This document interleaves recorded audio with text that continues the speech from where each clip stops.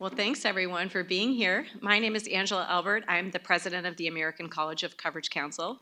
Welcome to everyone. Thank you so much for being here. We're really excited to be hosting this event here at University of Minnesota. Thank you first and foremost to Dan Schwartz, right here. Dan, you want to stand up? For securing this location, this beautiful location for us, and for helping us recruit some law students to be here. Thank you to the law students for being here. We hope more of you are coming as this day progresses. We're super excited.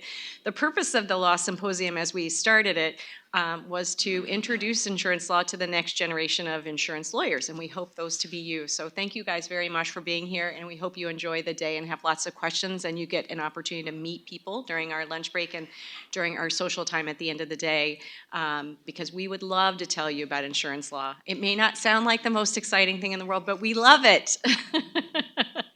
So let me tell you a little bit. Also wanted to thank the other co-chairs here today, Laura Hansen and Chris Yatka. Thank you very much for all of your hard work today. And if you could stand up and so everyone can see you as well. They have done a terrific job in helping us to put together this program. This program was put together a little bit differently than we normally do it. We decided that we wanted to have a topic or have a program, have the whole day around a particular theme. And so we picked AI. Want to thank Mike Levine for coming in and helping us figure out how that day might look, and to John Bonney and to John Buchanan for helping us also mastermind some of the panels that you're going to see today. So thank you guys very much for all of your hard work. We couldn't have done it without you. And thank you very much to all the speakers. We have a lot of speakers that are here that are not fellows, and we're so appreciative of you coming in today to Minnesota and for sharing your knowledge with us on AI. We're very excited about what this day is going to bring and all the things we're going to learn about insurance and AI. Also want to just give you, for those of you who are not familiar with the American College of Coverage Counsel, want to give you just a brief overview of what we do. We are an organization that started in 2012, so we're not that old yet, but we are the preeminent organization of the most senior coverage lawyers in the country. We have fellows that are coming from all over the United States, from Bermuda, and also from Canada. And so we are really excited to share insurance and talk about insurance and help with collegiality on both sides of because we have folks that represent policyholders or people who buy insurance, and we have folks that represent insurance companies. We have great delight in discussions around those topics of insurance coverage and in really getting to know the people on the other side of our cases. It has really made our practice much more full, and I think a lot of us just really enjoy this topic. So we're excited to be a member of the American College of Coverage Counsel, and we're excited to share that with all of you who are not members. Also want to recognize all the board members that are here. If all the board members that are here could stand, please. Thank you so much to all of you for all of your great service. Really appreciate it, and everyone works very hard to make sure that the American College of Coverage Counsel is all on the right track, and it is, I hope. And also want to recognize our past presidents that are in attendance. If you could stand as well. Yes, thank you. Thank you, guys. If just a couple of housekeeping matters, if you could make sure that your phones are on silent. We want this day to be an interactive day, and we want the speakers will be taking questions and engaging the audience in discussion, particularly law students. If things are a little bit above you and you're not sure where things are and you have questions about it, feel free to raise your hand and ask questions. There are no silly questions here, so we would love for you to be comfortable doing that today as well. And last but not least, I want to really thank the sponsors for today's event for making this all possible. Jeff Kitchhaven, where's Jeff? Not here yet. Well, Jeff, you will see him today. He sponsored last night's Welcome Speakers Dinner. We also have Steve Schulwolf from Schulwolf Mediation. There's Steve. Stand up for us. Thank you. And we also have Stout here. We have Danielle Kaminsky and Allison Harriman is here as well. Stand up, please, ladies. Thank you very much for your sponsorship. We really appreciate it. The next thing I want to do, and we're running just a tiny bit ahead of schedule, but I want to introduce Barb O'Donnell, our board member, who is moderating the very first panel. She will be introducing the panel, so I'll ask her to come up here, and I'll put her name tag so you'll remember who she is. And if the panel could come up, we'll get started here in a minute. Thanks, everyone.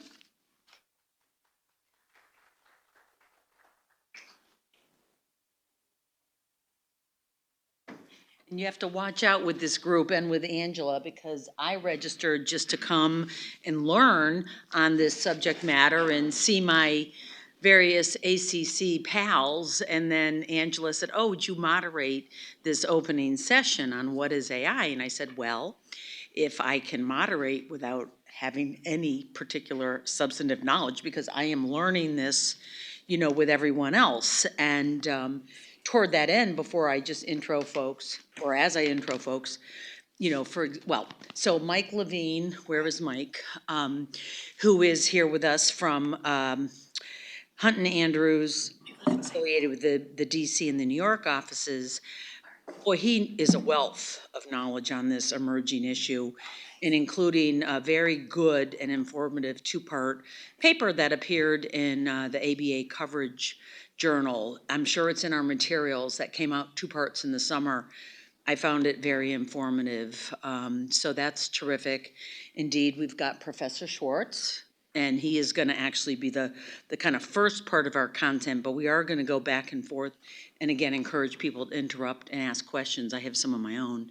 And then we have Kate Middleton, Assistant GC of Ecolab here, local. Had a very interesting discussion with Kate over dinner last night about how she was getting very much tuned into and aware of some of the AI tools going back like 7 or so years ago when she was in private practice. And while then she was working, she decided to go back and get her master's on business analytics and AI, so that when she was counseling and advising clients, she could really do so from the basis of having really deep substantive knowledge. So she was explaining some of what the actual applications and uses are in her company, Ecolab. And so she'll kind of round out our session about really from the vantage point of the actual users in the commercial space. Well, how do we actually assess, look at what those risks are? Can we cover them? Can we not? What are our gaps? So a lot to cover in 1 hour. I'm going to let them get going. I think, Dan, you're going to get us started.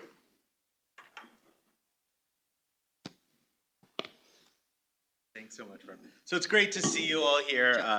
My name is Daniel Schwartz, and I'll just say a few words. So first off, we have a few students in the room. I've done my best recruiting students, and I think we're going to have a big rush around the lunchtime hour. A lot of students have classes and whatnot, but I do suspect that we'll have perhaps, at least 30 or 40, maybe more students, many of whom are taking insurance law right now with me. So I have, one of the things you do as a law professor is you write all these things and no one reads them. Clicker. I got my clicker. I'm good. Oh, you're clicking? I'm good. You're I know what's up. Yeah. Dan's driving. My home turf. I brought out a bunch of articles you can look at. I even have my insurance law case book, which purports to introduce students to the field of insurance law. And one of the things that would be lovely, because I'm actually working on revisions right now, is to get answers from you. Like, you left out this case that you really should include. So if any of you have any comments or thoughts, I'll be around today. So what am I going to do? Well, I naively decided to put like a ton of stuff in my presentation and then realized, no, I don't have nearly enough time to do that. So what I'm going to do is just try to set the stage by introducing what AI is, and then do some issue spotting, essentially, to lay sort of the groundwork for some of the issues we're going to see throughout today, and some of the issues that are arising in the intersection between insurance law and AI. So let's just start off with some definitional framework. AI is this incredibly broad term, and these days when people use the term AI, they're often referring to what's called machine learning AI. And machine learning AI is essentially a form of computer program where the computer program uses lots and lots of data to produce outcomes, but it's not following any preset algorithm or rule that is encoded into the program by humans, okay? So if you're thinking about like programming a computer, sometimes people call that AI. We used to call that AI symbolic AI. And frankly, it's not wrong to say that, a lot of traditional programs are a form of artificial intelligence. But these days, we're often referring to machine learning AI. Now, there are a lot of different types of machine learning AI, and this slide discriminates between two principal forms: generative AI and discriminative AI. I became interested in AI as an insurance person because it turns out insurers had to make tons of predictions. They had to make predictions about whether or not you're going to suffer a loss, about whether or not you're committing a fraud, about how likely a suit is to settle. And for more than a decade, it's turned out that the best way we can make predictions in many contexts is not by saying, well, here are the 84 factors and coming up with some algorithm, but instead by using machine learning AI, and I'll talk a little bit more about how that works to help produce those predictions. It turns out that raises a host of legal and regulatory issues, though. More recently, though, of course, in the last couple of years, generative AI has come to the fore. And with generative AI tools like ChatGPT, the goal is not to say, is this a cat or a dog, or are you going to commit insurance fraud or not, or are you going to have a loss or not? The goal is instead to produce output that resembles human output. Now, even within generative AI, there are a lot of different categories. And the category that I think we'll probably focus most on in today's talks and session are large language models, which of course produce text. Why is that very important? Because text is very much the work of lawyers. And so we're going to be seeing a lot of that as we move forward. Now, let's just talk a little bit about how these models work. So many of these models use an architecture that's called sort of a neural network. They don't have to, but that's sort of the leading underlying technology program code.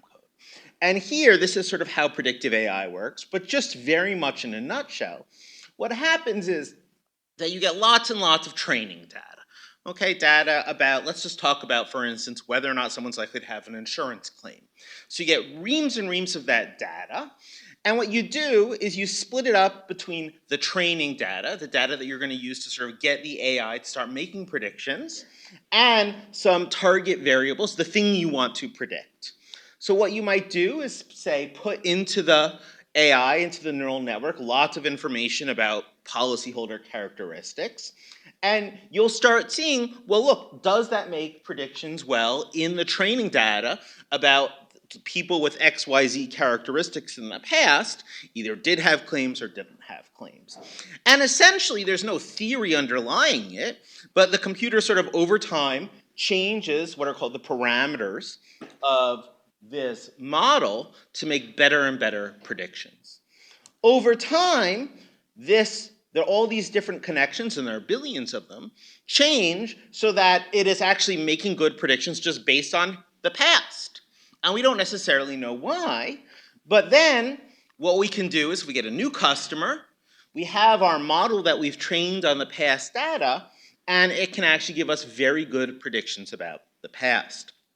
It turns out that generative AIs work mostly the same way. What they do is they just predict, at least LLMs, the next word in a sequence. Why or how? Well, we just give them lots and lots and lots of data about, like all the data on the internet, and they're making predictions about what the next words are. And over time, they get really good about making predictions about the next word, what the next word in a sequence is based upon what's come in the past. And magically enough, that allows them to carry on conversations and to write because they're just responding to by making predictions about what happened in the past. Now, there's a lot of detail I skipped over, as I told you. I put much more in here than I probably should have, but hopefully that gives you a very broad sense of how these tools work and how they do this magical thing where you put in a prompt and you get an answer. One or two things I just want to highlight. The first thing I want to highlight is we don't actually know how these things do what they do, okay? And you see that hidden layers over there. We don't actually know how they take a prompt and they give us an answer. All we know is, in a sense, that they work. And that's one of the things that creates a lot of legal and regulatory challenges. So I'm going to skip over this and just talk about some of the issues that arise in the insurance setting specifically. Of course, as I already alluded to, insurers are very much in the business of making all sorts of predictions, right? But the issue is that there are legal and regulatory, or at least one of the big issues that's close to my heart, is that there are legal and regulatory restrictions on the types of data insurers are allowed to use to make predictions. They can't make predictions based on race, oftentimes not on gender. In the health insurance context, they can't use past health status. In the life insurance setting, they can't, or oftentimes, they can't use genetic information. Now, the difficulty here is this. We prohibit insurers from using, at least this is my view, we prohibit insurers from using information even though that information is predictive. Okay? We say health insurers, you can't use past health status, even though it turns out past health status is very predictive of whether you're going to have a future health care claim. You can't use genetics, even though that's very predictive. Even attributes that we normally think of as completely off bounds turn out to be predictive in statistical senses. Race, gender, sexual orientation, all of those allow us to make predictions. And what the law has historically said is that is off limits even though it's predictive. But the problem is with a lot of these models that if we simply train them in the way I described, and we say, well, here's lots of data. We're not going to give you data about race. We're not going to give you data about genetics. We're not going to give you data about health. Learn the connections and make them. What the models almost inevitably do is figure out proxies for those predictive characteristics. And so what you end up having is a model that we don't understand. We don't know how it's making these predictions, but we can actually know that they are using information because it is predictive of race, of sex, of health, of genetics. What might that information be? It might be what Netflix show you watched. It might be what magazine you subscribe to. It might be where you live. All information that is made available to it. Now, tackling this problem is still very much a work in progress, I would say. And a lot of the movement we've seen in states like Colorado, in the EU, has been an attempt to sort of regulate process. But in my view, we have a long way to go in defining the problem and in testing for solutions. So that's one issue that AI raises. Another issue, and this is something I've been working on a lot, and some of my students may know this because they've been my guinea pigs. It turns out AI is really helpful for doing every one of your jobs. And some of you may have actually started experiencing this yourself. This is not an insurance phenomenon, this is a lawyering phenomenon. But it turns out that there are a number of tools that lawyers can use to enhance their ability to produce good work and quality work. Now, it turns out that at the end of the day, at least so far in some studies that I've done, the quality that you get, the quality differences if you give folks AI versus if you don't, I've done a lot of these randomized control trials, are not significant. But where you see really significant gains is if you give lawyers access to AI tools, they consistently do the work more quickly without losing quality. And I'm actually in the midst right now of a new study using new AI tools. This is GPT-01, which just came out a couple months ago, as well as a tool that was homegrown by some folks in the Twin Cities called Vincent AI, which uses something called retrieval augmented generation, that I think I have a slide on here, where what it does is it marries LLM inputs with key documents, and so it actually performs legal searches and then provides the LLM with relevant case law. And I'll just give you a snapshot of what we're finding. Massive improvements in both quality and time when our students are using this, okay? And so, in my view, at the end of the day, AI is going to fundamentally change every single one of our jobs. And that's not an insurance-focused conclusion. That's a lawyering-focusing conclusion. But it's something that I think we can't ignore. Hey, Dan, so just back with those couple of slides that you have with the AI issues in Yeah. insurance law, just again from the vantage point of Mike going over this PowerPoint, just help us understand a little bit, take a minute. I get what your codes are there, I see it, but I had a hard time myself kind of saying, all right, well, what is this really telling me? I see Okay, that which this- slide are you referencing? It is really your slide, your second one of AI issues in insurance law regulation, where you've got, go up a few more. The one with the color coded. This Yeah, over and here? in fact, it's Yeah. even the second, it's the next one. The next one. Oh, back it up. There you go. I Nope, have this over number here, two. and then I have this one.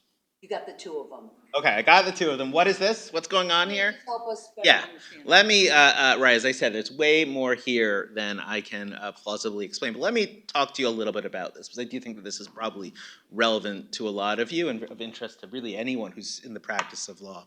What we've done is we've done randomized controlled trials where we give law students legal tasks, write a memo, write a contract, and we vary who has access to AI tools and who don't, and then we switch it up. And so we're able to essentially compare what happens if you have good law students trying to do a task with AI versus not. And what you can see over here is the blue is how people are performing, closer to this side, this is how much time they're spending, how they're performing without access to GPT.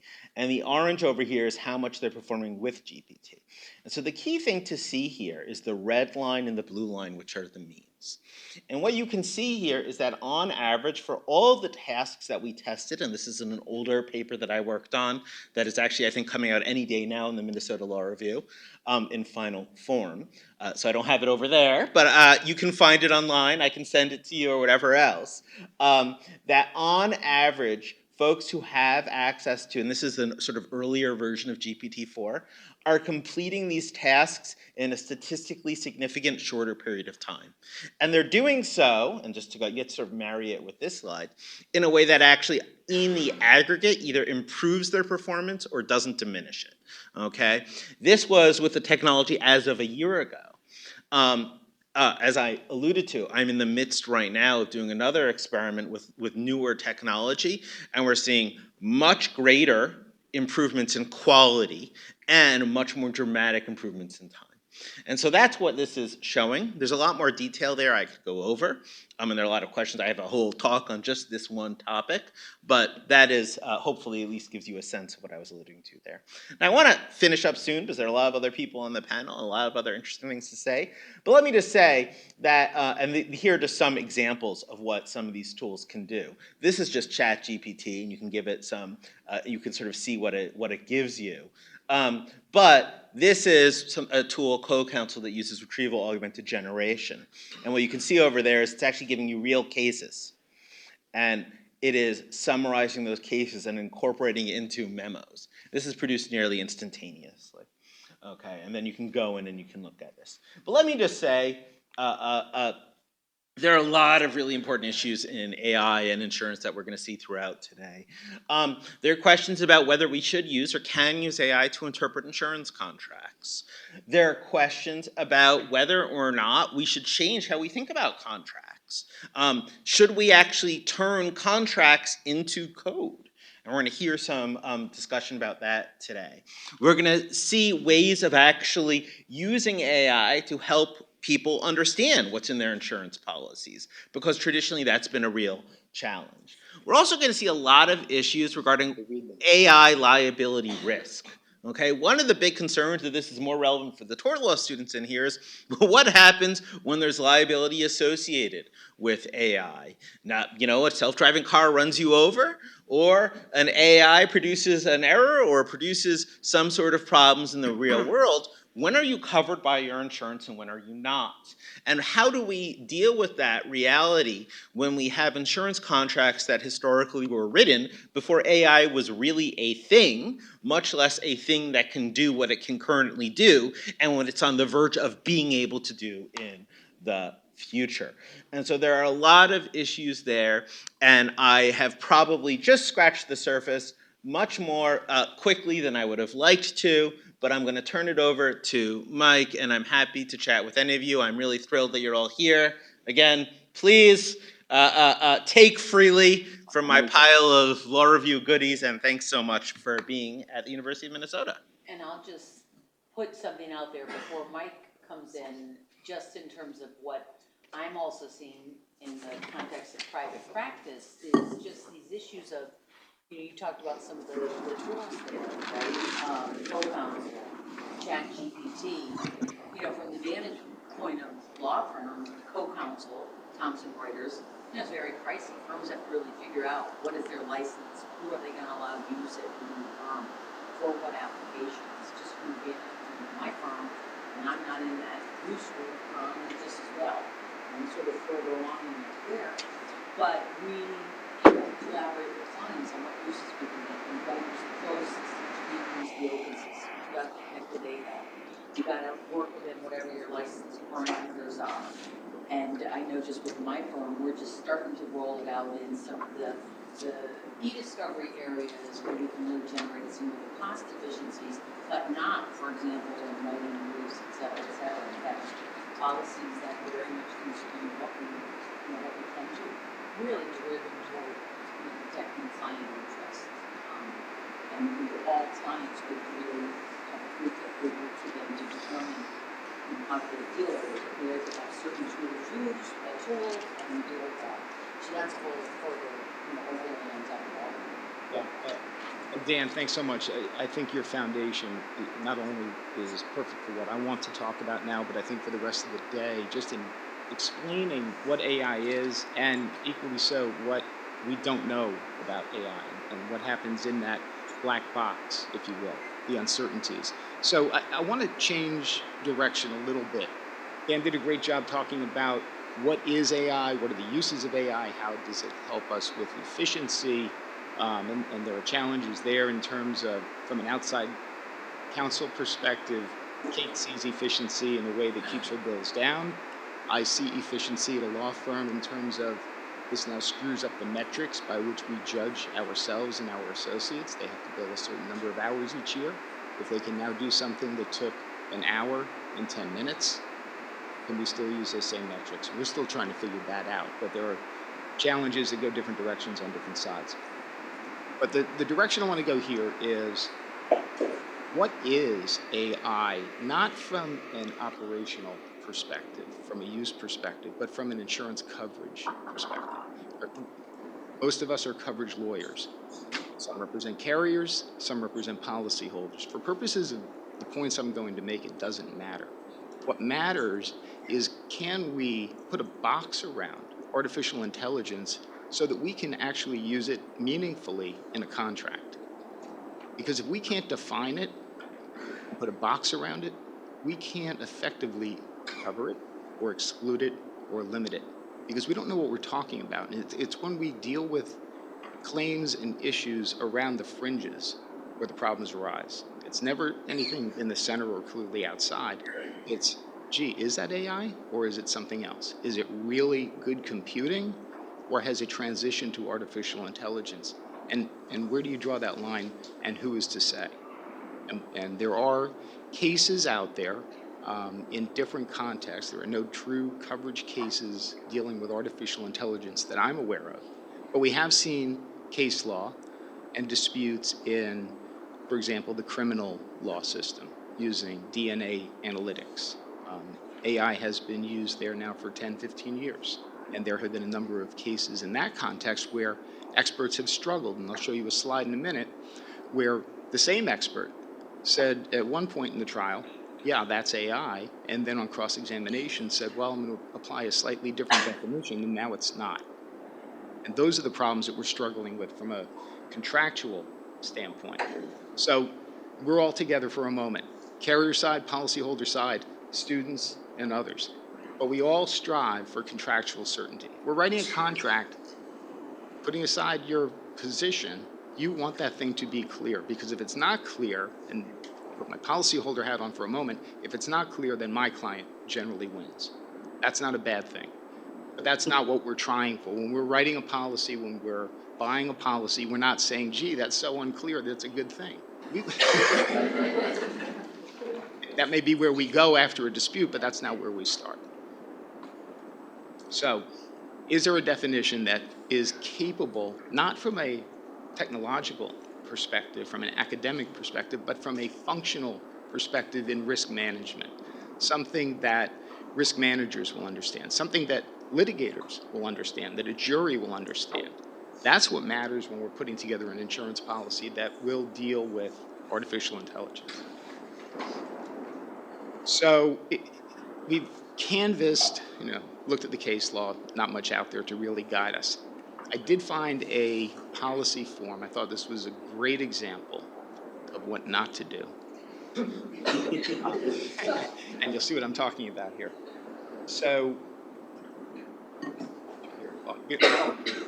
this is an endorsement to a generative, an insurance policy dealing with the generation of musical compositions. And as you can see, it's called the Musical Composition and Generative Artificial Intelligence Exclusion. Remember, what is it, and what kind of policy is it an endorsement to? This is, well, that's a good question. This is the Philadelphia Insurance Company. I'm not sure where they intended to use this. I'm looking at the little code at the bottom. Right, the PIIT. Yes, no, it's a, yes, professional liability information technology. Got it. Okay. And here they're attempting to exclude compositions utilizing or created using artificial intelligence. And you can see in the first highlighted section, it talks about media incidents, and it talks about situations using generative artificial intelligence in the performance of your services. And it adds a single definition, which is the second highlighted section. You can see in section 2, definitions. And it says, policy is amended to include the following. Adds a definition, generative artificial intelligence. Great, we need that.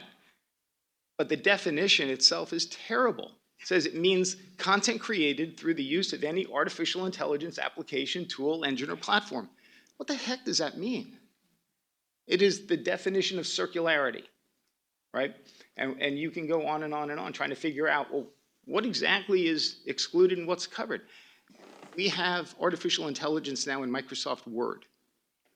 You see squiggly lines under phrases that can be written better. It tells you in a red squiggly line when the word is misspelled. That's artificial intelligence. Does this mean that if you use Microsoft Word to compose your musical composition that it is now excluded or potentially excluded? I would suggest under that definition, an aggressive insurance company could come in and say 100% excluded. I don't think the policyholders would agree. The second reason that this matters is not just in, is it covered, not covered? And this is a bigger problem. When we're buying the insurance, when the clients are renewing the insurance, they're going to get the insurance application. And the insurance company and the underwriters are going to ask a series of questions. And when they start to focus on artificial intelligence, their goal is to understand what is the risk. How much money does this company generate using AI? Is this, is the business interruption coverage now substantially at greater risk? So they'll ask questions like, how much revenue do you derive from the use of artificial intelligence? All right. Now, you're a risk manager for a moment. You have a big company, multiple units doing different things in different places, using different software and different systems. And that person or that team is now tasked with understanding everything that the company's doing and how AI is factoring into their bottom line revenue. I did 2 talks to 2 different groups of risk managers, and I asked them, is there anybody in this room that can answer that question? And a single hand went up. I said, do you even know who you would have to talk to at your company to answer that question? I think 1 hand went up in 1 talk. What it tells us is if we are going to approach risk management and focus on artificial intelligence, again, whether we're covering or excluding, to even answer the basic questions in applications like this, and this is fairly straightforward. I think we'll over time see more and more questions about AI. But to begin to do that, it requires conversations with all of the stakeholders company-wide. And it almost requires a different approach. I think, we've seen the development of CISOs dealing with cyber risk. We will see a similar position created for AI, because to manage and understand that information for a company is going to take a concerted effort company-wide, talking to all stakeholders in all units, whether it's supply and distribution, manufacturing, creation, at the board level. Everybody has to understand what's going on. And to make it even more complicated, you look at how AI today is evolving and how quickly new platforms are rolling out and how it is being, you can't turn on the television without seeing a product advertised using AI. It's everywhere. And I like to refer back to, maybe, what was it, 10, 15 years ago when nanotechnology was the thing? And it was like, all of a sudden every product had nano. Your clothes had it, your food had it. It was like everywhere, and then it went away. I don't think this is gonna go away. And it gives rise to a lot of liabilities in terms of, are you making overstatements, misstatements about the use of it? But what matters is the evolution and how quickly it's evolving and becoming pervasive in everything we do. So even if you could accurately answer these questions today, let's say you have a 1-year policy, 6 months from now, those numbers change dramatically. Does that mean you made a misrepresentation or a misstatement? I don't think so. Do you have a duty as a policyholder to update the insurance company because your AI-based revenue went from 20% to 80%? I don't think so, but I haven't really looked at that issue. Dan, that might be a good assignment. Yeah. Because I'd really like to know the answer, and I think that issue will become an issue in coverage litigation. Because unfortunately, as the numbers increase, carriers, and I don't mean to say this in a bad way, but we call it the 7 or the 8-figure exclusion, right? As those loss values increase, they get greater scrutiny. They're questioned at higher levels internally, and we know where that goes. Well, So and even when, you have a policy, how many times then do you then have another renewal application? A lot of times not, right? Right. So you're not even talking a 1-year policy term. right. So I suppose if you have that duty to update or supplement, it could happen multiple times over even a 1-year policy. But if it's a 2-year or a 3-year policy, it's a big issue. So quickly, I've mentioned this earlier. This is the case, People v. Burris, New York criminal case involving Dr. Matthews, who was one of several technical experts that were providing testimony in this case. The issue here was whether the FST system was or was not artificial intelligence.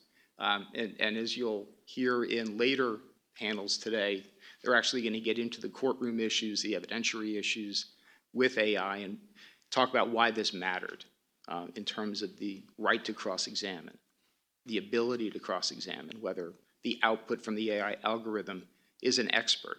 Is it something that gives rise to a Sixth Amendment right to cross-examination? If the output is an expert and it's being used by the prosecution as testimony against the defendant, that implicates the Sixth Amendment right to cross-examine that witness. How do you do that if it's an AI algorithm? How do you even begin to get discovery of the information that goes into that output? The vast amounts, we talk about the data scraping and the amounts of information that go into generative AI. Just think about the magnitude of that data, the cost associated with that data. ESI is already overwhelming in terms of cost. If we increase that, costs go up, premiums go up, defense coverage goes up, et cetera. So here, Dr. Matthews said, under definition 1, when defining AI more broadly, it includes automated decision-making systems used to make big decisions about people's lives. Yes, AI. On cross, different definition thrown at Dr. Matthews, and the testimony was, no, not AI. So it all comes back to the first question that I had up on the screen, which is, how do we define AI in a meaningful way, not a technical way? So then before you leave that slide, so then why, to give us context, why then in the course of that criminal proceeding are they asking that? Is it because it's going to be potentially subject to evidentiary challenges? Like, why are they even asking this expert whether this FST is or isn't AI-driven.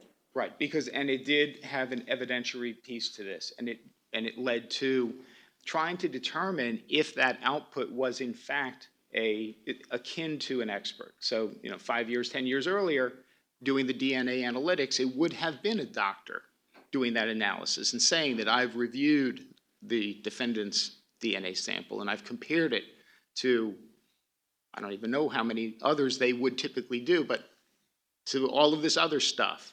And I can opine to a reasonable degree of scientific certainty that this is a match. Now, that's an AI output, and somebody reads it on a piece of paper. And that was the issue here. Quickly, some early lawsuits that we've seen, and this is just to give you kind of a broader spectrum. I don't want to step into the lanes of others that we'll talk.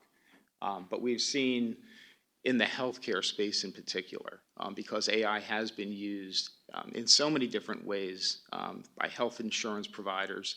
The Cigna case and the United Healthcare case are interesting, only because they're really coming at the liability from two totally different perspectives. On the one hand, Cigna gets sued. These are consumer class action lawsuits. They get sued because they allowed their AI program to deny over 300,000 claims based on a 1.2 second average review with no physician oversight. So they let the thing run. It spit out claim, yes, thumbs up, no, thumbs down, and it let it go. Nobody double checked. United Healthcare, on the other hand, used AI, again, in claim decisions, and they allowed their physicians to say, yeah, what does the AI know? So even though the AI said cover, the physicians came in and overruled it. So here you have Cigna getting sued because they let the AI go without guardrails, without supervision. On the other hand, United Healthcare tried to do better. They said, okay, we're going to give physician supervision and authority, and they got sued because they exercised the authority. So it's a damned if you do, damned if you don't. The courtroom cases, Burris, we talked about, Wakefield, just another example, and I think Wakefield is the case that they're going to do the mock on later, I believe. He's looking at me. You're the guy. Session. Yeah, in any event, these are all on the slide. I would encourage you to read the Wakefield. There's a line, 3 cases, trial court, appellate division, New York Court of Appeals. Fascinating statements by the judges. You can tell when you read those decisions, they are concerned. And they use words like profound impact, causing examination and re-examination of the way we look at evidence and the use of technology, and when technology and law collide, I think is one judge said, and the others. So I'm probably going too long here, so I'm going to let Kate jump up here. AI washing, I've mentioned earlier, misstatements, overstatements. Fascinating situation here. In a data case, the class complaint is classic over allegations by an aggressive plaintiff's lawyer, but they made some statements in there quoting a research finding. Company basically said, we're using AI. Research firm came in, said, no, you're not. This is nonsense. They called them out on it. They said, Innodata's AI is really smoke and mirrors, and that company's marketing claims are like putting lipstick on a pig. That didn't go over well. The stock dropped precipitously in 24 hours, and there you go. And now you have a D&O claim. Kate, I think... I'm not going to use... Sure. Yeah, I think I'm just going to sit here Okay. and just talk. I'll click for you. These are your slides, though, so I think they're fine.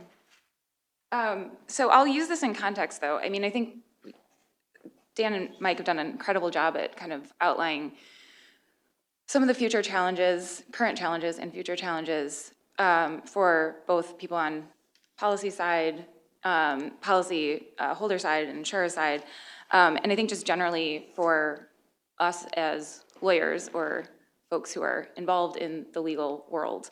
I want to start with that AI washing, actually, just call it a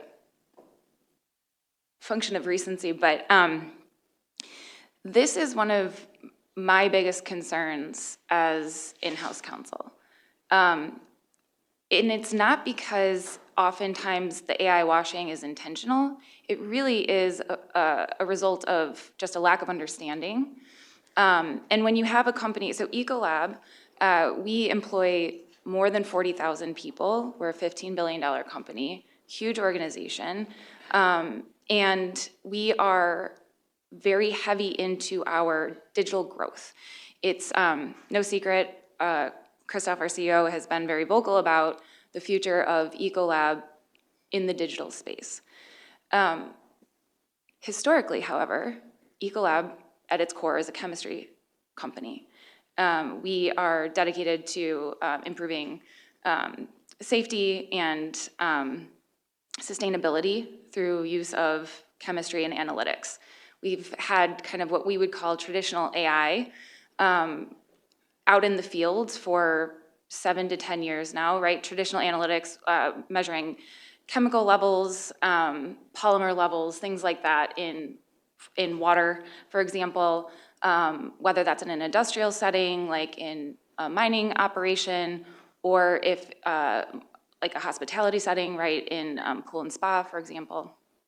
But we are now pushing heavy into exploring machine learning, neural networks, LLMs, right, the generative AI space, which is great.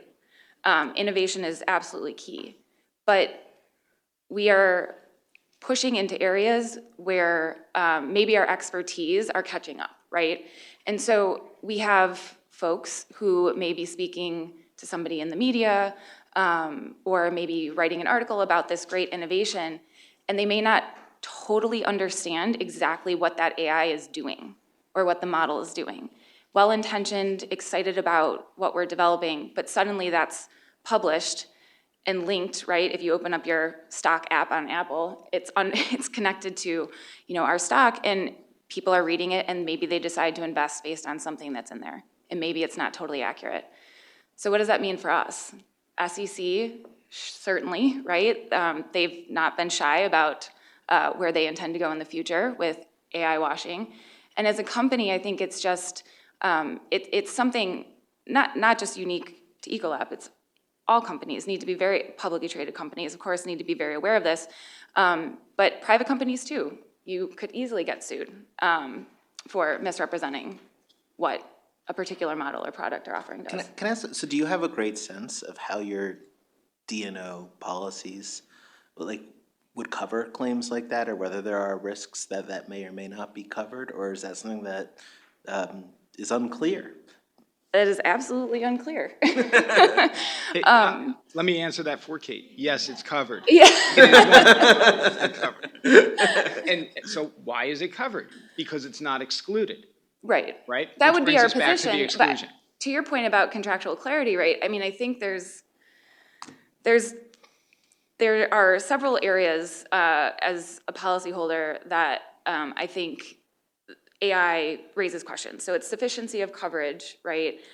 It's exclusions. If exclusions around the use of AI become more prevalent, and maybe they're poorly drafted, I mean, that definition of generative AI that you put on the screen is absolutely not generative AI.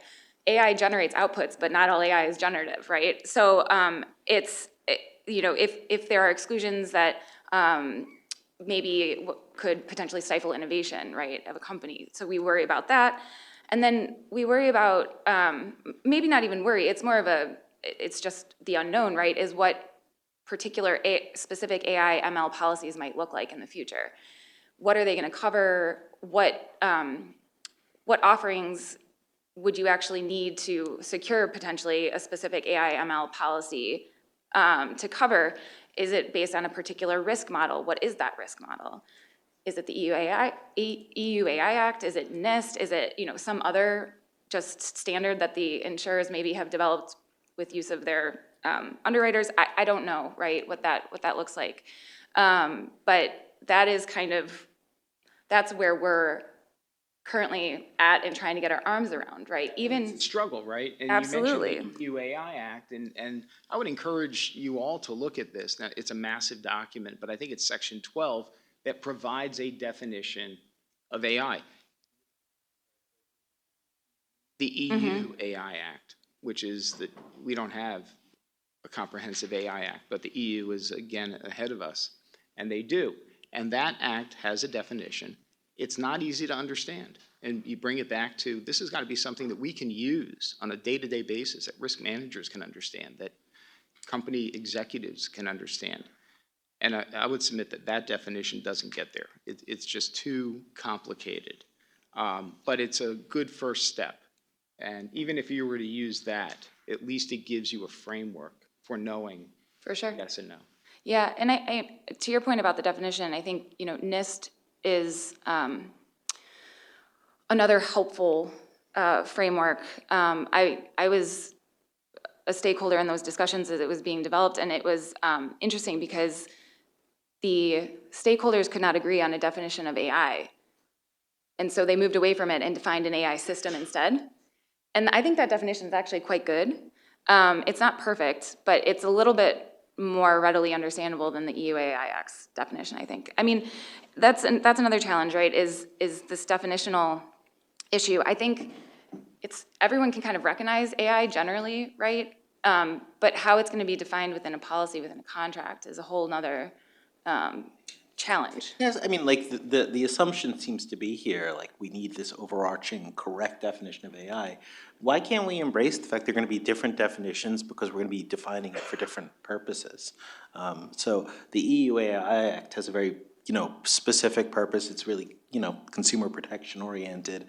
An insurance policy exclusion, we wanna know, okay, why? Is it correlated risks that are driving the AI exclusion? Is it a lack of data? And like, that's gonna, like, all of that's gonna really affect. So, I mean, I guess that is a question maybe I wanna throw out there, like, why do we need a one definition of AI? Is Yeah. that? Yeah. Let me give you an example, and here's a problem that we're seeing. We have seen some use cases. So get away from Gen AI for a moment. Talk about automated systems, right? You have a factory, you have a manufacturing facility. It has automated temperature and climate control that utilizes AI. And maybe 5 years ago, the older system didn't. Now the new one does. It's better, it's enhanced, and now it can assess the external temperatures and weather patterns. It knows about the storms that are coming and prepares in advance to anticipate that, to keep everything optimal. This system goes awry, and it overheats the factory. It either destroys product, perhaps even the factory blows up or catches fire. I was talking with forensic accountants that are actually working on a business interruption claim from exactly that. And it raises the question, are we talking about automated temperature control systems? You can put that in a policy. We're either going to cover it or exclude it. But when you start talking broadly about artificial intelligence, it raises that level of ambiguity, even knowing whether your system had it or not, right? And it gets to that, is it really good computing or is it artificial intelligence? Where does that line get drawn? Because one may be covered and one may not. That's fair, and I think a real question is whether we should even be trying to define AI within an insurance context and just looking at automated decision-making, right? I mean, I think that's where most of the concern comes up, is whether there is automated decisions being made automatically without proper oversight. I know the United Healthcare case is kind of square on that, but typically that's the worry, is that decisions are being made without a human in the loop, right? And so does it matter if it's AI or not? Is it just the automated part of it? I don't know. Right. And I think too, hearing your remarks about, even on the issue of trying to figure out where, for example, your company are using or projecting the use of these tools. All right, so then when you start trying to figure out whether you can or can't get coverage for what your risks are in the industry, where you're running into the whole host of problems of, the industry, who are the people there that are writing the policies, doing the underwriting, and it takes you right back to, for the law students here, okay, the industry really has this demographic challenge, really needs to bring on that next generation. So even the people that have that understanding, so you might have the most refined understanding of what your risks are, but can you then find the paper that's gonna protect it? Mm-hmm. And is it all gonna now have to be manuscripted? And where are your brokers gonna come from? Is it gonna all have to be specialty risks instead of admitted paper, and all of that just raises so many more problems as well. And so in terms of where do the liabilities lie, and under what coverages might they be covered? I think the answer is all in all, right? And this slide actually gives you some examples. And again, I'm not going to read the fine print, but I would encourage you to take a look at it. It's very clear that the general categories of liability are all vulnerable to artificial intelligence and in different ways. And that leads to, well, gee, where's the coverage going to lie? And it's virtually, in fact, it is every line of coverage, one way or another. Coverage for AI specifically, the way cyber kind of gets tracked? I think it's going to follow exactly that trajectory. And if you think back to how cyber was handled by the insurance industry, it started with silent cyber. Argument is, this is just another peril. It's another cause of loss. And you have these broad all-risk policies that don't exclude cyber. They don't say one thing about cyber. Therefore, it's covered. Yeah. Insurance companies finally conceded to that, and they said, fine, here's an exclusion. And they put it into all their policies, right? And then they developed a new product called cyber insurance. And just funneled everything into the cyber insurance. And just on that front, I mean, I think part of the reason why I do foresee that it will follow the same pathway as cyber. It may get bundled in cyber is, look, what drives at the end of the day the fact that cyber is a separate policy and not just included in the base? Really, it's a few things, but one of the biggest is there's such heterogeneity in terms of exposures among policyholders, and there's such massive information asymmetries. So it's really hard for an insurer to know how exposed are you and what if they're just issuing general policies. And so what led to cyber being this sort of separate line was the fact that they wanted companies to come to them. Say, we need cyber, we need specialized underwriting, we need we need you to really look at our books and see what we're doing. Now, that was the promise of cyber. You know, we can talk about whether it's met that promise, and there are questions, but it's the same thing with AI. Ecolab's going to have one set of vulnerabilities and use cases that are going to be different than other companies. Some companies are going to be, and it's really hard to even know what liabilities are out there, how the law is going to change. And so insurers, I think, are increasingly going to become wary of just including this in a base policy that everyone gets when they're not doing specialized underwriting. And so they're going to, I imagine there'll be significant demand for it as liability increases. And I imagine that will then result in either a standalone policy or an endorsement, because insurers are going to want to do the specialized work to know what they're getting exposed to. I think the other sort of real similarity between cyber generally and AI is that correlated risk problem. And bring it all back to the definition, right? Because when the carrier comes in with the D&O policy or the property or the liability and says, yeah, that loss is AI, it's excluded. Okay, well, let's think of where do you exclude it and how do you define artificial intelligence in that policy? Are they just saying artificial intelligence? Is that it? Is that sufficient? Or is it more? And even if they're just saying broadly, artificial intelligence, all artificial intelligence, it raises the question, again, that continuum of really good computing transitioning to artificial intelligence. And I don't think a lay person is capable of finding that exact point, and is it even going to be a static point, or is it continually going to move?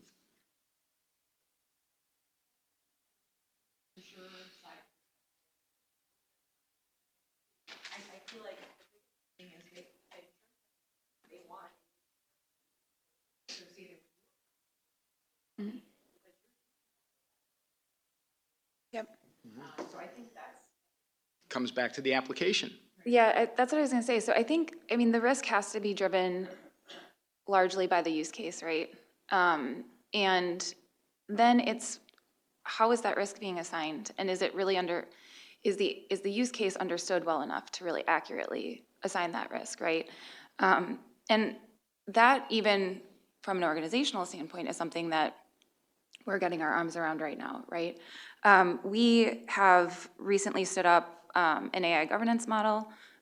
We have a increasingly robust intake process for use cases, whether they're homegrown or procured, that we use the EUA Act risk model because it also is kind of akin to NIST, and I think when regulations are inevitably implemented here, it'll track somewhat similarly. But, you know, like in privacy, it's solved for the most stringent. Right now, that's the EUA Act. So we are leveraging that risk model to try to get a comprehensive library, right, of all of the AI use cases that we have. But it's tough. You know, AI is not a new thing.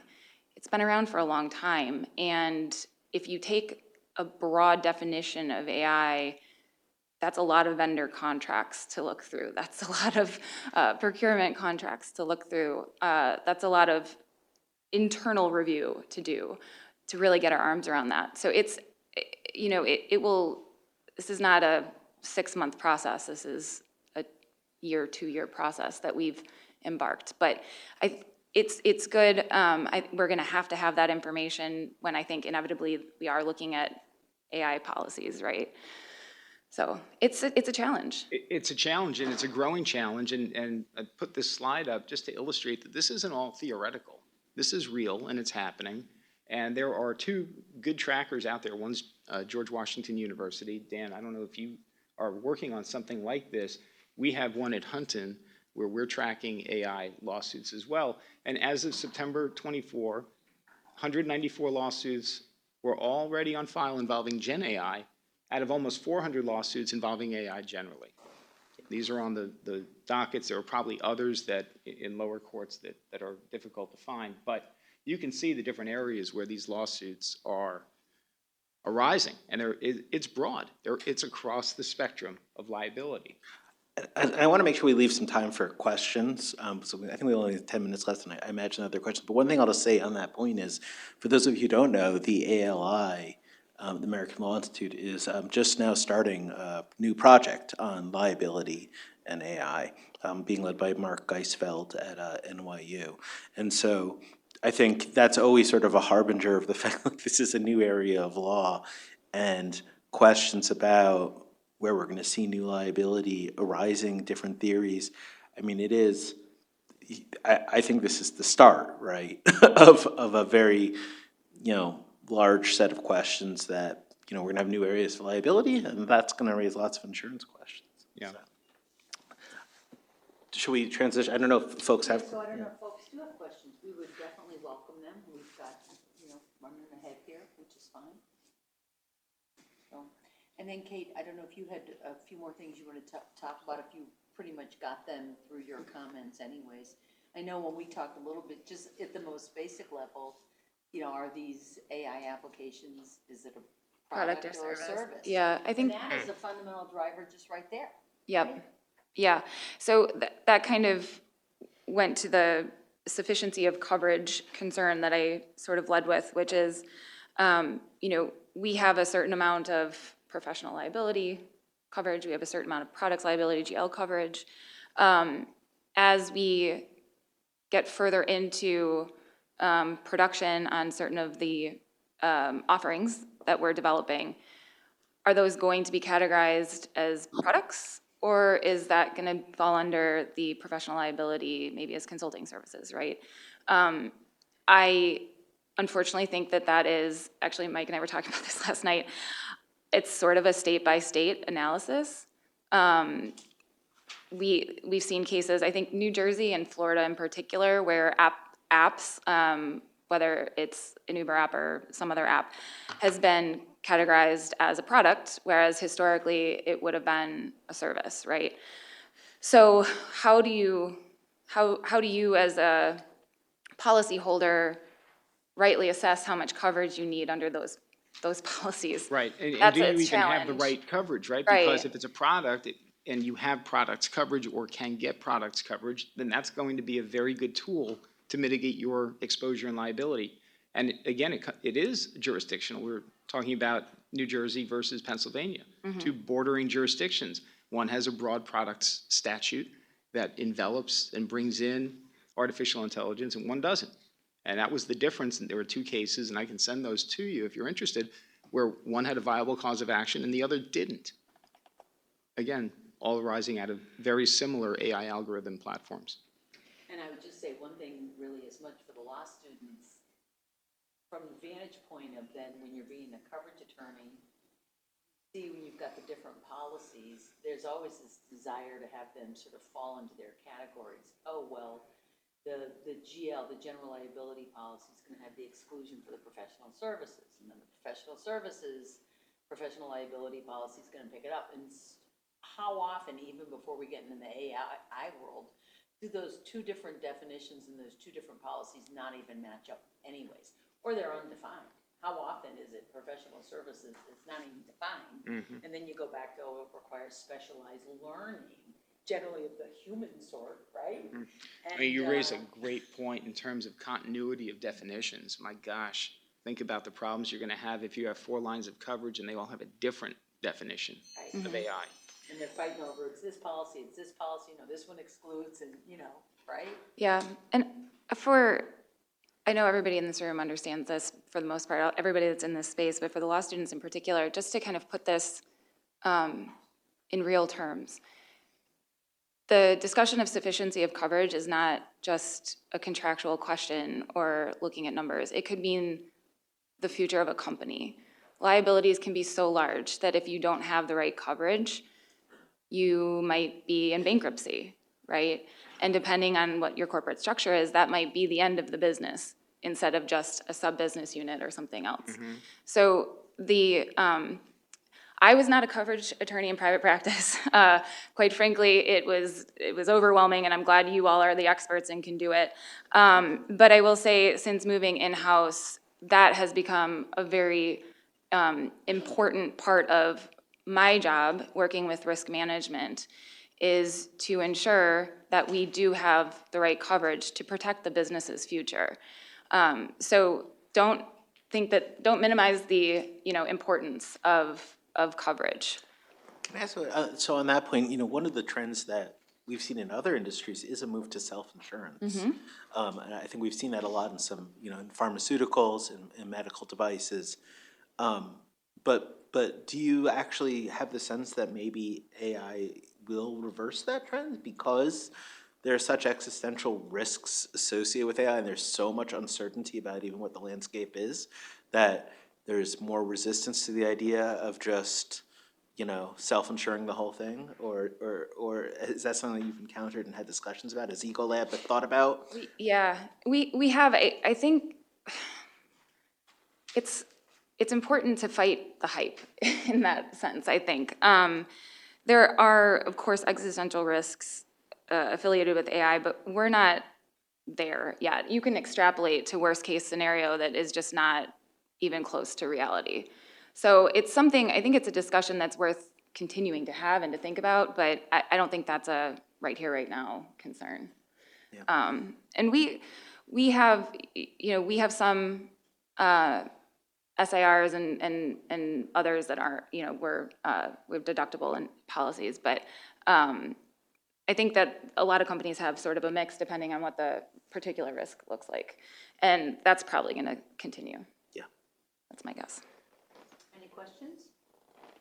Gotcha.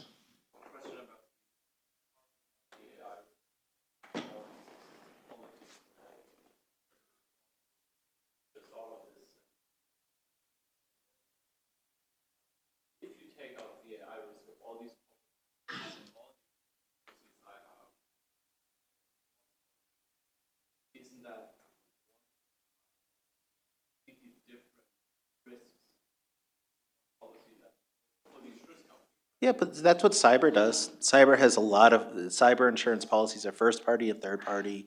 They have business interruption. They have, breach coaching.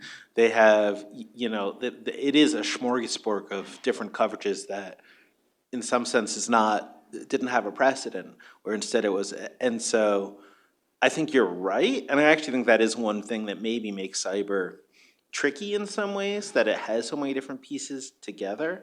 But I think that, again, my sense is what drives that, it's the correlated risks, it's the information asymmetry, it's the heterogeneity and risk profile. And all three of those are exactly the same in cyber and AI. And so I don't think given that we've confronted that problem to varying degrees of success in the cyberspace, I imagine that the same would be true in the AI space, but I don't know if that's your sense as well.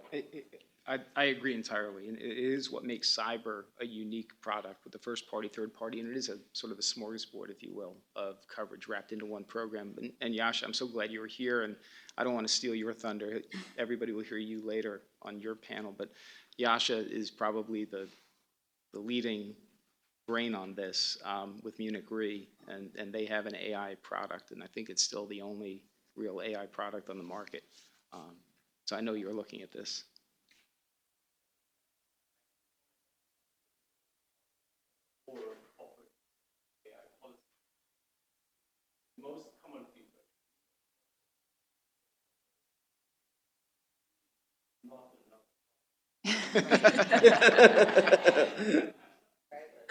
And even, you know, in the cyber, it took quite a few years for there to become an array of products and to get uptake on them, right? Because they're costly and people didn't want to necessarily have to get them. They didn't think they needed them. Same thing with the EPL, employment practices. But the pace of change here is so fast that there's going to be that real challenge of determining what new specialized policies there may need to be, and then getting them, you know, out there and being available, and getting that awareness of them and the readiness to take them and buy yet another policy, right? And just coupled with, again, just how very fast moving this all is. Right. All right, I think we've So, yeah. exhausted our Yeah, hour. that's Any great. other questions So- quickly? Yeah, no, any other questions? We have 5 minutes to Oh, transition to our friend or foe, but yes, Jacqueline.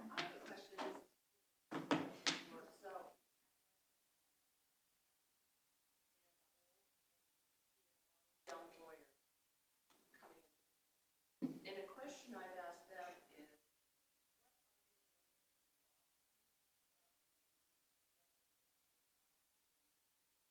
developing yourself as a lawyer, and specifically, for example, what product, and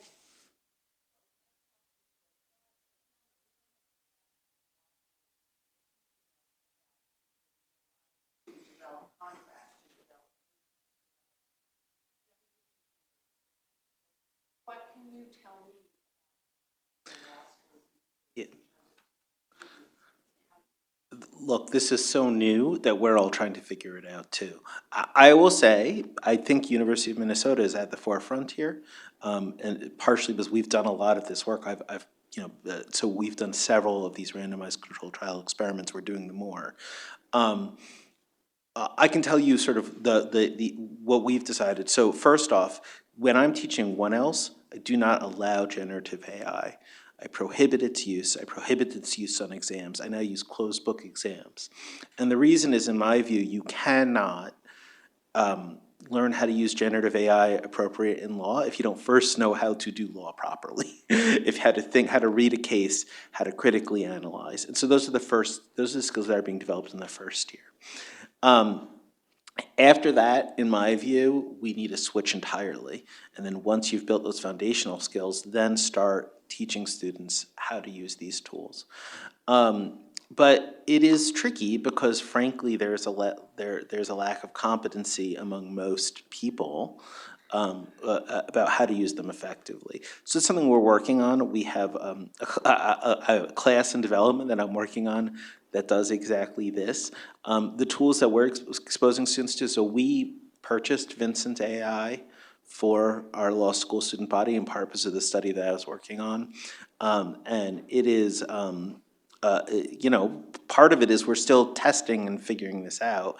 So Westlaw and Lexis are pushing these things out, but the basic answer, to be honest, right now is we're still figuring it out. And the answer that we'll give in a year will be different than it is now. But what I would say is we're very much attuned to the fact that we need to be asking these questions. We just don't have answers. But what I'll say is I know for sure the answer is not to ignore it. And I know for sure that, frankly, I do think that we'll see a significant change in the practice of law over the coming years. And so we're trying to be out in front of that, but I don't think any school has it figured out yet. And I think, Dan, as much as teaching how to use it, it's teaching where not to use it and how to check it and put constraints on it, right? Because we've all seen in the headlines what happened to the lawyers in New York that used ChatGPT to write a brief, right? Not even co-counsel or Vincent, but just ChatGPT, and it hallucinated the cases, flat out made it up, and they got in a lot of trouble. Now you have co-counsel. You had it on one of your slides. We use it at Hunton. I like using it, but I will be very careful. And when I tell people about it and, hey, maybe explore co-counsel, it's a good starting place. But you have got to read the output. Yeah. Because sometimes it's very good. More often than not, it's giving you good, it sounds great, but that's not what the cases really say. So it needs guardrails. Yeah, and I'll just say, I was speaking with a professor at NYU, and they are working on developing curriculum around the ethical use of AI in the practice of law, as well as prompt engineering. I think that's just going to be likely a part of the future of a law firm, is having, if not associates, data scientists who can prompt engineer and get the most accurate output in the most efficient way. So they're working on that kind of curriculum too, which I think is really interesting. And you had mentioned earlier, Kate, that one of the functional uses you use is to review contracts, to isolate indemnity provisions and key aspects in very comprehensive contracts. And it's fantastic for that. And for summarizing depositions, I give the example of my associate who I asked to summarize a deposition. She said, great, I've got a couple things I'm doing. I'll get to it early next week. Okay, not bad. So then I dumped it into co-counsel, just out of curiosity, first time, and 2.5 minutes later, it spit out a comprehensive, spot-on digest. And I felt kind of bad doing this, but I sent it to her. And I said, hey, I don't think you have to do this now. Yeah, and then law firms have to figure out, right, how do they price and value that? Right? Exactly. Yeah, value-based pricing is going to be a big thing for firms to wrestle with going forward. I can just my little pitch as a client, I encourage the use of AI in my cases by my outside counsel. I think it'd be a disservice to not, for example, use the tools that are available through Thomson Reuters, right? Or another offering. And the reality is too, I mean, in e-discovery, AI has been applied to doc review for like almost a decade now. I mean, it's not, so for I think clients that maybe are a little bit less sophisticated and maybe put out in their guidelines or something else, you cannot use AI with our documents. That's misguided. And it brings you back to the definition and the application, because I guarantee that our E&O insurance as a law firm is asking questions about using AI and telling us you can't use AI. What about the doc reviews that we've been doing for 10 plus years using AI? Yeah, there may be particular use cases to Westlaw. exclude, but, in general, you can't have a blanket exclusion. Right. All right, very good. Thank you.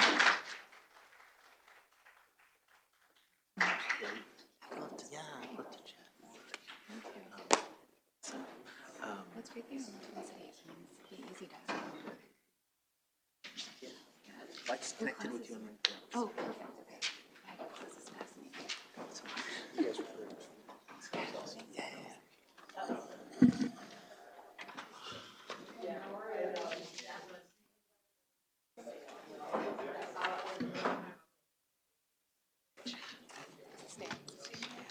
Okay, pick that one. John? Yes, all right. Oh, no, John Bonney, sorry. Bonney, not Buchanan. Oh, I'm already there.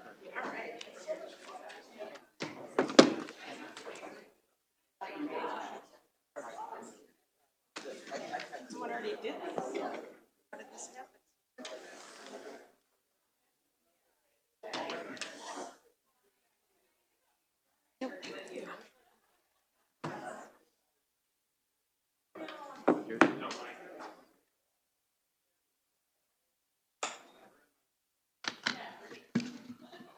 Oh, great.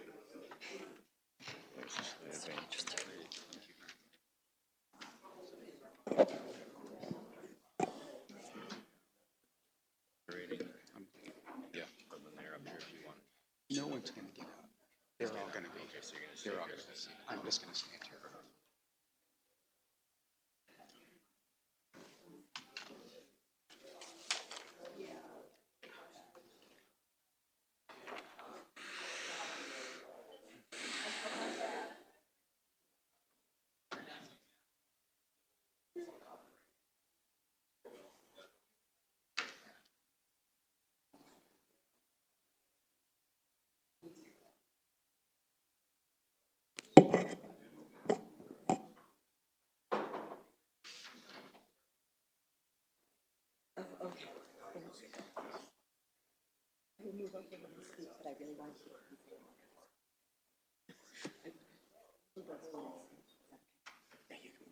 Yeah, I'll just do it in like 2 seconds. It's funny, that's when he speaks, I want to see the,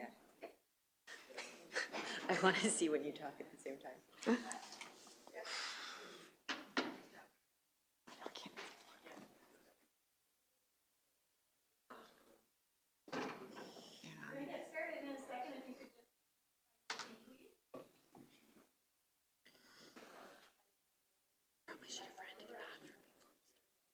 Yes, ma'am.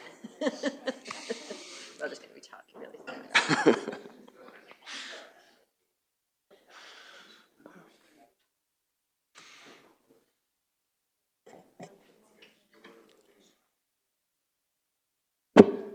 Oops.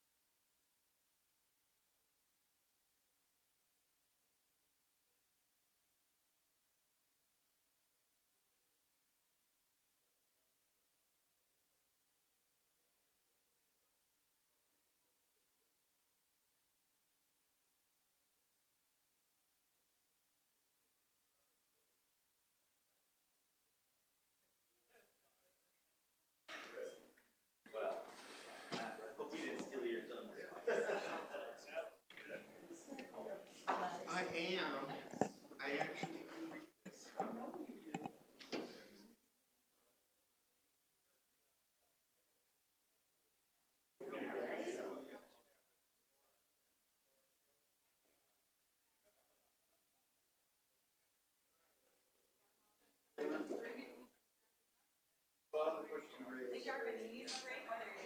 Right.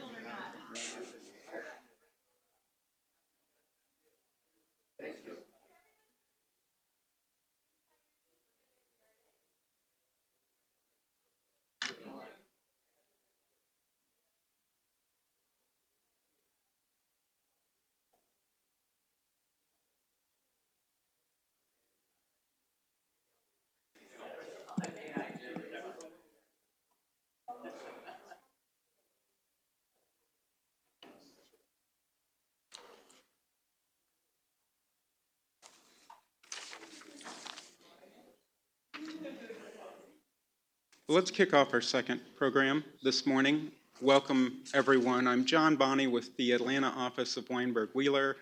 Just for perspective, focused solely on the carrier side of insurance claims and litigation so that you know where I'm coming from for purposes of today. I want to introduce our panel. First, Preston Carlson is here from Stanford University. He is the Computable Contracts Research Developer at Codex. Codex is a Stanford project that is emphasizing research and development of computational law, which is, as I understand it, the branch of legal informatics that's concerned with the mechanization of legal reasoning. And you're going to hear more about that from Preston. One of his main focuses at Stanford is the development of a digital platform for the analysis of logic program insurance contracts. And we're going to hear probably more about that than your brain will be able to absorb, but it's very interesting. Not that much. Ruth Korkendorfer is here. Also, she is a managing director and the D&O product leader at Marsh McLennan. I will make the pitch and say the world's leading insurance broker and risk advisor with a global footprint that touches more than 130 countries. Many of you know Ruth. She is a frequent thought leader, speaker in the insurance coverage space. She's a former partner at Steptoe & Johnson and also was counsel at Hunton before she joined Marsh. Our third speaker is Margaret Mead. Margaret is head of Claims Canada for ACCC Capital in Toronto, where she leads a team that handles D&O, E&O, employment, media, cyber fidelity, and general liability claims against Canadian insureds. Before joining ACCC, she was claims counsel for Temple Insurance Company for high severity liability claims.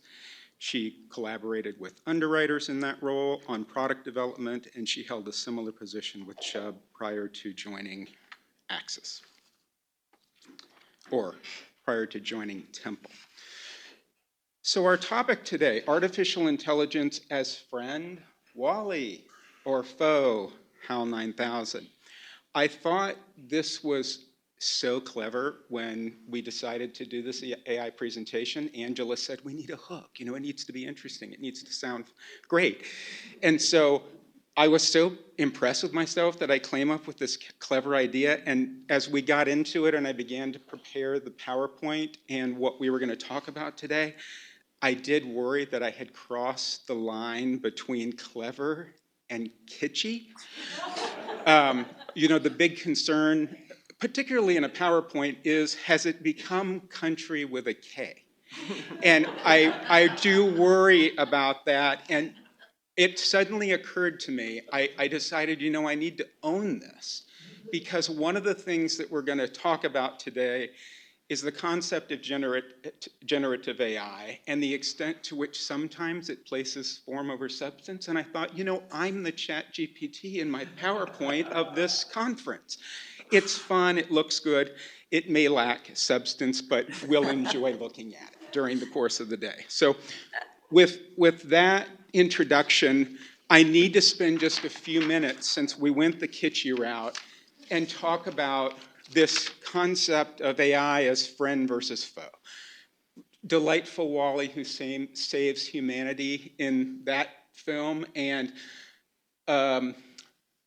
2001: A Space Odyssey, something from my own childhood, you know, the malevolent Hal locking Dave out of the airlock because he overheard, actually he read Dave's lips and heard that Dave was going to cut him off because Hal had started taking over the space station. So I pitch my first question to you, Preston. Okay. We won't spend a lot of time on this, but let's just talk very quickly about the intersection between science fiction, this concept of artificial superintelligence, sentient AI, and reality.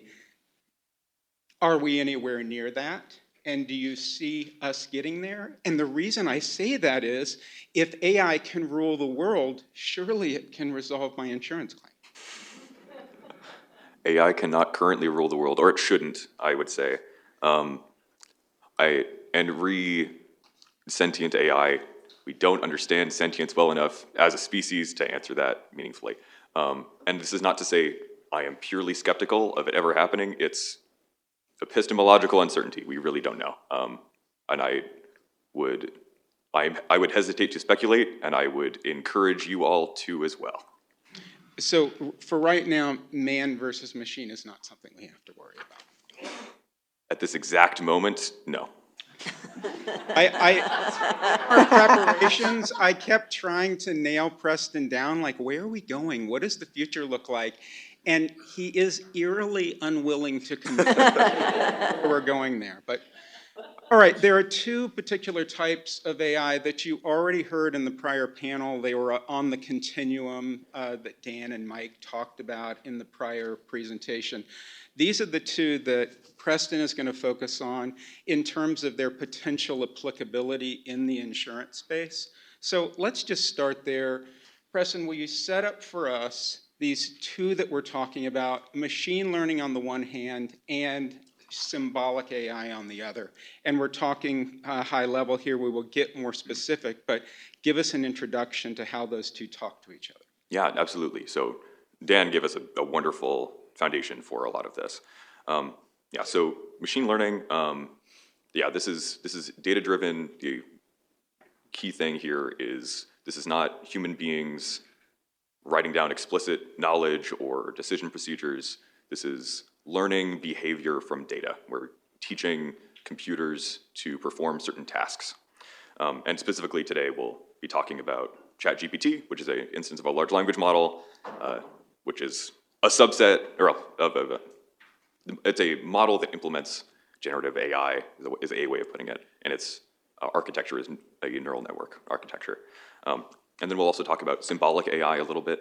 This is a older, more narrowly applicable technology that has certain guarantees on behavior and is generally, when people talk about AI now, not what people are talking about. Almost always nowadays, people are talking about machine learning. And we'll hopefully talk a little bit about terms here, because a lot of the terms we use are not derived directly from how these things are constructed or their exact behavior. They're not meaningless terms, but they are in large part marketing terms.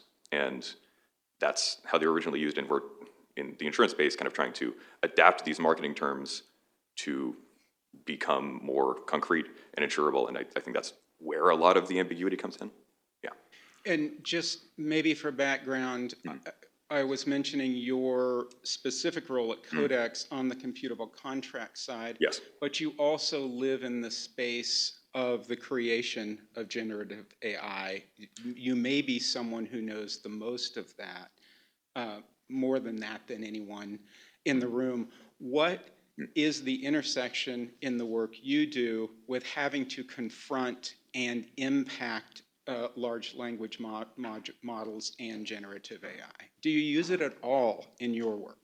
So I don't use it all that much, in large part because the work I do is like research and kind of mathematical research, and so I need to have certain guarantees on the behavior of what I'm creating, and also I just in my day-to-day work don't have that much use for these models. I think in using them, one of the most important things is being able to independently check the quality of the output. So deferring a task you don't already know how to do to some level of quality to it, and not being able to actually independently validate or evaluate the quality of the output, I would disrecommend. And in the case of my specific work, I need to get down to brass tacks a lot of the time and just understand the details of things. But that's not a given. And also, I'm relatively early in my career, so I don't have as much experience in a lot of things. I realize that the three of you don't have the benefit of the screen, so I'm just going to tell you what slide we're on. You have the printout. So we're now on slide 4, just so you can Thank you. Not have to crane your necks to see where we are. Let's just talk a little bit then, Preston, about generative AI. And maybe let's start with ChatGPT, because it was most interesting to me in preparing for this panel to learn about where ChatGPT came from. We heard about it earlier, about the training, and we heard about next token prediction, but I'm hoping you can give us an example of that with the graphic we have, and as best you can, try to make it understandable. I will say I did hell here. Is that hell-o? Is it hell-ish? Is it hell-hole? Is it hell-bent? I use that graphic as trying to give an example of next token prediction. It's not perfect because when Preston was explaining it to me, I was in hell. Could not get my head around it. So we've talked. You did not seem happy. Yeah. We've practiced, and anyway, do your best. We have a graphic here that tries to explain how ChatGPT was created, and the point is, if we understand how it was created, it may make us realize and appreciate why it would have limitations. So anyway. Yeah, I think in using these things and in like advising around the use of these, it's helpful to understand how they were made. I won't get into excruciating detail, but I do think it's helpful to understand like why it might fail in the ways it does. So, as I was saying, these machine learning models are taught to perform some task based on data. And the way that these large language models are created is the data is all of the text on the internet. It is downloaded, and then they are trained to perform one specific task, and it's called next token prediction. So essentially what happens is it takes the beginning of some sequence of text, and it tries to predict the next token, essentially the next word. And that graphic on the right there is essentially trying to demonstrate next token prediction. Given the sequence, the robots, a large language model is going to try to predict the next word. And a plausible following word based on all of the human-like text on the internet is the robots are. And then it tries to continue this. It looks at that entire sequence and it says, okay, the robots are, what comes next? And it continues this process over and over. And really these models are trained to do this for all of the text that they've seen. They're not able to memorize all of it. That's why these models are less than the size of the entire internet. But this is like the baseline task they're trained to do. Then, afterward, we essentially try to refine this. I believe Dan alluded to reinforcement learning with human feedback. Essentially, if you take a model that can do next token prediction on the entire internet, it doesn't necessarily mean that it can have a conversation with somebody on arbitrary topics. We then kind of refine it to have the output that it generates be conversational. But the important thing is it's not memorizing all the information on the internet. It's not referring to all of the sources on the internet every time it answers a query. It has learned a certain type of behavior, and it's trying to implement that conversationally. The example I came up in my own head is ChatGPT does not know from my firm's website that John Bonney is an insurance coverage practitioner. Yeah, It doesn't know that. In my mind, I'm thinking... If you ask it, tell me about what you know about John C. Bonney, the attorney, it at some point was probably shown your website and possibly learned some of that information. When I say learn, it doesn't quite mean what it means to us. Probably get into that later.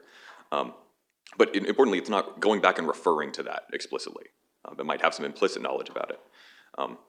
And if it doesn't have knowledge about something, it will often try to generate plausible sounding output. And if you can't independently evaluate the truthfulness of it, it'll seem pretty plausible, but it's not necessarily true. And if I understand correctly, when the training happened, as it went through the next token prediction process, John Bonney is an. It didn't care on the front end that the next word was an attorney. It ran through millions of other possibilities. Oh yeah, at the outset, essentially how these models work is you can kind of think of it like you have some random program. It's got a bunch of knobs and dials, and at the outset, it's just going to generate random output. And in the training process, you're tuning these knobs and dials to be more correct more of the time. Yeah, and so initially, it absolutely had no knowledge about you or your profession, and then over the course of training, it develops some implicit knowledge about it. And is it fair to say when it went through all the millions of iterations to decide what the next word was, it finally ended the process and then it went back and checked its work to see attorney?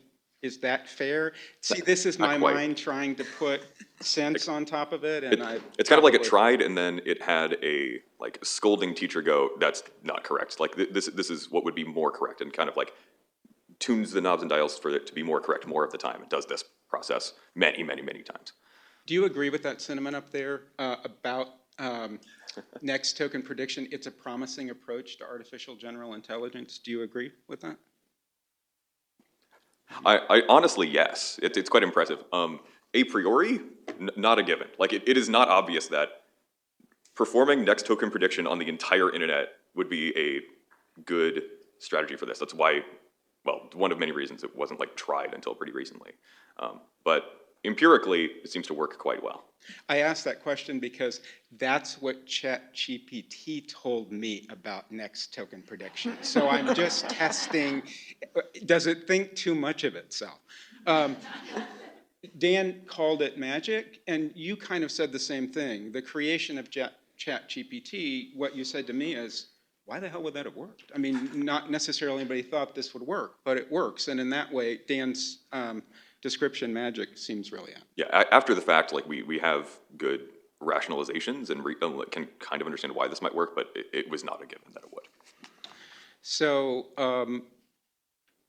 I took away from our conversation, and sounds super negative, and you have to toggle this and back away from it. But I came away from our conversation with you saying that AI or generative AI, like ChatGPT, is trained to emphasize what looks good and sometimes optimizes that over accuracy, which is disturbing to the extent we're relying on it if that is where its conscience is and that's what it's shooting for. So talk about this concept of plausible sounding random falsehoods and the limitations we are dealing with in terms of this technology. Yeah, this kind of comes down to the refinement step after next token prediction. When you, essentially what you do is you have a bunch of people look at, like compare different outputs of the program and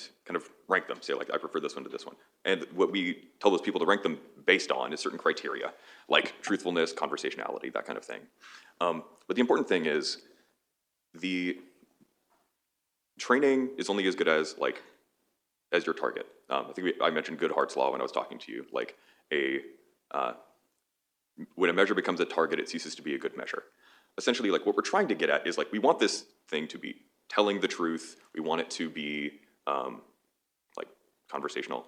But if the people who are trying to discriminate between these outputs and say this is more truthful or less, and they're not actually able to, then what happens is what is preferred is what looks more true. If people are not doing like a very thorough search for every single output this thing is trained on, and it's order of magnitude 6 or greater, it's millions or more different outputs people are comparing. Like what you get is things that look correct because the people cannot distinguish between actually true and looks true. And likewise for other desirable properties. Yeah. Is form over substance a fair characterization sometimes in terms of output? It sounded good, but it wasn't accurate? Yeah, and this isn't like necessarily like, oh, the people who were trying to train these things were hopelessly naive. It's just very hard to, we're trying to train it on like a very difficult to specify target. Yeah, like what we want is for it to be extremely intelligent, and it's like very hard without being extremely intelligent to actually tell whether outputs align with that, I think. We have some formatting issues here. Things are supposed to have been brought to the front, others moved to the back. So sorry, let me interpret here. We have a graph of purported accuracy of certain large language models as of June of 2024, and they're shockingly high. These factual consistency rates as high as 97.5%. That is in contrast to a New York Times article from 2023, where the New York Times reported that AI hallucinates 20%, 27% of the time, and that 46% of its results contain factual errors. My question for you is, do you believe these statistics relative to the presumed truth of what the New York Times reported in 2023? And could we be seeing this much of an improvement in over the period of a year? So yeah, I'm not skeptical of these results. I think I would want to provide more context on what these graphs often mean. Like often when you look at how these models are compared, this looks like it was probably something like they used the same benchmark and benchmarked a bunch of models against this one specific measure. And it's plausible that this is I would expect that this is true. But the important thing is like factual consistency. It's not like we have exhausted or exhaustively tested it on like every fact or anything like that. Like it's kind of a spot check because these things are huge. Often what you want is you want to look at how these things perform on a lot of different benchmarks. And anytime you see comparisons like this, take it with a grain of salt. That's not to say that these things don't work. It's not to say that some of these things aren't better than others. But a single measure like this is likely not going to tell you that much. You want to look at like a suite of different benchmarks. Often the ones that they report are the ones that make them look best, especially at a given company. But over time, these things are getting a lot better. Factual consistency, though, like I would not say 2.5% of the time it hallucinates. That is, this cannot. I would be amazed if this benchmark is correct to that level of accuracy, like across the board. And the New York Times getting different results might be because that's from last year, but also because they might be doing a like more thorough, more difficult test of these things. We just had a few examples here. Kind of, this is the form over substance part of this presentation. Put the Pope in a puffy coat. It's fun. It's not causing any harm to anybody. I'm not going to play that video, but that's the Harry Potter train in Scotland that AI generated a video of, and it's terribly inaccurate. It shows 2 tracks. There's only 1 track on the viaduct. It shows 2 smokestacks. There's only 1 smokestack. It shows the cars being totally inconsistent lengths. It's all false. So it's not hurting anything, but it's an example of presumed accuracy. It looks okay, or it looks fine. I mean, I totally bought that Pope Francis wore puffy coats. I mean, he's so cool anyway, but it was a lie. It was not real. And we have a problem here. This is a quote describing ChatGPT and other models like it. It's like an omniscient, eager-to-please intern who sometimes lies to you. And my question for Preston is that a fair characterization of these tools like ChatGPT? I would say it's not omniscient, and I would be somewhat wary of anthropomorphizing these things. I don't think this is a completely incorrect characterization. But it, for example, saying that it lies, if I were to think of an eager-to-please intern who's lying to me, I would assume it would be for some human understandable reason. Like they have some other motivation that they're trying to pull something over on me. But that's not really what it's trying to do. It's not like it necessarily has independent designs or goals for what you do, other than that its output looks good to you, that you are happy with the output.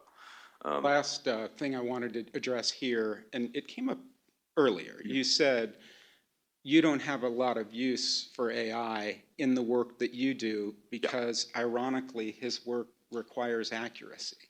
So you're in the middle of the creation of it, or you, of all people, have the ability to create it. But I am not developing these things. Yes, but you I know a lot of people could. that are. If you wanted to, you don't. You don't use what's there, and I analogize it to the cook who doesn't eat his own food, and that is disturbing to me. Should we be disturbed or no? By that specific thing, like, admittedly, I'm a bit of a skeptic of these things, certainly relative to my peers, but I've come around to their general utility, and like I'm starting to use them for specific things. But like I guess we'll see this momentarily. Like the work we do, we're trying to get guarantees on behavior. Like I think a lot of the value of computer systems is you can take somebody's understanding and knowledge of something, like understand it completely once, and then concretize it, and then have this forever, and be able to do it at scale. Yeah, this is a completely different type of technology, and it's very useful, but it's important to note that like I think a lot of how people understand computers is that they are very deterministic, and that for the most part, its behavior was examined or programmed by a person and like kind of had that external review at some point. That is not how these things work. This is a different kind of computer system, and that's actually a really good reason why it should be treated different from like cyber in coverage. Well, let's talk about the more reliable approach, this concept, symbolic AI, and the concept of computable contracts. Just give us a quick overview of what is a computable contract and how is it different from a smart contract? That was important to you as we were talking. And what is the perceived benefit of a computable contract?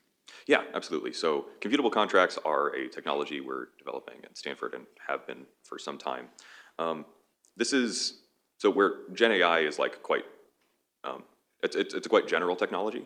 Computable contracts are trying to solve like a particular problem. It is a type of symbolic AI. It is based on a like relatively old technology called logic programming, which has use in various things today, but it's automated reasoning based on predefined conditions. We are essentially writing down logical rules for, in the case of insurance contracts, what is covered and what is not. This is, I contrast this with smart contracts because smart contracts are, I think, like a much better known term. Smart contracts are based on the blockchain. They're a distributed computing thing. This is completely unrelated. This is like contracts not in the, you have two like digital parties that are going to perform some behavior. This is contracts in the legal sense. We have a super simple slide. It's the most simple slide demonstrating the difference between the way a traditional insurance policy is dealt with versus a computable insurance policy. And the element that's missing is human review. Yeah. The concept is the human involvement occurred on the front end of the contract. Exactly. And it is no longer necessary once the claim is submitted and a termination is required. Is that fair? Yeah. So let's just move forward to an example that you have given us of a computable contract and a comparison. This is supposed to be a demo, but we couldn't get it to work in the moment. When Preston showed me, he inserted claim details and it immediately produced an outcome and said how much would be paid on this claim and was it covered or wasn't. So maybe just quickly explain to us this Stanford Cardinal policy. Just quickly maybe tell us about that and what are we seeing here? What's the point here in terms of the comparison traditional versus the coded result of the policy? Yeah, absolutely. So this is a simpler demonstration of the technology that we developed. So in the middle panel there, traditional contract, that's the traditional contract language. This is like a simplified version of a Chubb hospital cash policy. And on the right, we have the computable representation of it. This is in the logic programming language that we use. Essentially, it's something called Prolog. And what we have on the right, like in contrast to traditional programming languages where you're essentially issuing commands to the computer, here you are stating declaratively just logical conditions. So we're saying that we can derive that a claim is covered for some amount if, it's a little hard to read at a distance, I I think. But like, if the policy is in effect, that the hospitalization meets the necessary conditions, and none of the exclusions apply, that kind of thing. And this is a logical, computable representation of what is contained in the traditional contract language. And what this allows us to do is specify like arbitrary claims to this policy and determine whether it's covered, and if so, how much should be paid. Now, a reasonable question or objection to this might be like, well, what about when there's a gray area? What about when it's ambiguous? The two answers to that are, in the case of a lot of insurance policies, because ambiguity tends to be ruled in the favor of the insuree, as Mike was mentioning. A lot of the ambiguity gets kind of wrung out, but also we are essentially able to carve out the three different cases where it's like obviously covered, obviously not covered, and maybe we need to throw it to human review. And the utility of these, well, we'll talk about that in a second, I think, on the accident policy. So there were two examples we had. This is the student health insurance policy at Stanford University, which is an operational computable contract. In theory, yes. I wouldn't quite put it that way. We're deploying a system to help people determine what is covered under their policy, be able to see whether specific. I got it. Yeah. But the university does not use that to determine whether things are covered currently. That's the important thing. You did have one example of an AXA travel policy you believe is actually operational? Yeah. Computable contract? Yeah, so. Yeah, that's okay. I'm going to move on to our insurance perspective now on top of the foundation that Preston has built for us. And the first issue really for Ruth to kick off is, where is AI technology coming from with respect to the industry's use of it? All right, so now we're leaving behind the highly technical, the person actually knows what they're talking about, and moving on to Ruth. And so I'm going to start with, first of all, when I was doing research for this, I was just, hey, how is the insurance industry, using AI? What are some of the new techniques? And one of the things I came across was Marsh. It popped up. I was like, oh, Marsh. So how are we using it? So Marsh has deployed its own version of ChatGPT. We call it Lynn AI. I don't know why they named it Lynn, whatever. Welcome, Lynn. But according to the article, I save 8 hours a week using this tool. So I'm now going to go back to my boss and say I should work 4 days a week, because obviously I'm much more efficient and I don't need to work for that final day. But anyway, I just thought that was somewhat fun and interesting. But there was a lot of articles out there from big insurance companies saying, we're doing this with AI, we're doing this with AI, we're doing this with AI. So now I'm going to bring it back down to reality. The reality is big insurance, especially the well-established long-term traditional property and casualty carriers, as well as even the health insurers, they are slow. They are conservative. This has already been mentioned, but it's worth mentioning again. They're highly regulated. When it comes to, definitions are so important, especially when we're talking about AI. When it comes to the adoption of generative AI type technologies, I think they're going to be slow. I think it's not going to be as fast. It's going to be more on the operational side. I don't think we're going to be seeing, claims folks and underwriters replaced at big insurance carriers anytime soon.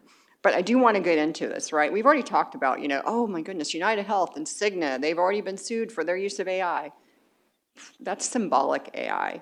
And they've been using that for a long time. This is not a new technology, right? They've been using, symbolic AI to process claims in these big batches for a long time. So, it gets all this news, it gets all this kind of, oh my gosh, look at this. AI is taking over the world and it's making insurance decisions, and now grandma can't get, her hip replaced.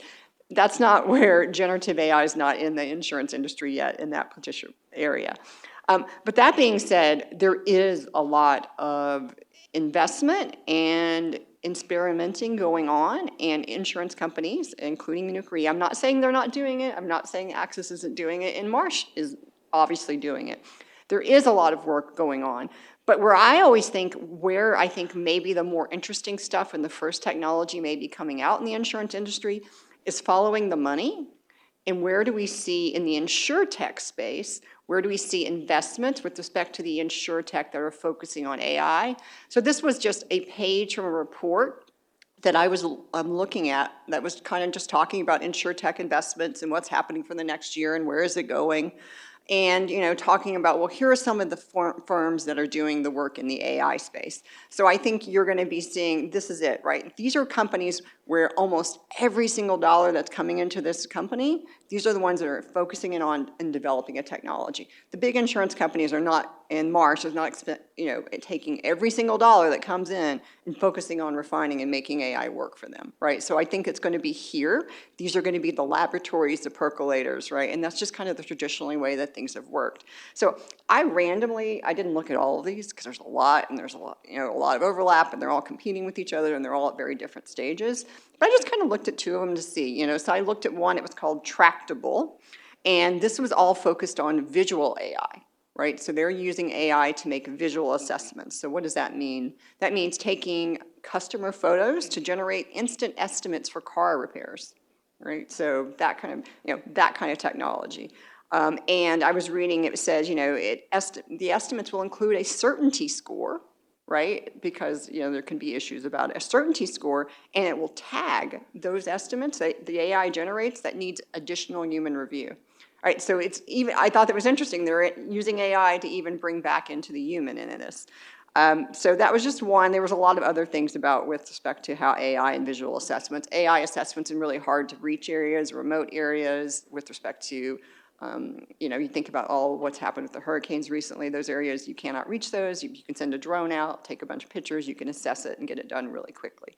They were using AI to evaluate, even predict for underwriting side. I'm kind of getting too much on the claim side. But just looking at big models of, floodplains and, construction in areas to try to predict what's the next catastrophic potential risk in these areas. So those type of things. Margaret, let me just ask Margaret, do you agree or do you disagree that big insurance will not be the innovator on generative AI? Yeah, I would. Are the leader or are you the follower? I would have to agree with that, and I think the vision of the insurance company is not one that you picture as necessarily synonymous with the tech space and the innovator, and I think some insurers do prioritize it, some reinsurers will prioritize it, but overall, I think the regulatory space and the diversification doesn't necessarily lend itself to being that, front edge tech wizard.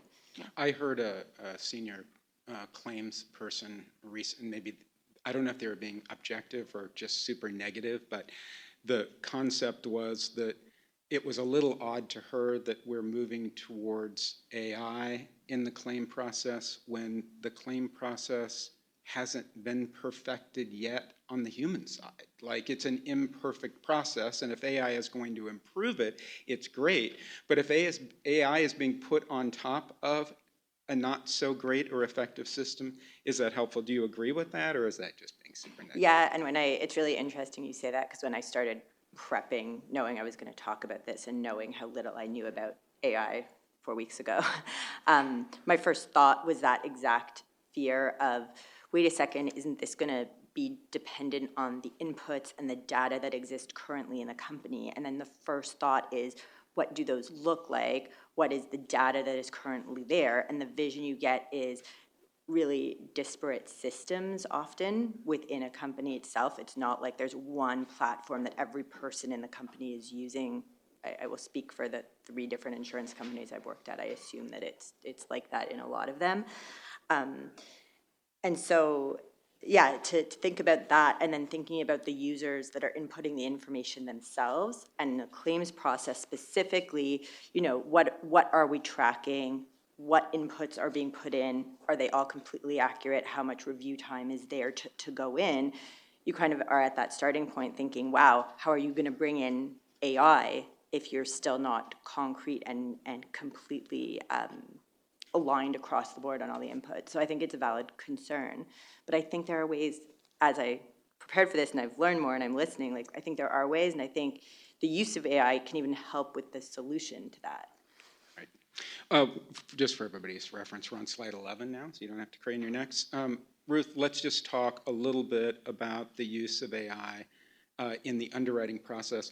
My first question is, do you agree with that sentiment? Artificial intelligence remains a tool to assist underwriters rather than be their replacement. Is that true or false? I think that's true, but I am a lawyer, so I will say it depends, right? So you've put up here two what I consider very traditional insurance carriers, the Hartford and Swiss Re, and one that is, I would call it insurtech, very untraditional in the sense of that it has embraced technology and it's probably has used AI to replace underwriters. That's Lemonade. Lemonade. Will you talk about that? Just Yeah, I will talk about Lemonade a little bit. So I am not a personal lines insurance broker, but Lemonade is a personal lines insurtech insurance company. It's pretty much all driven by, I don't know if it's all generative AI. I'm assuming there's some components of symbolic AI. And there may be, I believe there's also some generative AI. They have a kind of a chat bot to help with the claims process.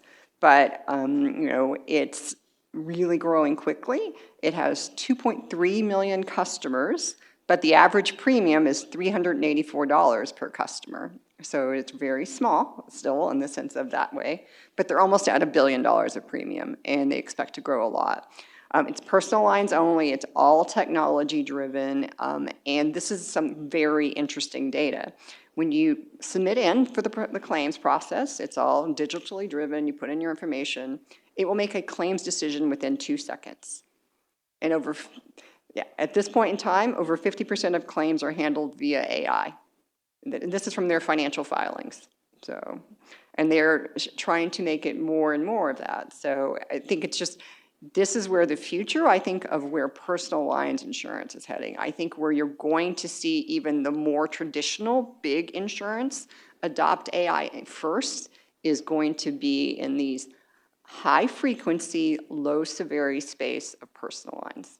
I think we saw a data point on the underwriting side with Lemonade that from initial submission to policy issuance is an average of 2 minutes. So the underwriting process is a 2-minute process, but again, it reflects the risk relatively. Yeah, and we Can confirm I have a policy.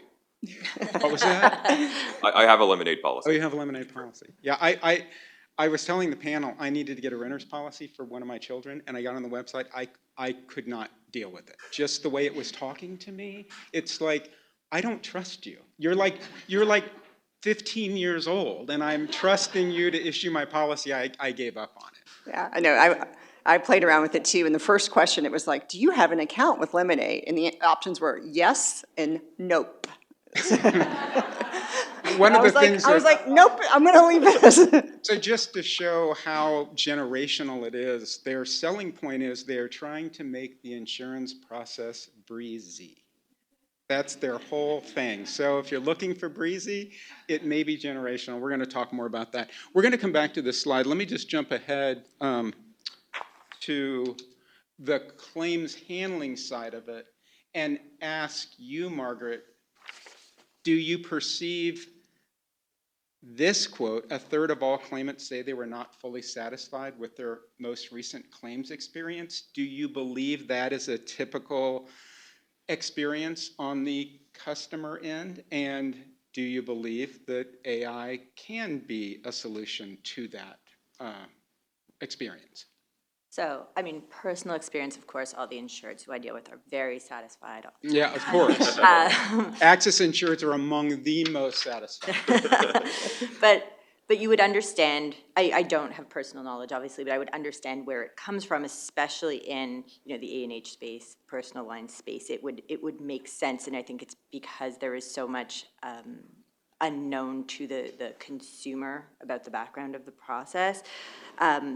But we have the Compensa graphic up on the screen is kind of there just to remind us that there was an Accenture case study done where an AI claims handling solution was implemented from first notice to settlement, and the result was a 73% increase in efficiency, a 10% increase in accuracy, and 50% favorable customer rating. I think a lot of the lower severity, higher frequency claims that do have specific inputs to output and result do create a frustrating experience if they're not handled quickly. And if the person is required to kind of input information multiple times or answering the same question over and over again, and it's really easy to see how that would happen with human intervention, especially if there's different touch points. The more touch points creates more, I guess, user frustration. And so you could see where the AI solution and removing that human element and using a contract that looked like the one you showed up on screen, where it's just like, yes, no, spit out result, would of course increase satisfaction in that sense. My caveat, though, is exactly to both the points that Ruth and John made on, but my experience sometimes is wanting to talk to a human also, and that is when we were discussing this and preparing, we discussed how that was probably generational, and while we might really like to have a human touch point, there are many members of the population who might really not want that. But I think it's always so valuable when you have a claim experience to, talk to a human who is sympathizing, because you're buying peace of mind a lot of the time. And if you've had an issue, sometimes talking to a human about that issue, what happened, and hearing sympathy is quite valuable. I don't know if you want to go to The this. Compensa example, another one, it's personal lines. So it may have been easier to implement the AI process in that context, just like Lemonade, low risk, high frequency, maybe not so well adjusted to complex commercial insurance, probably in reality. Fair? I think that's going to be the last adopters, or the last place where you're going to see generative AI taking on the most kind of just overwhelming, seeing it used a lot, right?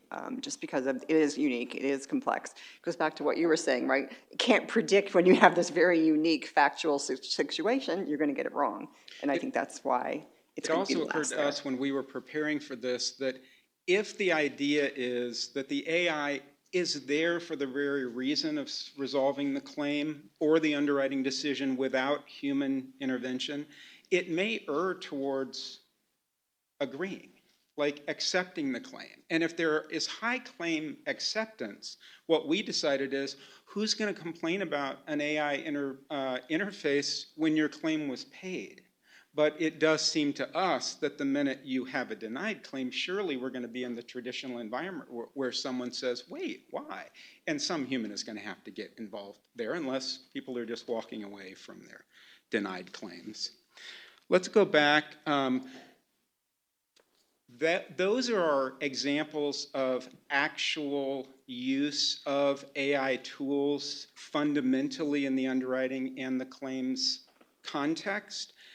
It's not happening at big insurance as far as we're seeing, but AI is being used in big insurance, and it's being used on the underwriting side, and it's being used on the operational side. So Ruth, you start there, talk about how you use it and you see it using in the underwriting context, and then Margaret, we're going to turn to you and we're going to talk about your operational use of AI as distinguished from this Lemonade or Compensa use. So what do I think about the operational AI side? We're talking about really kind of the repetitive tasks that no one likes to do in the broker world. It is, it's issuing quotes, it's issuing binders, it's comparing it to last year's, it's issuing certificates of insurance, it's getting those policies issued, right?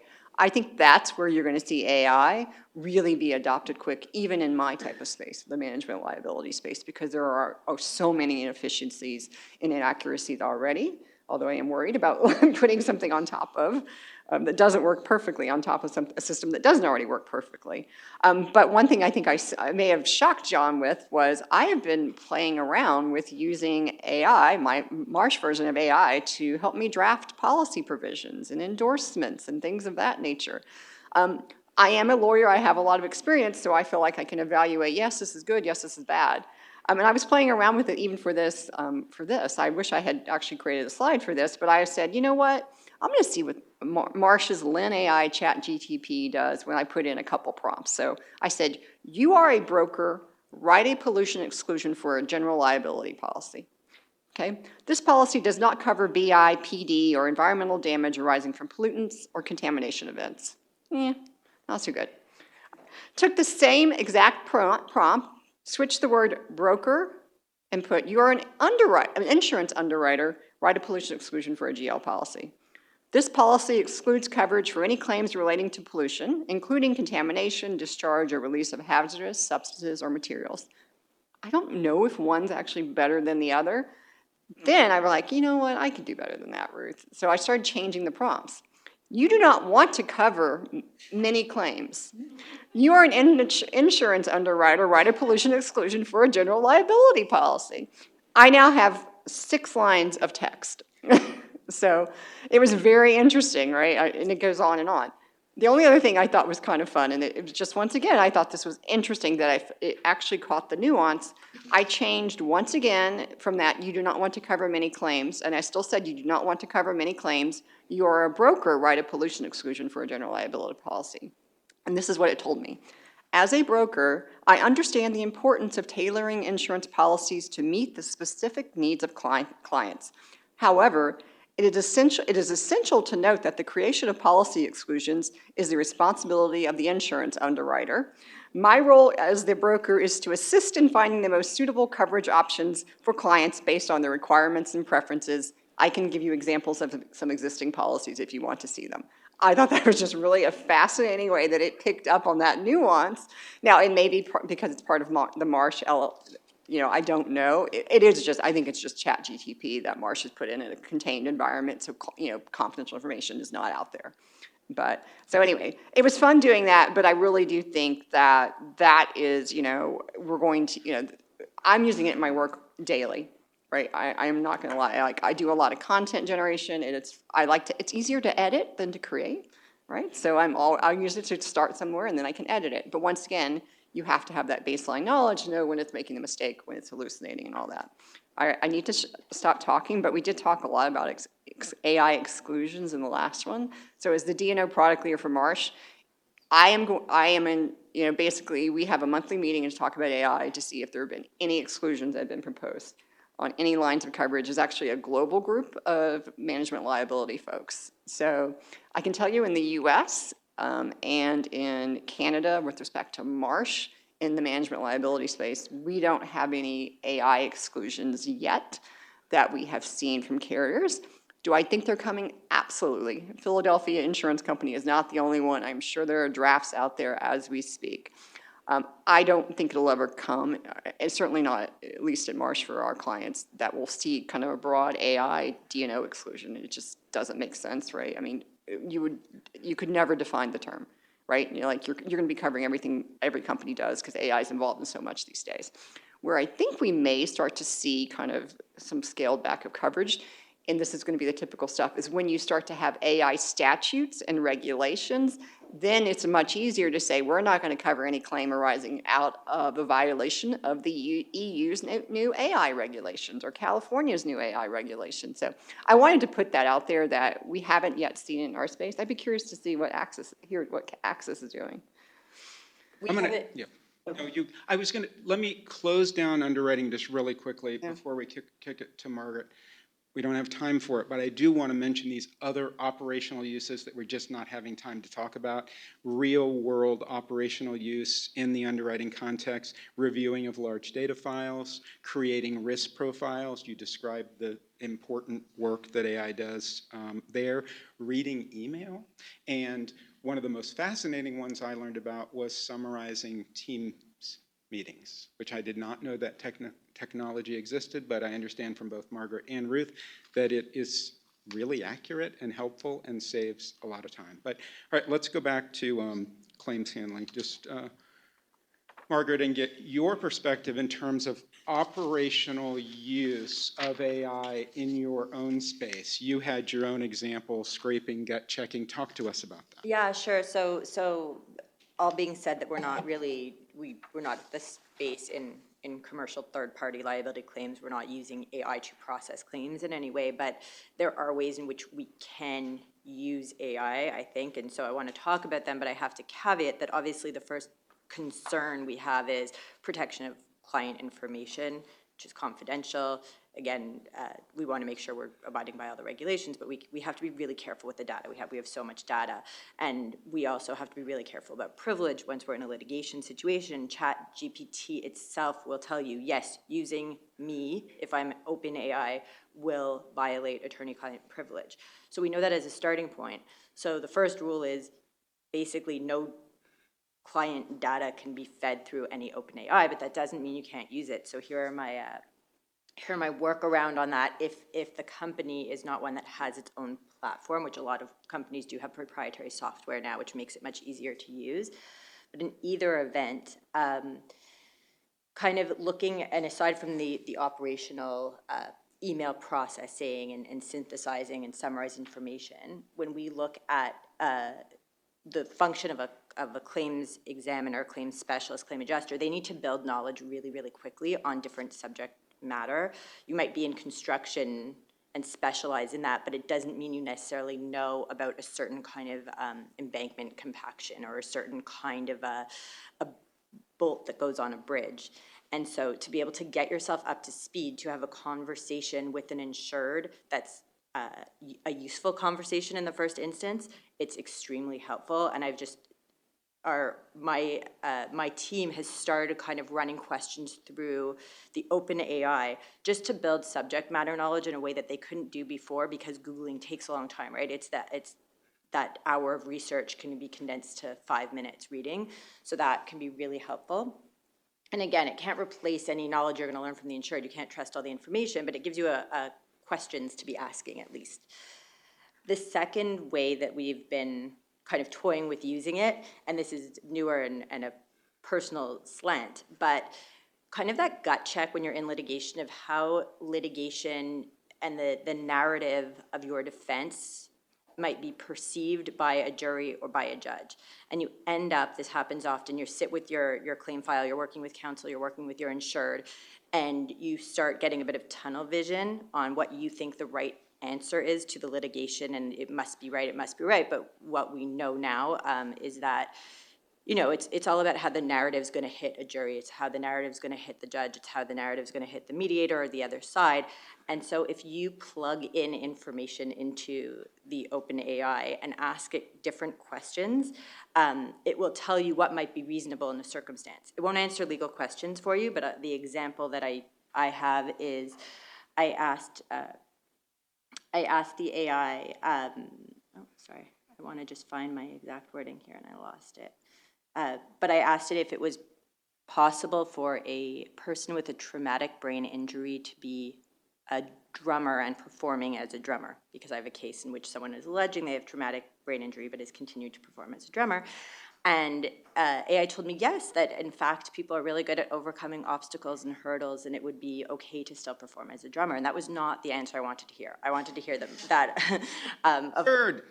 of course that's absurd. However, in talking to Ruth, she said you can ask it better questions. She taught me how to speak to the OpenAI model, and so I asked it more clearly, would someone with a TBI be able to perform multiple shows in a short time period in front of an audience of 25,000 people or more and be going on tour? And then it told me, no, it would be unlikely for them to be able to perform like that unless the person had really resolved most of the symptoms. Like it wasn't really an impairing type of TBI.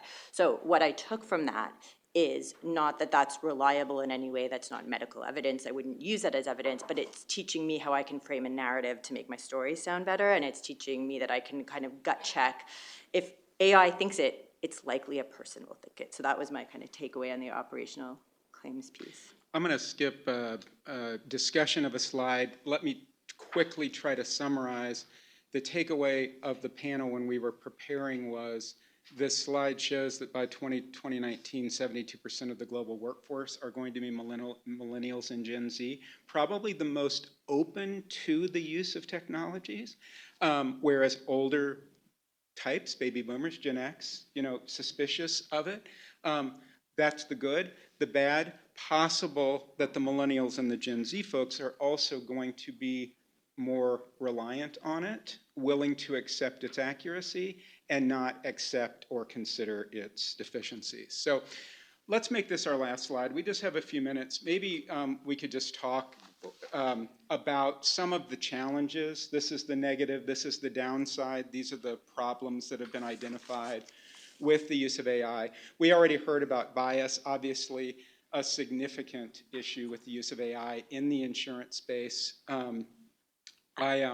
don't know if Dan recognizes the quote at the top of this slide. Insurers openly discriminate among individuals based on observable characteristics so that they can charge different premiums to different groups of insureds. That's a California Law Review article by Dan and our own Cal Logue from 10 years ago. So the concept that some discrimination, of course, is baked into the insurance process. I've been discriminated with as the father of 3 boys for years when they went to get insurance. When, the first time they drove, my daughter didn't have that problem.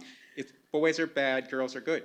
That's okay, yes, that's okay discrimination. Obviously, there's the bias that we have to try to avoid. The example we talked about, AI was asked to create a graphic of low-income wage earners, and there were 40 photographs of people, and they were all people of color. There was not a single white person identified as a low-income wage earner in that graphic. So maybe just pick one, and we'll quickly just talk about this environmental impact issue. Ruth, comment on that, our 3 Mile Island thing just quickly. And Oh, absolutely. So I don't know if you know this, but these large language models and using this generative AI takes a lot of energy, a lot of energy. This stuff is so far from green. In fact, there were some discussions with large companies in reopening the nuclear reactors at 3 Mile Island in order to generate the energy that one particular company needed to continue to grow its AI capabilities. So it is a very non-green, it's an energy consumer. It's probably going to be one of the biggest limitations about it. I mean, I don't think there's some other things up there, and it's also just, it's really expensive. Energy is expensive, so. Margaret, maybe you quickly I comment. Oh, sorry, yes, please. I just wanted to comment on, if you're processing all of the text on the internet many times, it's going to take a lot of energy. Like that, and that's how these things work, and different companies are training different models of similar size. Like OpenAI is doing this, Anthropic is doing this, there are other companies as well. Like, it takes a lot of energy. And like the most advanced processors that are being developed by NVIDIA are essentially for this specifically. And maybe Margaret, maybe just quickly comment on what we talked about, this challenge of identifying what's the best practice, what's the standard of care with respect to use, non-use of AI. Can we get in trouble for using it too much? Can we get in trouble for using it too much? Yeah, I think I always worry about the reliance and how you maintain the right standard, and I think that was talked about in the previous panel as well. But my other thought that we didn't discuss, John, but I want you to throw out in listening to the last panel and talking about how counsel, because I think a really big impact on claims handling is going to be how the lawyers that we are hiring and defense counsel we are hiring are using their AI tools. And so it's a topic probably for another panel. But in listening to the discussion, like my first thought is, what are we losing also? It's efficiency. The carriers are going to end up wanting their lawyers to be cheaper and more effective. So there's no question that that's going to be looked at. But then if the junior lawyer is not summarizing the deposition, what do they lose in learning how to create and craft a good deposition? Because they're not going to see that. And I think there's so much gained as junior lawyers from seeing the process part when they do the summary work that I worry that we then kind of deprive ourselves of future talent in a way as well. So it's just an interesting dichotomy. We're out of time. Thank you, everybody. Appreciate it. Chat with everybody during the break.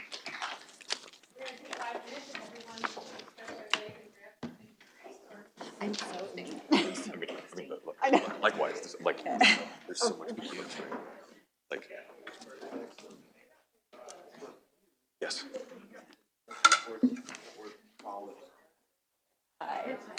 Yeah. Do insurers right now have any rules Oh, yes. about AI, using AI, like you have to or you can't? I don't, so we don't, but we are in the process of being asked to Yes. use such tools, like live. Because I know corporate clients do, for sure. They say, if you know, you're going to represent It is highly us. contextual. In fact, it's strictly contextual. And it's like, interesting. It's so interesting. Right? 'Cause it's both. So on, Yeah, it's what I thought. we got one of our first requests from panel counsel. Yeah, no, it's like, But I was like, is it Wait, that what we? was your request? Sorry. It was a request of, okay, here's co-counsel, can you use co-counsel? essentially, it's like Actual value. everyone else might just not be asking the question. It's not like that's yeah. We're still not associates, so you can take a break. So that's where I'm kind of like interesting that this is Oh, sure. one of the first ones we're getting a photo. Like it was, I think. Yeah, you should be in the photo. Yeah. he did all the work. Yeah, I just want to. I'm gonna move this. Oh, my God. Do you want that out? Yeah. I'll Sorry. Sorry, I was trying to. Preston, there we go. Thank you. Thank you. Thank you. Yeah, good, okay. And then, John, you Did want to John come want on to- there? Sure, sure. Name and plural. Great, We're human and we can. great. I am the same way. I take like a whole bunch and say, you pick the one you want.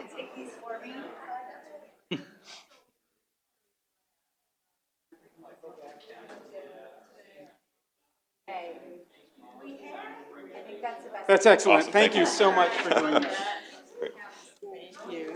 Thank you. Oh, I'm-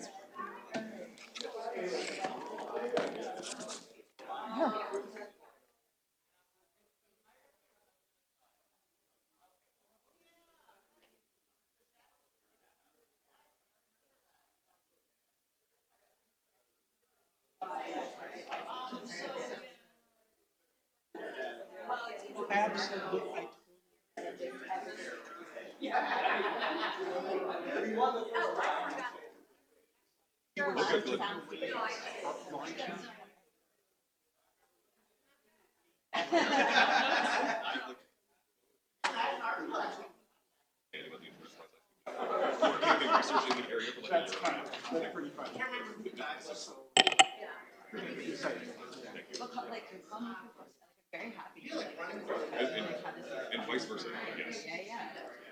let me introduce you. You have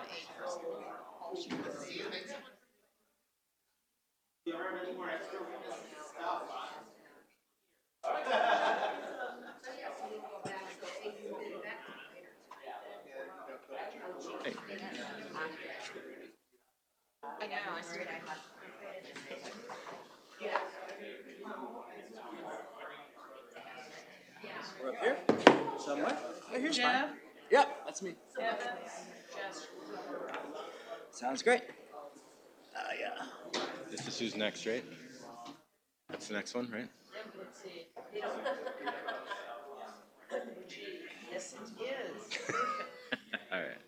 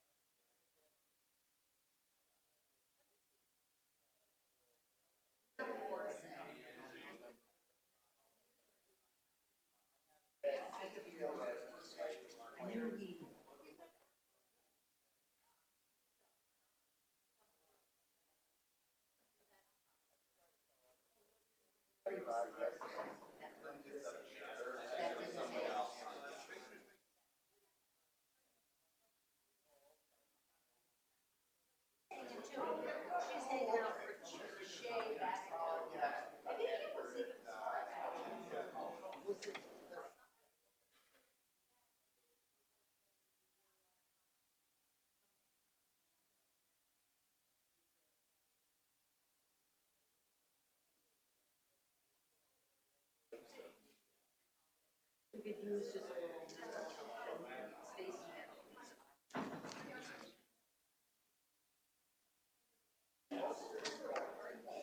Oh, I didn't realize there's Oh, there is one out there? green there. All right. But, but not for everybody else. That's okay. That's right. We'll get by.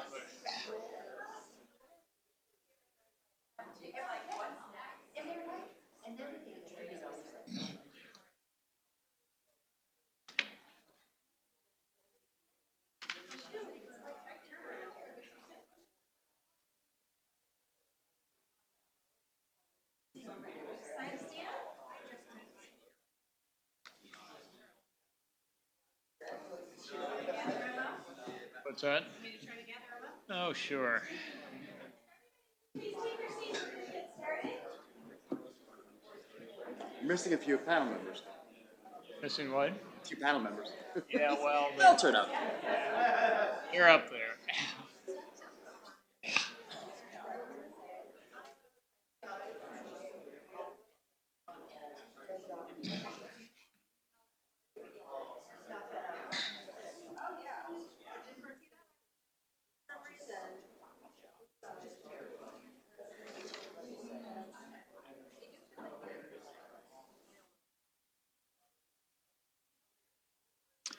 Well, the last I saw them, they were up there, but I think they may have quick trip down. Yeah, here they come. Well, here comes Yasha. Where is your panel? Right? Hello. It's like a dream. I lost my panel.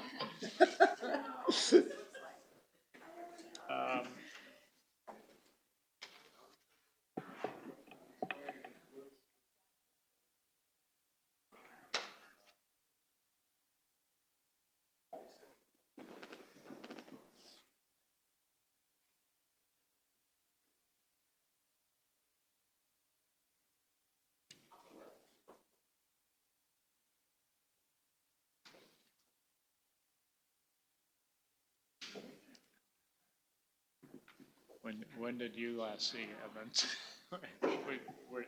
I think you wanted to get the slides, actually. Some printout outside the room. Oh, okay.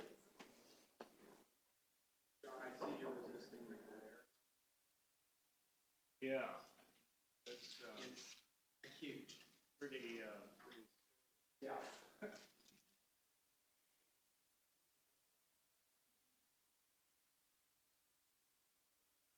Well, there he is.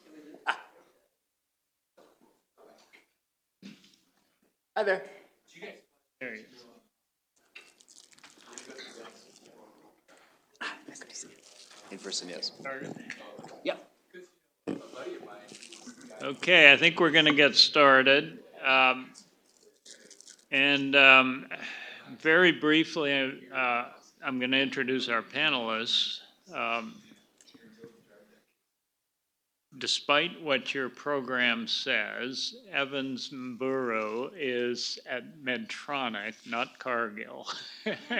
And he's in-house counsel, and he's going to talk about that some more. Jeff Bowen, most of you know as a fellow of the American College, insurer side.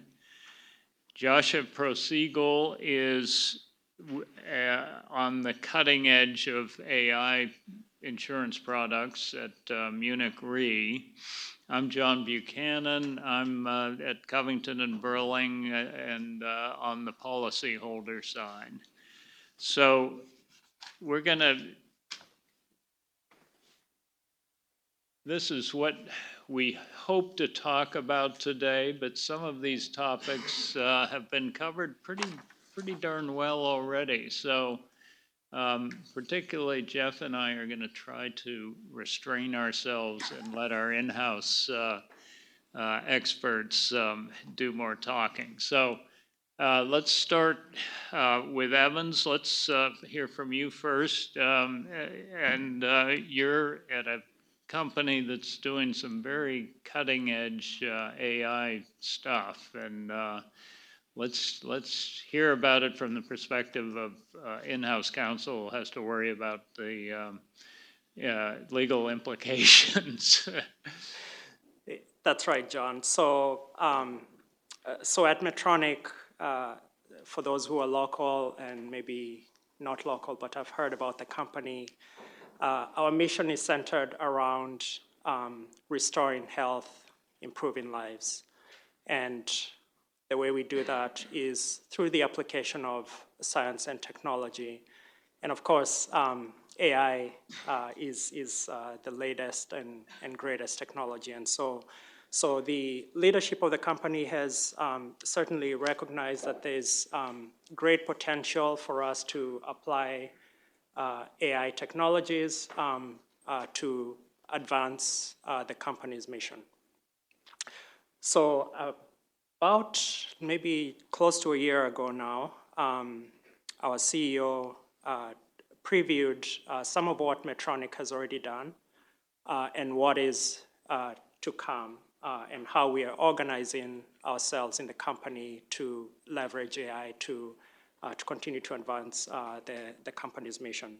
So what you see on the screen on the left hand are some of the products that are already out in the market that leverage AI across their portfolio of operating units that Medtronic has. So I won't go into details into those products, other than to say we're just scratching the surface of AI, I think, as most other companies are doing, trying to figure out how best to tap into that opportunity. And so what we're doing, looking out into the horizon, you'll see on the right hand of the screen, is finding opportunities to better organize the company to leverage this new technology, centered around an AI center of expertise, technology center of expertise, that will serve essentially to assist our respective business units across a wide variety of portfolio of products to leverage those products, to leverage that technology. On the next slide. The four pillars? Yes, thank you. And so on the next slide, just covering a little bit more, just to give you an insight into at least one company's perspective on how we could use AI, and then we'll talk about some of the risks immediately after that. But I thought for perspective, it would be helpful to start with how we see in the AI opportunities, at least broad categories. So there's two verticals. The first is around what are we using AI internally for, and we'll talk about some of the risks that come from that. And then we're both a consumer of AI technologies developed by others, but the company is also developing its own product portfolio, as you saw those 5 products already, and many more to come that will leverage AI technologies. So on the internal side, we've got, I'd say, 2 broad buckets. The first is around productivity. How do we get better? I think in the prior panel, I had references to things like Microsoft Copilot, and there's obviously dozens upon dozens of different solutions. Process automation, how are we leveraging AI to get smarter about producing products? And then on the external, what we're producing, clinical decision support tools that can be used by our customers, but also products themselves that often will get implanted or will be placed on patients or be used in operating units during procedures for various kinds of diseases. And we can go to the next. Yeah, this all sounds terrific, but what could go wrong? Yeah. And a lot. I love this constellation of risks factors here. Yeah. And many of these have been addressed already, but Evans, you're an IP lawyer by way of training particularly, so let's just start with your views on this one. Okay, fantastic. So, one of the things I apologize, I missed the very first panel. I don't know whether this came up. Generative AI has been with us for decades, since the 60s, right?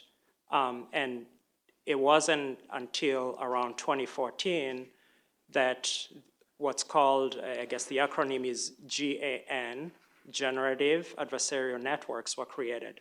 That's what led to the modern form of Gen AI that we've all really come to hear about through ChatGPT, its advent in around 2022, right? The risks that we see as a company, I would say, are newish risks, but obviously Gen AI has been around for many years. But I would say, they are more amplified because, first, of the newness of the technology, right? There are some glitches that are yet to be worked out in how Gen AI operates. That leads to some of the risks, including some of what you've already heard about. But then there's also the human user aspect of introducing some additional level of risks present in these Gen AI technologies. And one of those is around intellectual property. So the most predominant risk, I would say there's maybe two. First is copyright. There's trademark, which I won't talk about. But on the copyright side, I would say those risks materialize on two ends of that spectrum. First is on the inputs into the generative AI technologies. And then the second is on the outputs from those Gen AI technologies. So on the inputs, and I'm just giving a perspective from a sort of industry, a company. I'm not speaking on behalf of Medtronic, obviously, but these are, I would say, pretty common risks, many of which are already being litigated. On the input side, from a copyright perspective, this, as we've heard, I think, in the prior panel, that Gen AI is trained using volumes upon volumes of information. And some of that information and data ends up being things that are copyrighted by others. And so there have been disputes on how that information is used in training those Gen AI models. And what I show probably is into the most recent case out there, this Thomson Reuters case. But it illustrates one of the key things that is being litigated around fair use, the fair use doctrine, the fair use exception that folks could at least try to attempt to leverage. Just as hopefully many of you who are in the copyright practice have heard about the Google series of litigation when Google took a whole bunches of volumes of books and used them in creating a library that I think we've all at one point or another used. So fair use is one on the input side. On the output side, there's a question as to whether the outputs are derivative works. Are they infringing derivative works of some of those copyrighted materials that are used in training the generative AI technologies? And the Kadri Meta litigation is also just an exemplary, not to say it's the most recent, but it's another one that gives us some insight into how the courts are going to start thinking about these issues. Unfortunately, none of them are settled. None of them really have gone through the motions into appeals to give us any type of certainty. And so as a company, we'll talk a little bit later about some of the mitigation steps that we're taking, knowing that things are still in flux. And we haven't talked about this, but as I understand it, your company is both a designer and a deployer of AI, and in its role as a designer, are there patent issues that you have to worry about? Yeah, and those, I would say, show up in maybe a couple of ways. The first, as a technology developer, there's a role that our R&D teams see AI playing in helping us to develop and innovate new technologies. And within at least the US and a few other jurisdictions outside the US, there are some open questions as to whether or not you can get patents with some level of contribution or assistance by AI, so the AI-assisted innovations. And so that's one that, like many of these issues, is still sort of open. The US Patent and Trademark Office is, on the patent side, is still sort of trying to thread the needle in terms of what they can permit. There's also a group, I was fascinated to just learn about this maybe 3-4 weeks ago. There's a group that is really trying to generate whole volumes of what the patent practitioners know as prior art to defeat potential patenting of new inventions that companies could be trying to create around AI technologies. So I'd say that's one of the areas, John, that as a company we're struggling with, as are just about every other company in the world. To be determined. To be determined. Okay.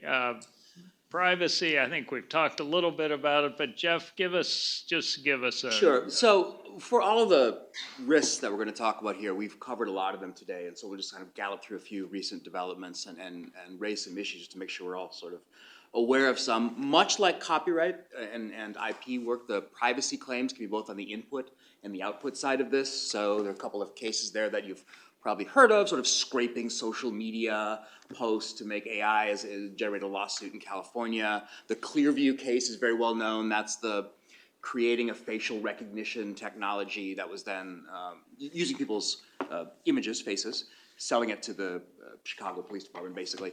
That's still, there's a settlement that's kind of pending approval there. There's been a bunch of stuff that's happening there. But that's sort of the input side, and it's still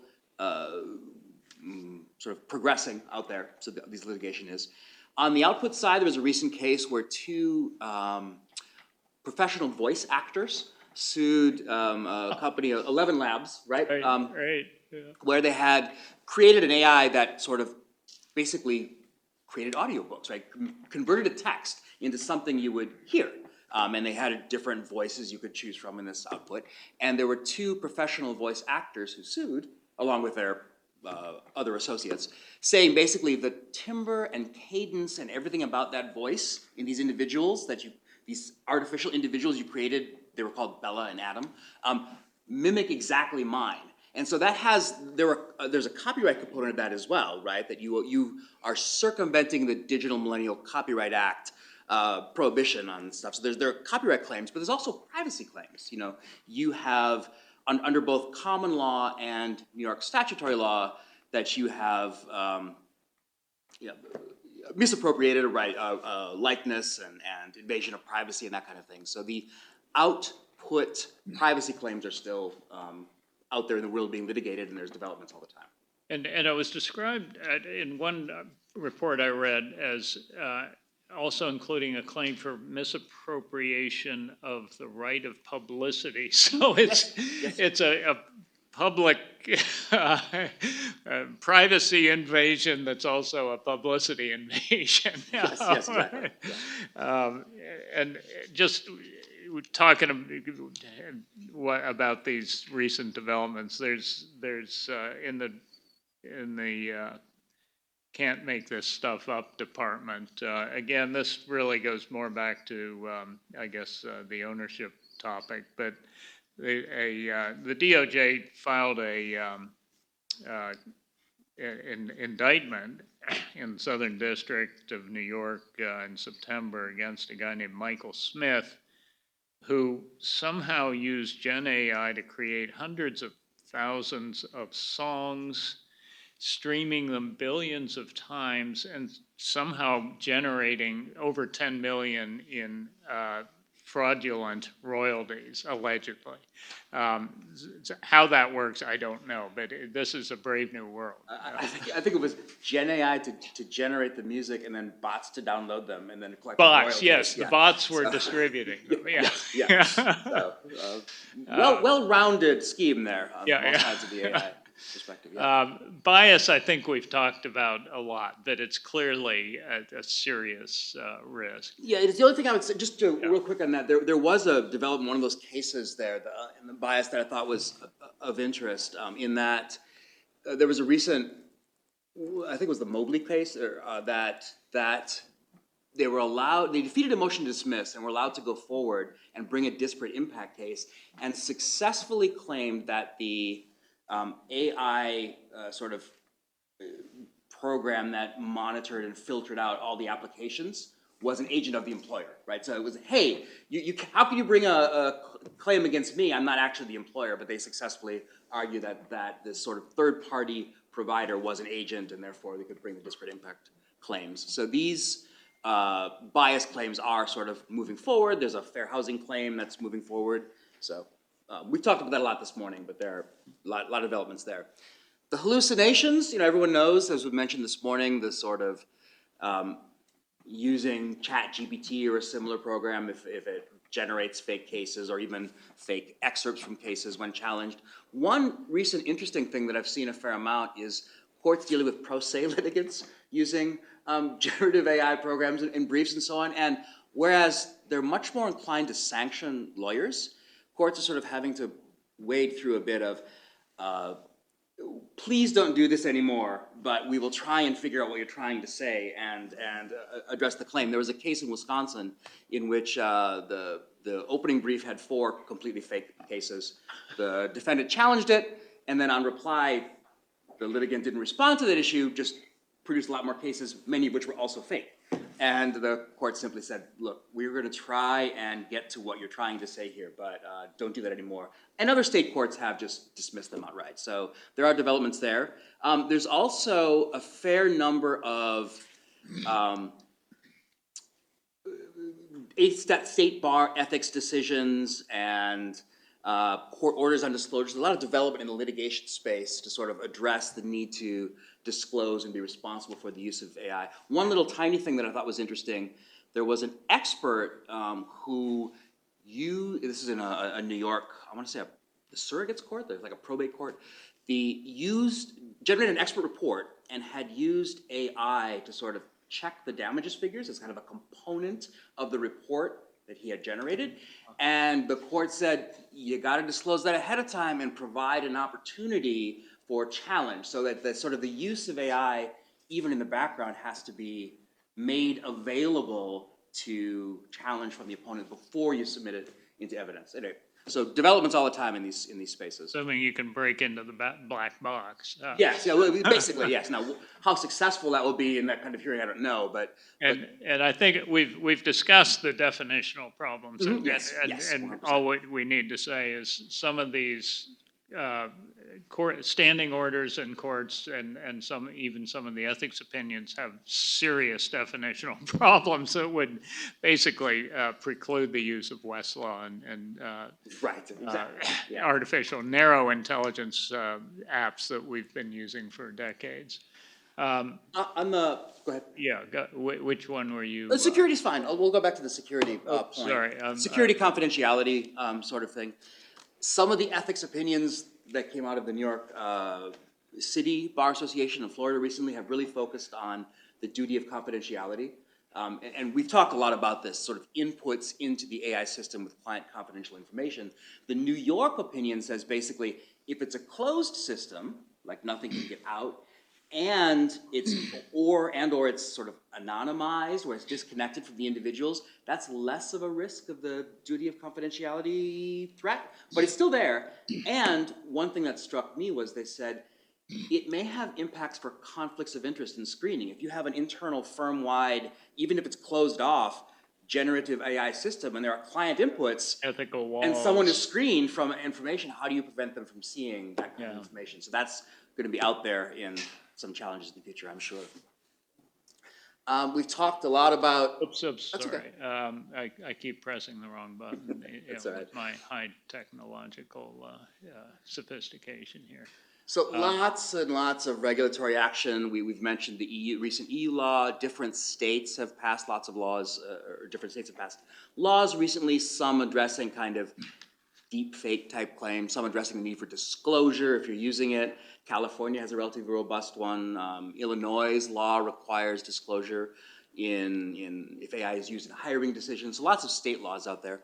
And then also lots of state and federal enforcement actions. You know, someone mentioned the SEC enforcement actions around disclosing AI capabilities or misleading disclosures or failure to fully disclose AI capabilities, use of AI, which can give rise to securities similar claims. There's also enforcement actions around some antitrust concerns. You know, these are using not generative AI necessarily, but sort of algorithms to sort of deal with prices has long been a concern, but that possibility of the increasing use of AI in considering prices seems to have attracted the attention of some enforcement actions. And you mentioned some recent criminal activities. And so there's a lot of enforcement actions at both the state and federal level. Well, so Evans is in-house counsel. What is it law departments are doing to try to manage these risks? Here's your wonderful overview of your job. Yeah, and so there's a lot of ways we could organize ourselves. I think both in-house, and I know some of the law firms we work with are also thinking about how they also sort of try to create a structure that can support AI-related legal and compliance risks. I think the illustration here, I know there's a lot on this slide, but it just shows that it's going to take a village, because as you've seen, the risks don't really stem from any single or just a handful of practice areas, but rather our conclusion is that really every legal practitioner is going to need to be a little bit more proficient, both in terms of the technology itself, how does it work, in order to be able to do the issue spotting and understand how the risks could arise, but also to understand, recent developments specific to their individual practice areas to better advise, to better counsel clients, and more importantly, maybe even mitigate some of the risk. So I won't go into the details of each specific practice area and some of the things that, whether it's internally we're thinking about. I know in speaking with different law firms that they're also thinking about some of these same risks and how they can better support organizations and their clients, other than to say it's going to take a village, and each of us, I think, will have an obligation to get smarter. My takeaway from that is this requires human collaboration across disciplinary lines, more so than ever. But anyway, you've got your chart of practical steps. Yeah, you're right, John, and that's exactly what I know many companies are doing is trying to bring together, multidisciplinary teams or hybrid teams to think about how we can better collaborate. So on the practical steps, what I outline here, again, not specific to Medtronic, but just thinking about as an enterprise, as a corporation, what are some things that we could do to mitigate risks? Medtronic has a variety of these incorporated across the enterprise. The first is really around technological controls and monitoring. I know companies are taking different approaches. Some are entirely banning the use of any public generative AI technologies. Medtronic hasn't taken that approach. Rather, we are supportive of innovation, and so it's incumbent on us to find ways to use that responsibly. And so we've got technological controls in place, and that comes with risk assessments to understand for each given use case and each given, whether it's a public use of, whether it's a use of a public AI technology, or do we have scenarios where the risks are just way too elevated that we have to have something that's, fenced off? So that's the approach that we've taken as a company, is having the controls and the monitoring in place where we are using public tools, but also layering that with risk assessments to ensure that for each use case, we're using the AI, at least the external public tools, in a way that doesn't unnecessarily create risk for the company. And in situations where we're working with these public AI, Gen AI tools, contracting obviously comes into play. And since we're talking about insurance management, John, you've talked about this approach of ensuring that when we're contracting with others, that we're leveraging, their insurance. And I know, Joshua, you'll talk a lot more about that. And I don't know if others have this experience, but when our transaction lawyers, their eyes glaze over when it comes to insurance procurement clauses, and usually they go out and they make no sense whatsoever. So it's useful for, again, within a law practice to instill habits of collaboration, getting the insurance folks involved in these vendor and customer contracts in the tech world. Yeah, so to talk about your AI Compass, that's a pretty impressive document. Yeah, so the AI Compass is a public document, and it really relates to how, as a company, we're going to use AI in the products that we're putting out to the consumers. And so you'll see in it embedded a number of principles that the company has committed to abide by. Many of those address some of what you've already heard, things around bias and other risks that we've talked about. But for those who haven't seen it, just Google it, Medtronic AI Compass. You'll see what principles we've committed to. And then that's paired with AI guidelines. And those talk about what we internally within the company need to be thinking about, essentially a policy around use of generative AI and more broadly AI technologies. And this last bar is simply, to me, it illustrates that your job as in-house counsel, insurance is one of many things that it's sort of at the bottom of the list. But there is the what I call other people's insurance, and then your own insurance, and that's the next topic. But we're going to try to.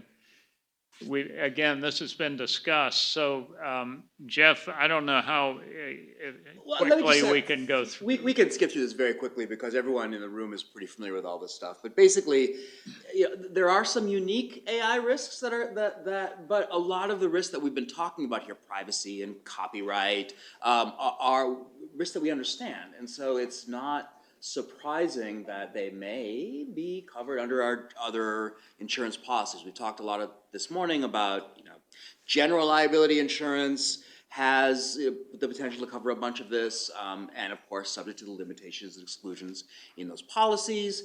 There's very, very little coverage litigation yet. It's just ever so slowly starting. There was one, the Windalco case last year that applied basically a violation of law exclusion in a general liability policy with the AI issue in Illinois.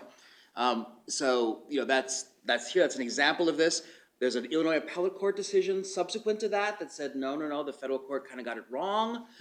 So this is very early stages of working this stuff out, but, you know, we're all relatively familiar with the general categories of lines that might apply to some of these risks. So general liability, obviously, there's the cyber policies, the tech E&O policies. So, I mean, we've talked a lot about that this morning, and then it goes on to directors and officers, a lot of the securities claims we're talking about. Each of these policies might, you know, cover some of the risks that we've been talking about, and whether the industry will respond, as Dan was saying, and kind of group them all into eventually into sort of an AI-only product, as kind of happened with a lot of the cyber, is sort of where we're heading. I mean, we can talk in depth about any of these, but basically, the insurance products that are out there, everyone is very concerned about the limitations and exclusions already in there, and insurance companies are of course, adjusting as well. And we talked about this Philadelphia so I wanna- exclusion and. Exactly. And how absurd it is. Right, exactly, yes. And this is all and I think we also talked about silent cyber and silent AI as silent cyber in particular is the ham-fisted exclusions that have emerged from the silent cyber initiative, purporting to exclude intangible digital perils, basically take out of coverage, at least arguably, risks that have been assumed to be covered for decades. And I don't see that the silent AI problem is any different. And it is particularly acute if you recall that risk quadrant. Tangible risks were a big part of it. Let me just see if I can get back to it. Right there.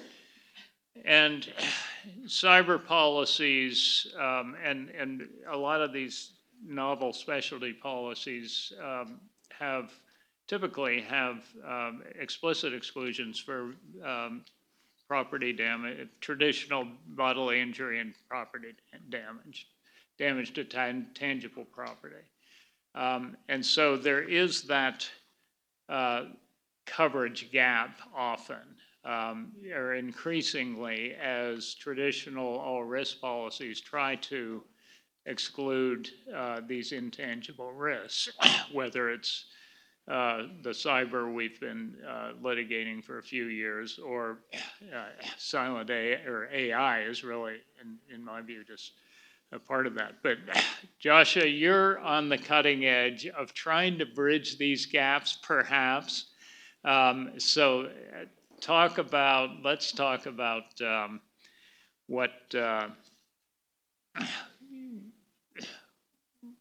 what kinds of updates we might expect, and whether and then what kinds of specialty policies or coverages we see either on the horizon or they're here already. Right. Yeah, and I mean, when you always say cutting edge for insurance, I mean, this only means all the problems we've discussed today. That is how I generate premium from Munich Re.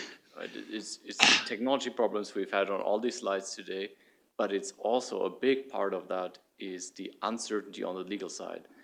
Am I covered? How am I covered? Under which policy? So uncertain, hard to understand. We said it this morning. We don't know how these tools work, and then contracts that don't match up. That's the sweet spot where I operate with my team for now. Yeah, I mean, we're seeing kind of three things in the market, which is obvious, I guess. I think we had the exclusion from Philadelphia 2 times already today on the slides. It's a very prominent one. There is one down here, which unfortunately I cannot say which insurance company it was, but the story behind it is a broker reached out to us and said, well, sadly, we think we are not covered for AI in all of our policies for this one corporation. Can you provide one cover that fills these gaps? Discussions continued, and at some point we got an email that said, well, we renegotiated, AI is now included everywhere. And here's the updated wording, and this is really the full update is in brackets, including AI. And AI is not defined in these policies. I don't mind that if it's an inclusion. So this is As a policyholder side lawyer. I mean, it brings, I would say, yeah, some uncertainty, but maybe in favor of the policyholder, yeah. So that was an interesting update. I would hope this is not the official new wording draft of that insurance company. It was not a small one, I can say that. It's a ham-fisted inclusion, just like the ham-fisted exclusions I've been referring. Maybe the additional premium was worth it, yeah. And then, of course, endorsements is something that we're really seeing in the market right now. Is just that the customers are uncertain if they're covered for all of these areas we're talking about under all of their policies. And one answer is, of course, to say, well, here is a new endorsement, and we're trying to make it clearer for you. Often they don't really include a new coverage. They just really clear up the language. These endorsements, some insurance companies put them out there. They go to their favorite reinsurers and say, can you cover exactly what I'm doing here under these endorsements? That's all happening then in the background. So this is your analysis of right. An actuarial. Can we call this an actuarial analysis, or well, there's no graph, but we have a whiteboard if I'm allowed to. Yeah, I think I'm the only non-lawyer here in the room today. So for the students, if you want to have a different career, become an actuary. It's awesome. More numbers, less text. It's great fun. But yeah, so what I try to explain with this slide and the following slides is we are always talking about covering AI, and it's not that simple, right? It's not like saying covering data leakage and we kind of know what that means, or covering a ransomware attack and we know what that means, because we're in this weird stage where we're saying I have this fully human process, and then I have AI agents, which we haven't talked about today too much, which will probably come more and more in the next 12 months to 24 months.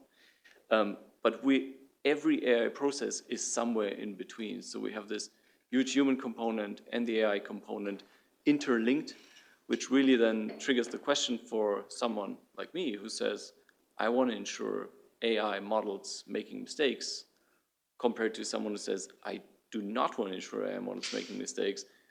Who covers which of these use cases? So for us, also under all of the traditional policies, one important question is this actually an AI risk that we're looking at, or does it just sound like an AI risk?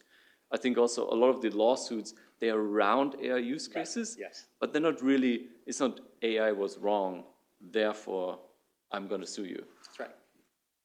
Maybe we can, and then I guess the next question, of course, once you figure out, okay, this is actually an AI risk, I mean, comes the big legal question is who is actually liable for the error. And we have, I mean, we've seen versions of this today, but you have data providers and you have model creators, you have maybe software vendors in between, and then you have a company using tools, you have an employee then using the tools provided by the company, you have an end customer, maybe even there another company is in between. It's a big question of who is in the end liable for what happened to the consumer, or who can I subrogate against. Super important for us as an insurance company to figure out where are we then actually exposed, right? Under which policy for which party do we have big AI exposure? I mean, copyright infringement, we talked about this. For us, what do we want to ensure? That this just happens to someone. I type in, create an image of a mouse. It looks like Mickey Mouse. I've never seen Mickey Mouse before. Well, I have, but in theory, I put it out there and then I get sued. What we would never cover is what Elon Musk did, is to say, can I use the footage from this movie? The answer was no. And they said, okay, then I'm going to replicate this as good as I can with Gen AI. there's some intent in there that I don't really like as a risk. If we can move on, I think there's one more, right? And then, I mean, the big question, of course, the silent AI topic is just where am I exposed and which policy and what is my exposure in severity and frequency. For us as a reinsurance company, individual small claims are not so important. What we're really looking at right now as a bigger research project is accumulation. So I think similar to cyber accumulation projects where everyone's really worried about cyber war, and that's why cyber war exclusions exist. We're doing a lot of research on the AI side, which is then pairing really data science research of training different models on different data and understanding correlations between errors, matching that up with all the legal issues and the legal gaps that contracts today have. It's not an easy task. We're not too worried also about the outcome so far. I guess that's kind of the perspective of how do we look at this as one insurance company. Okay, well, let's talk about your product. Yeah, I mean, we're just one insurer in the space, which is good because I guess a year ago I would have said we're the only one. So I'm happy a market is building around that. We're doing two things mostly. AI vendors want to make promises about the quality of their tools and put money behind these promises that creates liabilities for them. We cover those with contractual liability policies. So that is really machine learning or Gen AI, everything you've seen today, and they say this is going to be correct in 95% of the time. And if not, I'm going to pay for the damages I cause, and we ensure that in the background. We've also had losses in that line of business. Was super interesting. They happened to, like a hotel chain was using a fraud detection model, and then somehow, 2020, the world changed, and the way people booked hotels changed. And of course, AI didn't know what was going on. And this kind of was hiding the fraud that was happening. The fraud was hiding in this change of behavior, and the models could not be updated fast enough. So it's a great sales pitch for us, because it's exactly this uncertainty of deploying AI trained on the past, using tomorrow for a different future is always uncertain. And then on the other side, we're working with bigger corporations that use AI, either self-built or bought, and just say, this creates liabilities for me. This creates own damage risk for me. So credit models would be one example of using AI where I just have a financial risk if these models are incorrect. And of course, IP risks and discrimination are the big liability topics. There are other players. A Japanese insurer signed the first public deal a week ago or so, which is mostly focused on IP and discrimination. So another liability policy. That's not vouched? That's not vouched as MSNAD, I think. Yeah. Vouch is another player from San Francisco, broker and insurer focused on startups. They provide, I would say, more comprehensive coverage, not so much focused on errors of AI, but simply focused on you as a company, your business model is built around AI, and we tailored a coverage package that fits your business model, right? It tries to fill these gaps, this uncertainty of, if I use AI, does this policy actually apply? That's exactly what they're trying to provide, but not focused on, like the example that I gave as a loss, this would not be something that's covered here. It would be about data and privacy. What do these policies look like? I mean, do they look like insurance policies, or is it more like an indemnity contract? And you've got to be tailoring the wording, I assume. Who does that? Right. Well, luckily, not only me. I've already outed myself as not being a lawyer. Yeah, they are often rather parametric, the insurance policies, in the sense that I mean, let's take the example of the fraud detection. The policies really would say the trigger is the performance in a month falls below 95% accuracy, and for every percentage point, you get $500,000, something like that. The goal is, stuff is complicated, and insurers vouch, just like us, try to make things really simple. It creates, of course, risk of mismatch and everything, but Right. People know what they get. And there's also the indemnity part, which is what the GenAI providers also offer for IP infringement if the tools are used, or cybersecurity providers that sell AI tools that say, if you use my tool and you still get a ransomware attack, you get $1 million, full stop. We insure that then in the background for some of them, GenAI providers as well as cybersecurity. But yeah, they are parametric in trigger, I would say. And can you reinsure them? Is there a market to take that risk in the reinsurance in Bermuda or London or whatever? There is a market arising. In my team, we had 2 months ago the first time that we were competing on a risk with 2 other reinsurers. Didn't happen before. You're both direct insurers. We do both. At least with parametric insurance and reinsurers. Exactly. Yeah. Interesting. Yeah. And are you reinsuring Vouch? Did I hear you say that? Not at the moment. No. But they act as a broker for us sometimes. Yeah.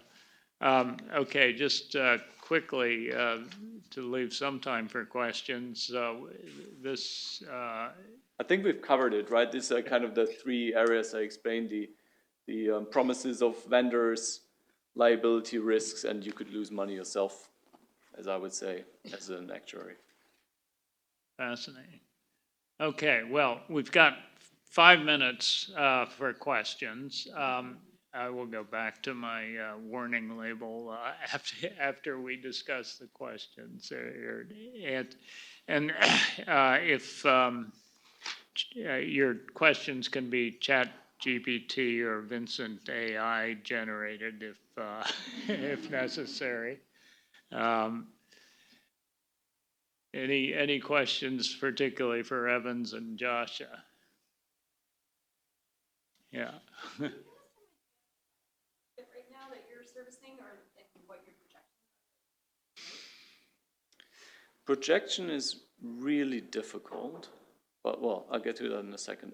Size of a market. So we have a book of less than 100 deals so far. We're definitely the biggest player in the market. There's a handful of companies providing coverage, so that should give you some estimate of deals done. Premium ranges from some companies focus on really small deals where it's like a $5,000 per policy. For us, it's everything between 100,000 and 10 million for an annual coverage for one corporation. That is today. Why is the projection so difficult? Because of the discussion that almost started today, and that is what's going to happen with AI risks. Will media liability coverages that we talked about with IP, will they just say, well, it's fine, we don't see any AI losses, we're just going to absorb it, then it's going to be covered there, it's not going to be its own market. Will we have one massive claim and everyone excludes it, and suddenly there's 1,000 IP AI policies out there, then there's a bigger market for that. So I can't really say. I mean, you obviously have a huge exponential adoption and usage of AI, which also means more value is at risk when AI is used. I would assume insurance will follow that. In the analogy of cyber, it all depends on, will we have this 1 or 2 massive ransomware attacks public, where all the corporations are asked about, how do you handle this? Some AI event that really make people worried, and not about elections or something, but really business risks.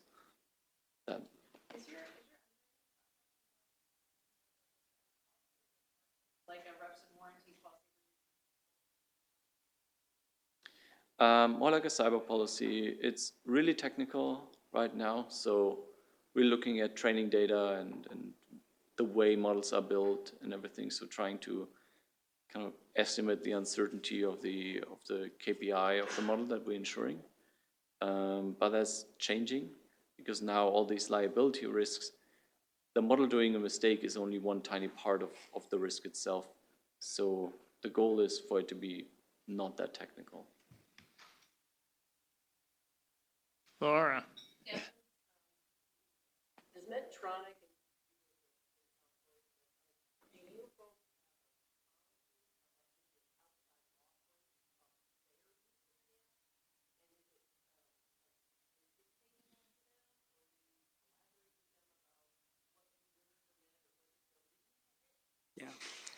Yeah, so we're in the really early stages of formulating our policy around that. I would say partly there's the ethics sort of aspect of it for our outside counsel.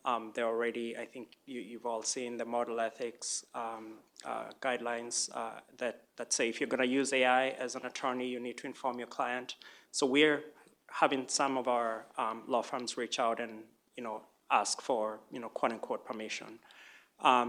Internally, we're still debating whether we will care and what sort of process we need to go through. I want to say the first request just came through maybe 3 weeks ago, so this is very new even for us, right? So I think where we're landing, at least because I think AI is here to stay. We need to allow, just as we want to be innovative internally by using AI, we want to allow our law firms to do the same. We want to find the right balance of maybe some level of due diligence on our side, but also really transfer most of the risk to the law firm so that we're not holding the bag when we say, yes, you can Thanks. use it, and something happens.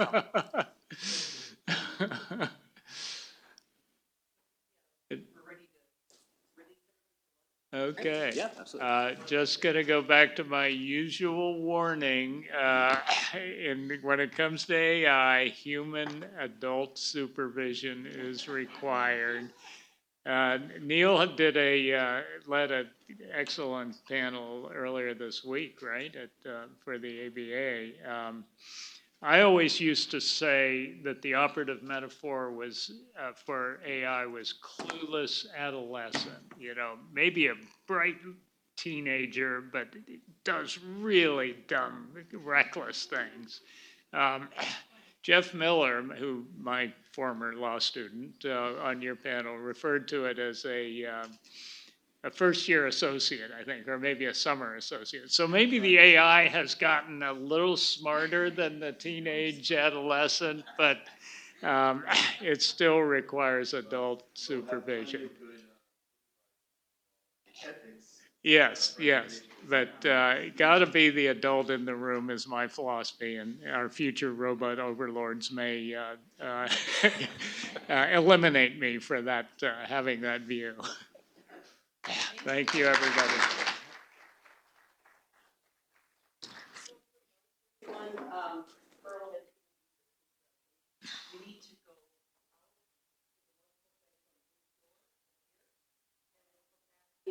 on this side?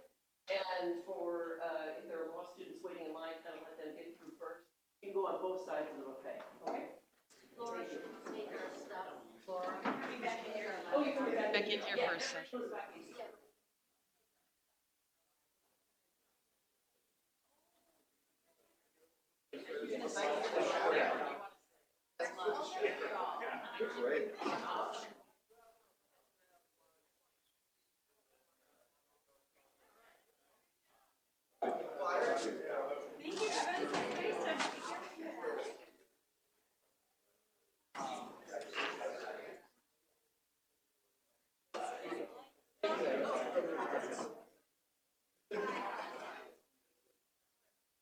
Yeah, that works really good. Yeah. Up there, and then boom, boom, we all have our mics. Really good. Yep.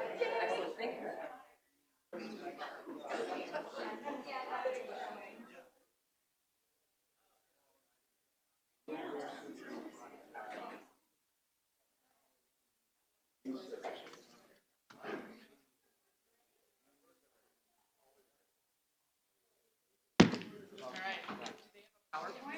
Next one just got the title slide. PowerPoint for that one? Great. No, but I'm just gonna get the one. You're gonna get the other one teed up?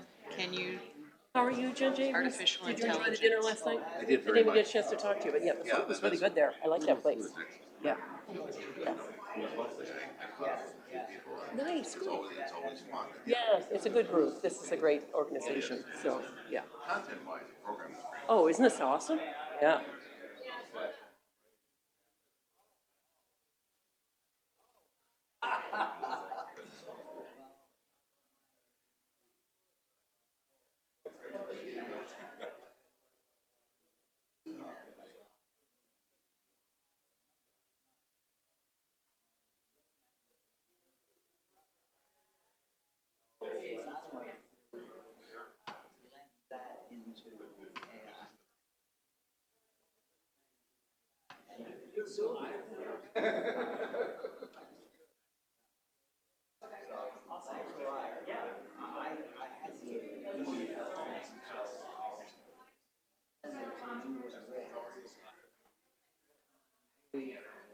First time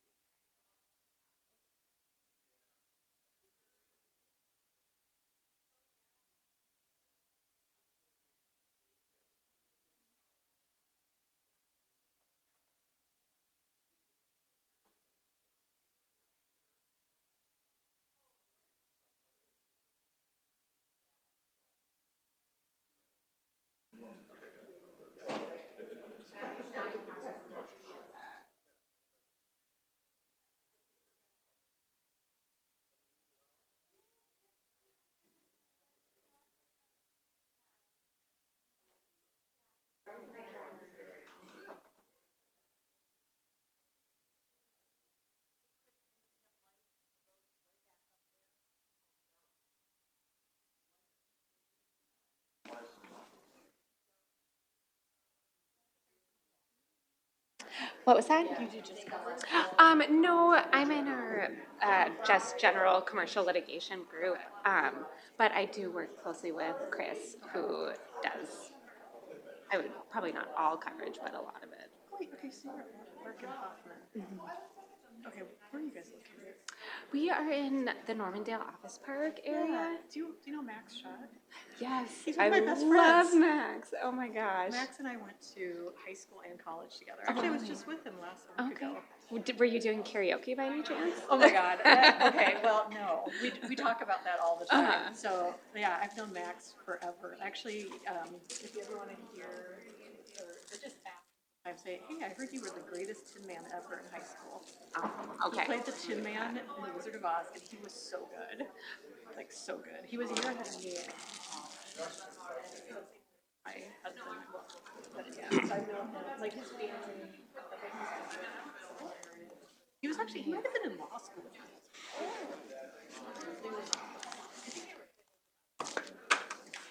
Yeah, but no, yeah, he's one of my best friends. Oh wow, yeah. I do some franchise litigation, and so I've gone to some of those conferences with Max.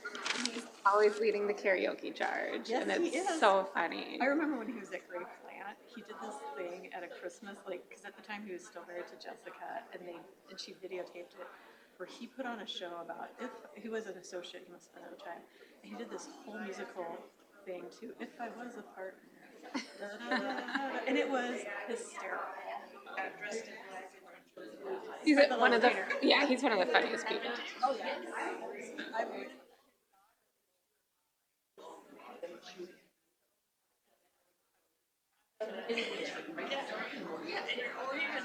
Just like, oh my gosh.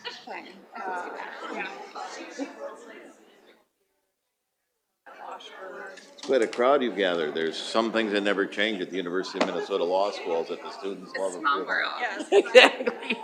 It's awesome, isn't it?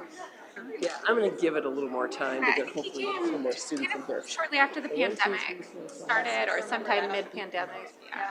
Yeah, one of the best. We have at least 15 students in here so far, so that's good. We at least have 15. There's at least 40 in the line, so.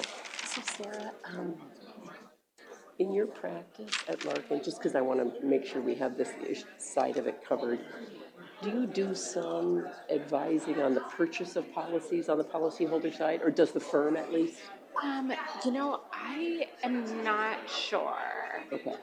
I would guess Chris probably does that. I've never done that. Okay. But my guess is. So have you primarily worked on litigation then? Yeah. Okay, all right. I can't remember, you were involved in the 3M litigation, right? I was lead counsel for the insurers, yeah. So are you missing out on 3M3? Well, I am. And actually, I got on the bench just after the asbestos litigation started. I was involved in that. Yeah, because I was liaison counsel for the first one, and I ended up kind of, because all of our colleagues from all over the country, they argued a good game and they wrote a great game, but when it came to trial, it was just not their game.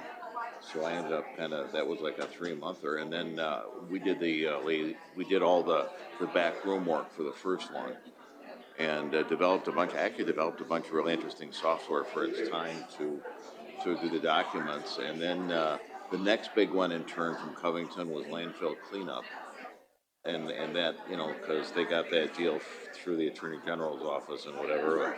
You remember that one, yeah? That was like I was at the AG's office, I think. Oh, that's right. So you couldn't. That's right. And then, Okay. and then I got to trim too. I am, But now yes. and somebody told me that I was proposed as Well, being little a Meredith is up mediator there in to 3M3, and they see said, Meredith. She's up maybe there. we don't need Jerry so much. I love about you, Meredith. Oh, she's In the last Oh, litigation, yeah. we were all texting a couple Sleeping weeks up ago there. when it hit. Yeah, I was she's like, 3 oh, weeks, kinda and glad so I with You I'm know, John nursing Harding it. is here.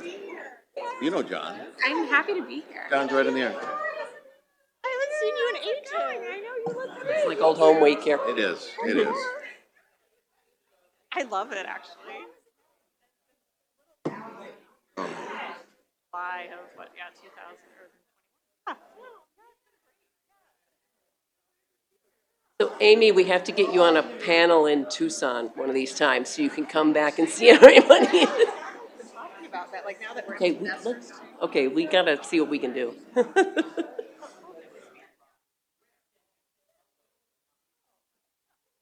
I didn't know there was all these people.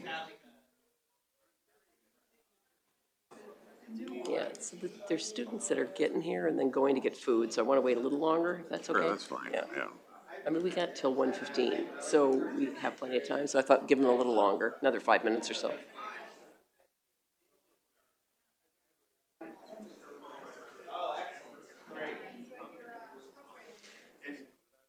I have a hearing at 3 by Zoom, so I will find some interesting place, so I won't catch the tail end of the last one. The ethics. Yeah. Are you good on ethics credits, so you're fine? Yeah. You know, I can attend these things, but I have to report them separately because I'm a senior judge. I still go through the Supreme Court so I get CJE. Okay. And so technically, I don't have ethics credits, although I do a program on ethics for the ABA Business Law section and specifically dealing with. Nearing here for all of private practice. Yeah. So what are you saying you're writing right now? You were just saying. I was just saying, so we've got a desk book for Minnesota CLE. Oh, that's right, okay. Yeah, so I do a chapter on insurance coverage. It's about 30 pages, and it's just really, really basic stuff for practitioners. Okay, that's good. To scare them enough to know that if they think that there's coverage, to tender it, and if they really are worried about it, to talk to somebody who knows what the hell's going on. Exactly. Yeah, well, that's so true, isn't it? I still, believe it or not, you still have like construction defect stuff. Yeah, The of course. insured doesn't go get coverage counsel. Oh, got And I'm it. getting a settlement, policy limits demand, and they're not demanding I pay it. I'm thinking, whatever. I just had one of those as a mediation. In fact, I made them come back. I made them tender to their insurer, a builder who was, had subs, and some of the claims were dealing with the subs. And wouldn't you know, by the time we got the insurer involved, they actually had some money and we got the thing resolved. But there were covered claims, and they just literally They never tendered they it. never tendered it. How can that happen in today's world? But it must. It was surprising because I was dealing with his lawyer, and she should have absolutely known better. And she said the insurance company quote unquote blew her off, and that was insufficient. I mean, you're a lawyer. You don't get blown off by anybody. Blew me off. Yeah, it's not a thing. I think we should, good to start, okay. Hi, everyone. So I think we've got a decent contingent of students here now with their food, so I thank you so much. Thanks to the University of Minnesota for having us, and thanks students for joining us today. I know many of you are in Professor Schultz's class, so you have some knowledge about insurance already now, which is a good thing. And many of you were not here this morning when the president of the American College of Coverage Counsel, Angela Elbert, sort of described the organization. But this is an American college of practitioners that are out, you have to be out at least a minimum of 15 years before you can be a part of this organization. And we have lawyers on both, it's private firm lawyers, on both sides of the V, so lawyers that represent insurance companies and lawyers that represent policyholders. And it really fosters camaraderie among the insurance bar, and we find that we really enjoy being with our colleagues, even if they're on the other side of the cases. So, and it has in the past, we can all attest to this, has fostered some settlements because we've had these personal relationships that help us in trying to convince our clients to resolve matters sometimes. So my name is Laura Hansen. The topic that we're going to discuss today is careers in insurance law.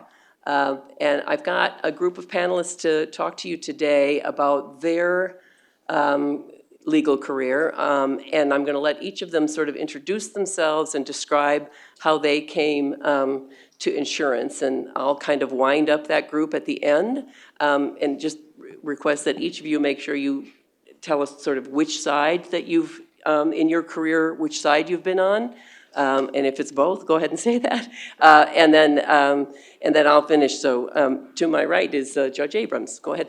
Well, thanks very much. My name is Judge Jerome Abrams, and my current role is that of being a senior judge for Minnesota courts. And one of the interesting aspects of that is that it also allows me to do private arbitration and mediation work. And I serve as a mediator and arbitrator with JAMS, which is Judicial Arbitration and Mediation Services. And I do a lot of insurance coverage cases, largely because a good portion of my practice for 27 years was dealing with insurance coverage disputes. And obviously, for those of you who've just kind of grabbed lunch and dropped in, we've been talking about stuff that relates to people's rights and insurers' obligations under policies. And it's very, very interesting stuff. And I want to digress a little bit. I got involved in dealing with insurance coverage stuff because of marauding squirrels. And when I just got out of law school, I just hung a shingle. This is like circa early 1982. The prime rate interest rate was 18%. Reagan had just taken office. Carter was out. The business world just tanked. I mean, it tanked for about 5 years.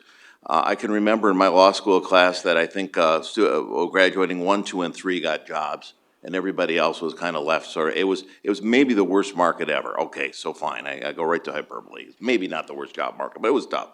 So I hung a shingle. You get very proud when you get out of law school. And a friend of mine had gone on vacation for several weeks, and he came back and his home was destroyed, absolutely ravaged, pillaged. These squirrels had gotten in through his fireplace and torn his couch and torn his drapes. I mean, tens of thousands of dollars worth of damage, and of course, State Farm wouldn't cover it because they've got a rodent exclusion.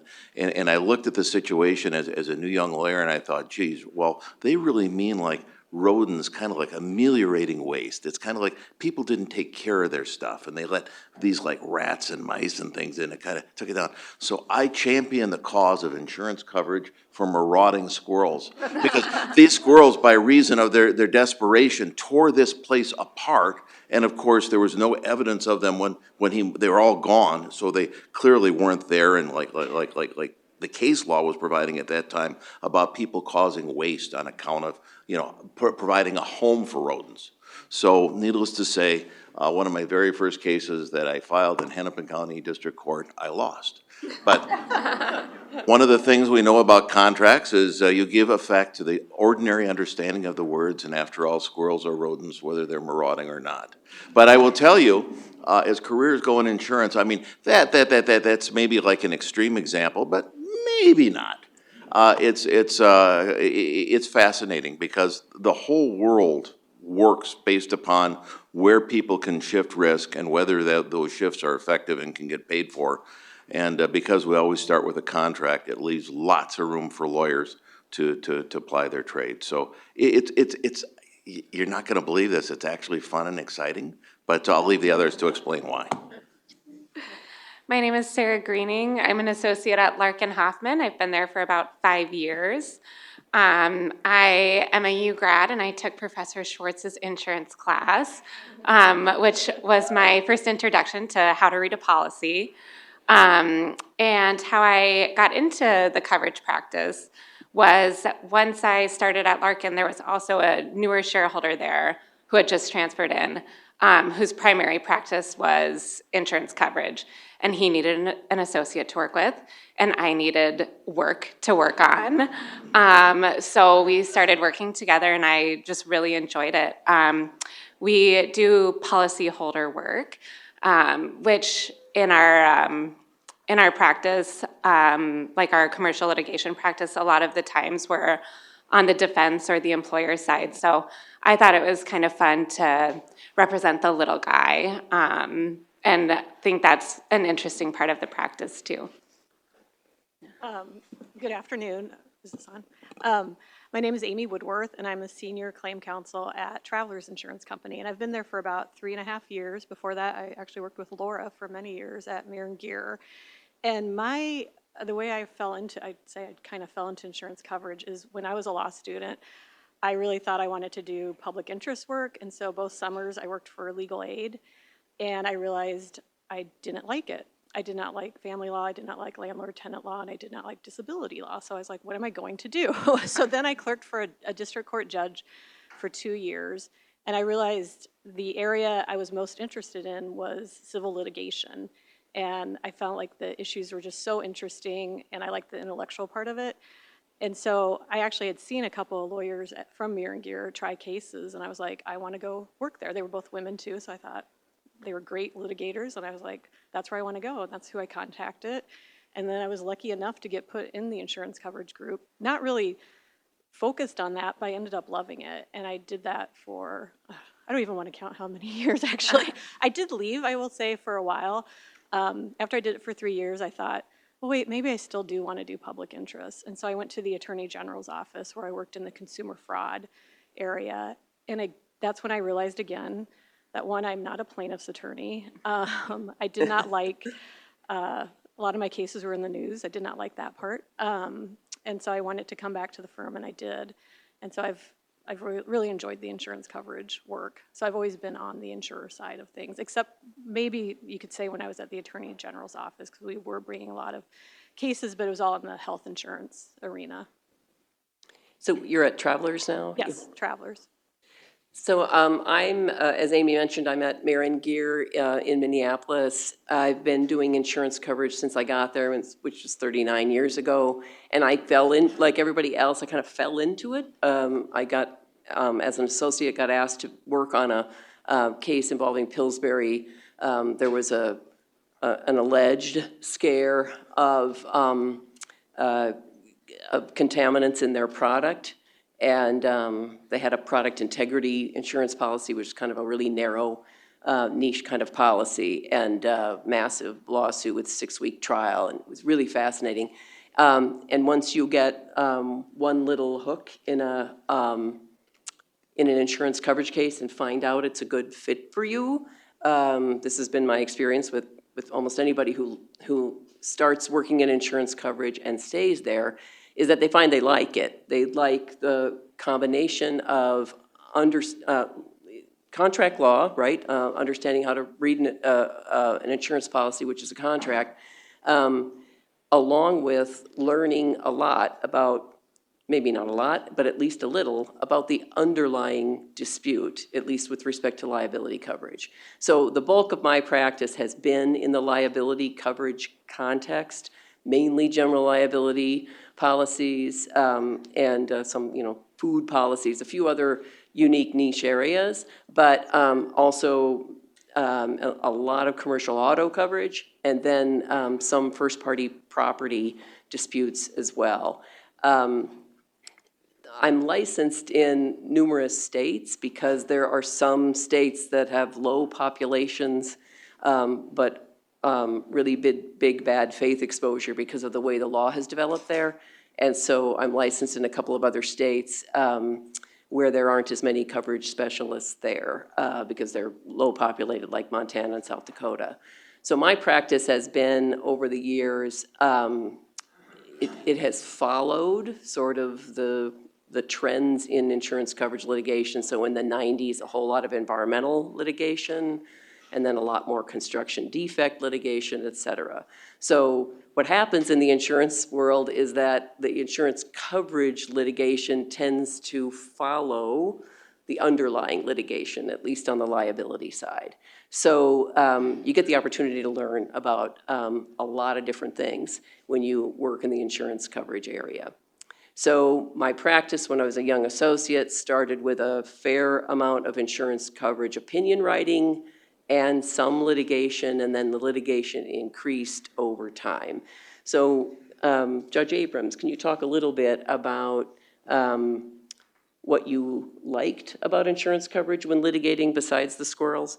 I didn't like the squirrels. Okay. And then if you did coverage opinion writing, did you love it or did you just suffer it?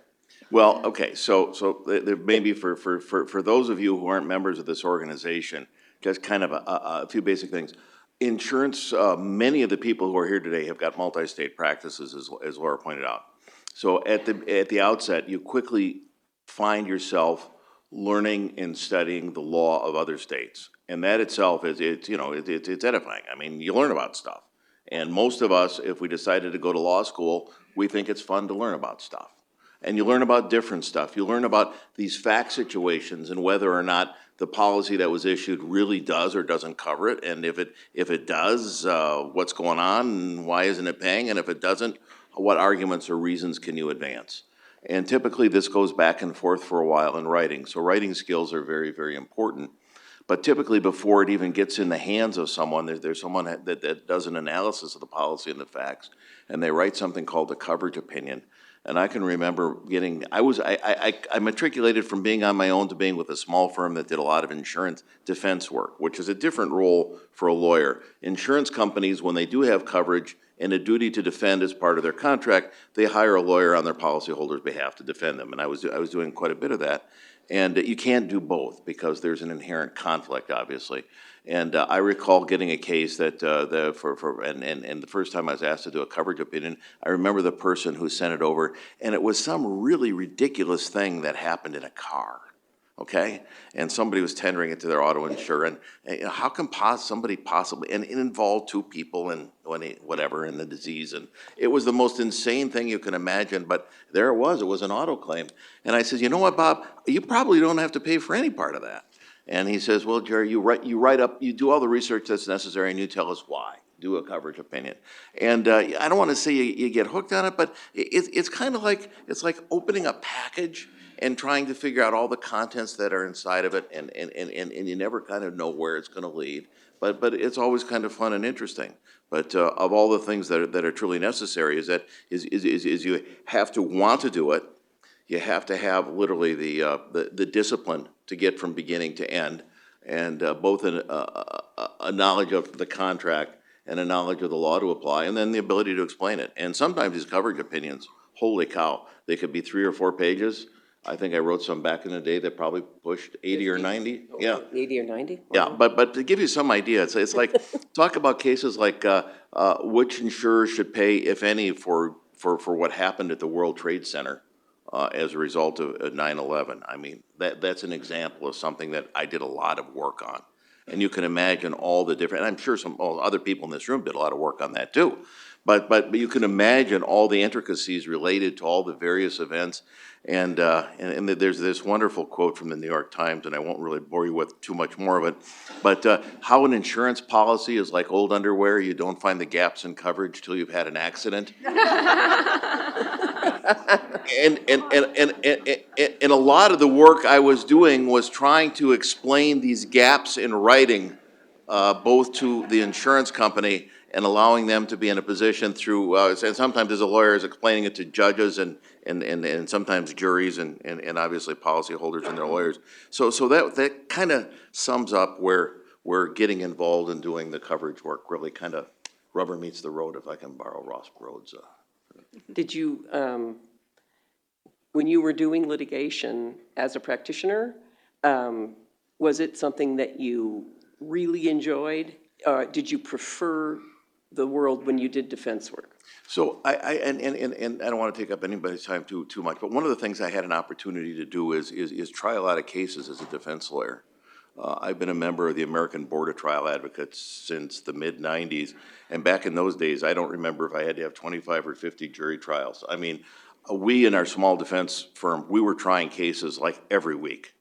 And so I you know, it's fun. You get to tell a story, and you work on the story, and you hope you get a good result for your client, and you also realize that it's not your money, so next week you can try another case and see how you do. But the point I get to ultimately is that the insurance coverage stuff, it's trickier, it's more complicated. The trial aspect of it usually it's a longer time to evolve, and the cases tend to be a lot longer. I once had a jury trial over a major coverage issue. There was over $1 billion at stake, and that trial went about 3.5 months in front of a jury. And so some of these cases many of them are decided on some form of dispositive motion, usually a Rule 12 motion or a summary judgment motion under Rule 56, but some of them actually do go to trial. So I personally, there's nothing like the tension and pressure of getting ready for a trial, but it's really kind of fun once you get started. That's great, thank you. So Sarah, why don't you tell us what you like about your coverage practice at Larkin Hoffman? So I am involved on the litigation side, although the partner that I work with does a fair amount of advising. And so we generally come in once the coverage opinion has been written and there is a denial of coverage. I do a fair amount of property insurance claims. And for the first part of my career, which was right when the pandemic started, we dug into some of those business interruption claims, which unfortunately for all the policyholders out here, the courts didn't quite swing that way. But that was still an exciting, year and a half battle as we made it to the Eighth Circuit to try and get some good precedent. But I like the litigation. I like the writing. Like Judge Abrams said, a lot of these cases are decided on motions to dismiss or motions for summary judgment. And I really enjoy the briefing. I agree, insurance policies are kind of like puzzle pieces, and so it's fun to put it together, looking at, starting with broad coverage, going through the exclusions, and once you think you have that figured out, going through the endorsements, and then changing your analysis. I think it's really engaging academically, and it does give lawyers a lot of room to be creative in their arguments. Amy, what have you liked in your various roles? I mean, it's kind of all the same. I love the legal research and writing. That was my favorite part of being in private practice. And then, like I said, it was part of the reason when I went to the Attorney General's office, I thought I was going to love that area. But I missed like doing the summary judgment motions, doing the appellate briefs. I mean, so much so that I actually had asked the office to let me do criminal appellate briefs because I missed that part of it. And so much of the coverage cases are decided on dispositive motions. And like, as Laura said too, the underlying facts are so fascinating. Right now, when I started at Travelers, I was working in supporting an excess surplus lines coverage, which means we kind of have those insureds that can't get coverage in the typical marketplace. So we'd have some like really interesting insureds and like kind of bizarre facts as far as some of these losses. I mean, things you just can't make up, honestly. But then I've moved into the public sector arena, so I support the public sector group inside Travelers. So and that's been really interesting, and it has, I think, probably changed throughout the years. One of the things we write, obviously, is we write coverage for municipalities of all sorts. And I think since the George Floyd murder, there's been an increase in litigation in respect to under the law enforcement liability coverages. And so those have been really kind of fascinating to learn about those cases and to analyze the various coverage issues that have been arising from them. And it's been an increase we've seen a lot given those events. So in my practice, I would say that what I like the most is the litigation. I'm senior enough that I don't do the first draft of most coverage opinions. We've got people that help us do that. Although I do still enjoy beginning the analysis of a new claim comes in, got the policy, and insurance companies know their own business. They don't send it to outside counsel if it's easy.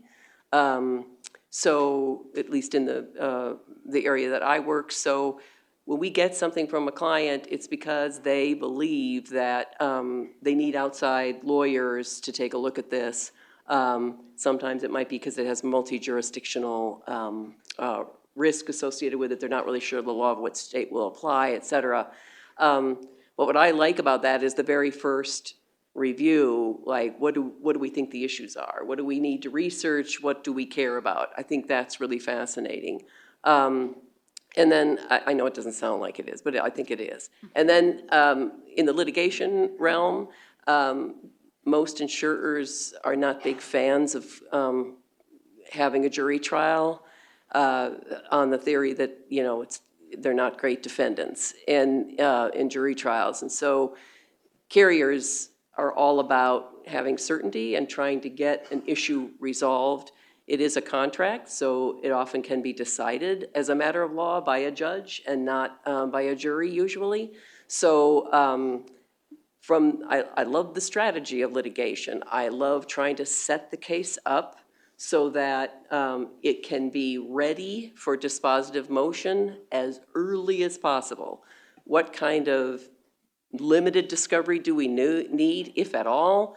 And, or how can I draft the complaint so that once I have an answer on the other side, I can move for judgment on the pleadings under Rule 12, because everything I need is going to be in the complaint if I'm the plaintiff. So that strategy, our clients have an expectation, at least on the carrier side, and I know policyholder clients expect the same of their counsel. They want a strategy that is going to maximize the best outcome possible, but they want it done efficiently and as inexpensively as possible. So if we're going to have to litigate insurance coverage on a particular claim, the clients want us to set up their expectations from a strategy standpoint. How quickly can we get this resolved? And what's your recommendation as to how we're going to get there? And that, I find, the strategy the actual writing, the arguing in court, those are all great, but I love figuring out the best way forward. I think that's one of the most exciting things we do as a lawyer. In a firm like mine, where we have a huge insurance coverage group, we have a lot of very experienced insurance coverage lawyers, partners in my firm, and you can roundtable something pretty easily with a really big group like that. And I can always, even in the other offices, we have lawyers in our Arizona office where I'll pick up the phone. This is a policy I bet so-and-so has seen before. So I really like that about the litigation side of it. The strategy is really kind of what I like the most. So that's sort of my little summary of why this is such an awesome practice area. Judge Abrams, can you talk a little bit about mediating insurance coverage disputes and what kind of lawyering you see on both sides? Well, first of all, I was on the bench for about 15 years, and I've been off the bench now for about 2. I still serve as a senior judge, so I come in and, whatever stuff I call. Usually it's unpleasant business, but like Sex Offender Friday and stuff, I'm still in court. But otherwise, I'm spending my time mediating and arbitrating insurance disputes. And what I do find, and it's not to give you all a pat on the back, but most of the lawyers who are knowledgeable and practice in this area are good. And when I say they're good in the sense that they know and understand what the issues are, they know and understand what the risks and exposures are, they know and understand what strategies are, both kind of on a micro level and sometimes on a macro level, how it might impact a company in future litigations and stuff. But I do find it's fun, and it's also challenging, because quite often we have a situation where when is the optimal time? I actually did a survey of members of this organization. It seems like everybody wants to mediate a case after the summary judgment motions are filed, before they're decided, kind of where this sort of maximum risk is supposed to be, unless they're hidebound that they want to be vindicated somehow, and then they wait for a decision, and then the mediation is pretty simple, because somebody's won and somebody's lost. But more often than not, even waiting for that summary judgment decision. If you're in state court, most of my colleagues punt, and they find a fact dispute precluding summary judgment, and you're in federal court, one side wins, one side loses, and as a mediator, you don't have a lot more to add to that. But for me, it's fun, it's challenging. I enjoyed the challenge. It is a pathway, especially, and I really don't want to digress too much, but civil justice has been in a decline in courts since even before COVID. I mean, if you took the number of filings, and there's some statistics from the National Center for State Courts, at one point, about a year and a half ago, it was down 30% from 2018. And it's just surprising.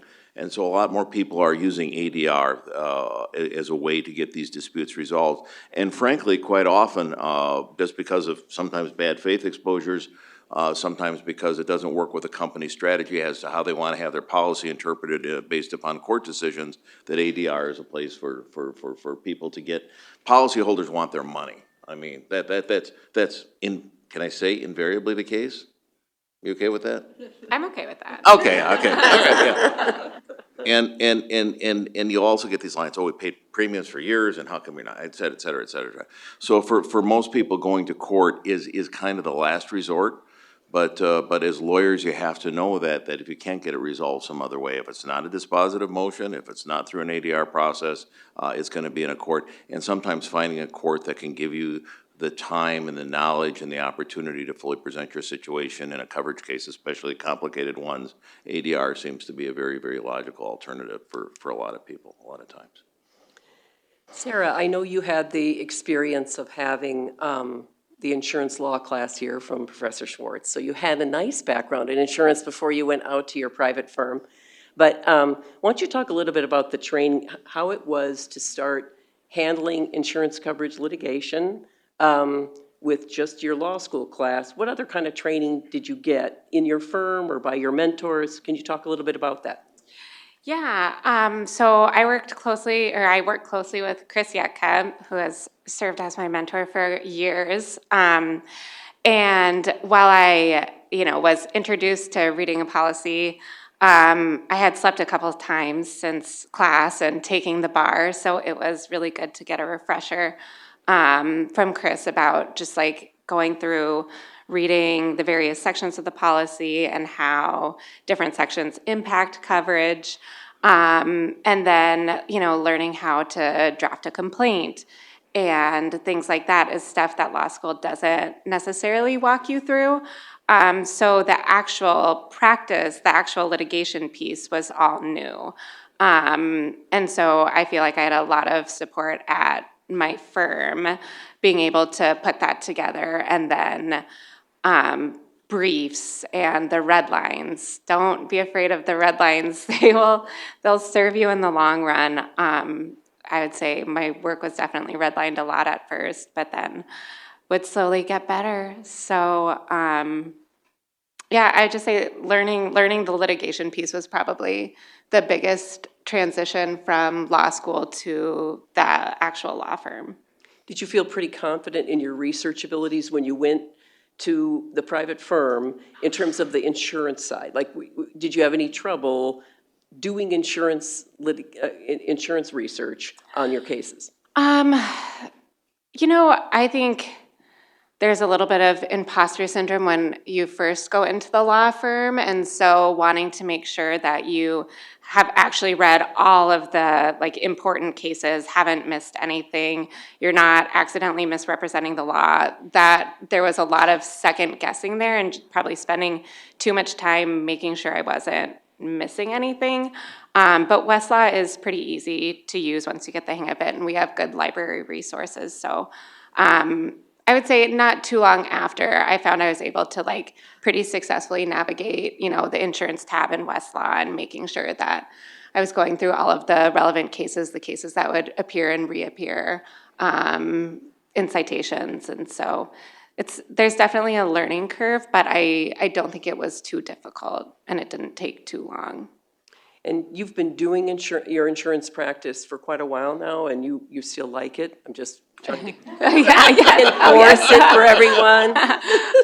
Yes, so I've been practicing. I just completed 5 years, so I'm in my 6th year, and still every time, and I have a bit of a wide variety of practice because I'm in our general commercial litigation group. But every time there is an insurance case that comes up, I'm always really happy to work on it. And really enjoy that kind of work. So yeah, I enjoy the ABA group. TIPS is wonderful. The insurance group has a really great bar, very collegial on both sides, and good people. So I enjoy it still. So you found the bar group helpful in your practice then? Yes, yep, and the February trip to Arizona is pretty nice. Yeah, yeah, we know that. So Amy, can you talk a little bit about your current job at Travelers, and does Travelers hire law school graduates directly, or in the type of role you play, do they expect people to have some experience first in the private law firm? Sure. Well, the role I have, so again, I'm my title is claim legal coverage counsel, basically. So I support, like, I'd say internal claim clients, but I also manage outside litigation. And for most of the people in my role, I'd say most of us have come from private practice first. We almost all did insurance coverage work, mostly on the insurer side before we came in-house. But one thing I've learned at Travelers, which I guess I didn't really have a full understanding of until I got there, is just how many lawyers there are and all the different avenues for opportunities and employment there. And I'm not sure if we hired directly. I can't say I've known of anybody who's been hired into the claim legal, but we also have a lot of staff counsel, and there's like a lot of opportunities there. And we have a big summer internship program. And we have staff counsel, and again, this is something I didn't even understand until I got there. We have them all over the country. And we've also been growing. We have an internal in-house insurance coverage firm now too that also has been growing quite a bit. And they definitely hire, summer associates, and we've hired people right out of law school. And there is quite the avenue. Like my manager himself, he came right from law school into staff counsel position, has just kind of moved his way through the company.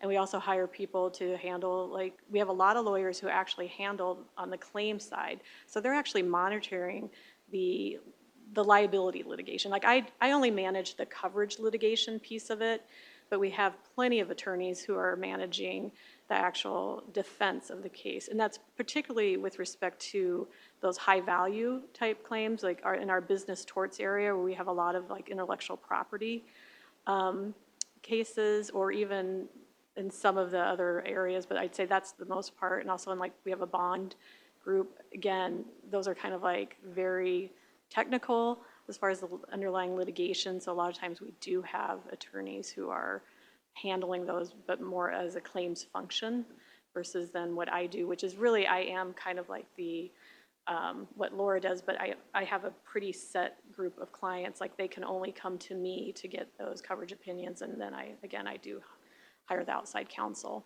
And one thing I would just add, though, that as Sarah was saying about the ABA, those kind of organizations have been great as far as they are very collegial, and it's now being in-house, I have to say, I really enjoy it's a great group to tap into when I'm looking to hire outside counsel. As far as having met somebody in Tucson or wherever, I might have been for a conference. So it's been a really good avenue. Great, thank you. And do you have lawyers that are actually in claim handling roles as well? Yeah, that's what I guess. That's what you meant. I'm sorry. Okay. So yeah, those would be in the high, again, in the business torts section group. We have a lot of lawyers who handle claims, but it's all over the place too. I mean, there's definitely lawyers who are in the claim handling function in the public sector. In the group, when I was working for the excess surplus lines group, we definitely had some attorneys who were acting in that capacity. So we have, in our firm, we have hired lawyers as well who first worked in claims or in underwriting at an insurance company, and then went to law school, and then joined a private firm. We've also had situations where lawyers have worked at our firm in insurance coverage, and then Amy had then left to go in-house to work directly for insurance companies. So that's kind of a fairly common thing. So all you law students should be aware that you shouldn't eliminate the idea of working in-house if you're interested in insurance with insurance companies, because those opportunities are out there, whether it's at the beginning of your career or further on as you progress in your practice. So we have enough time to, before questions, even to talk a little bit, and I didn't really warn the panel about maybe an interesting case that we've worked on in insurance coverage that just might pique your interest a little bit. And I'll just talk about a recent one I had in Montana. A married couple went to a resort in Montana, and the room, they were newly married, it was a honeymoon. The resort they were in the room that was right next to the boiler room. And the room filled with carbon monoxide, and unfortunately the husband of the couple died as a result of the exposure, and the wife was survived but was seriously impacted by it.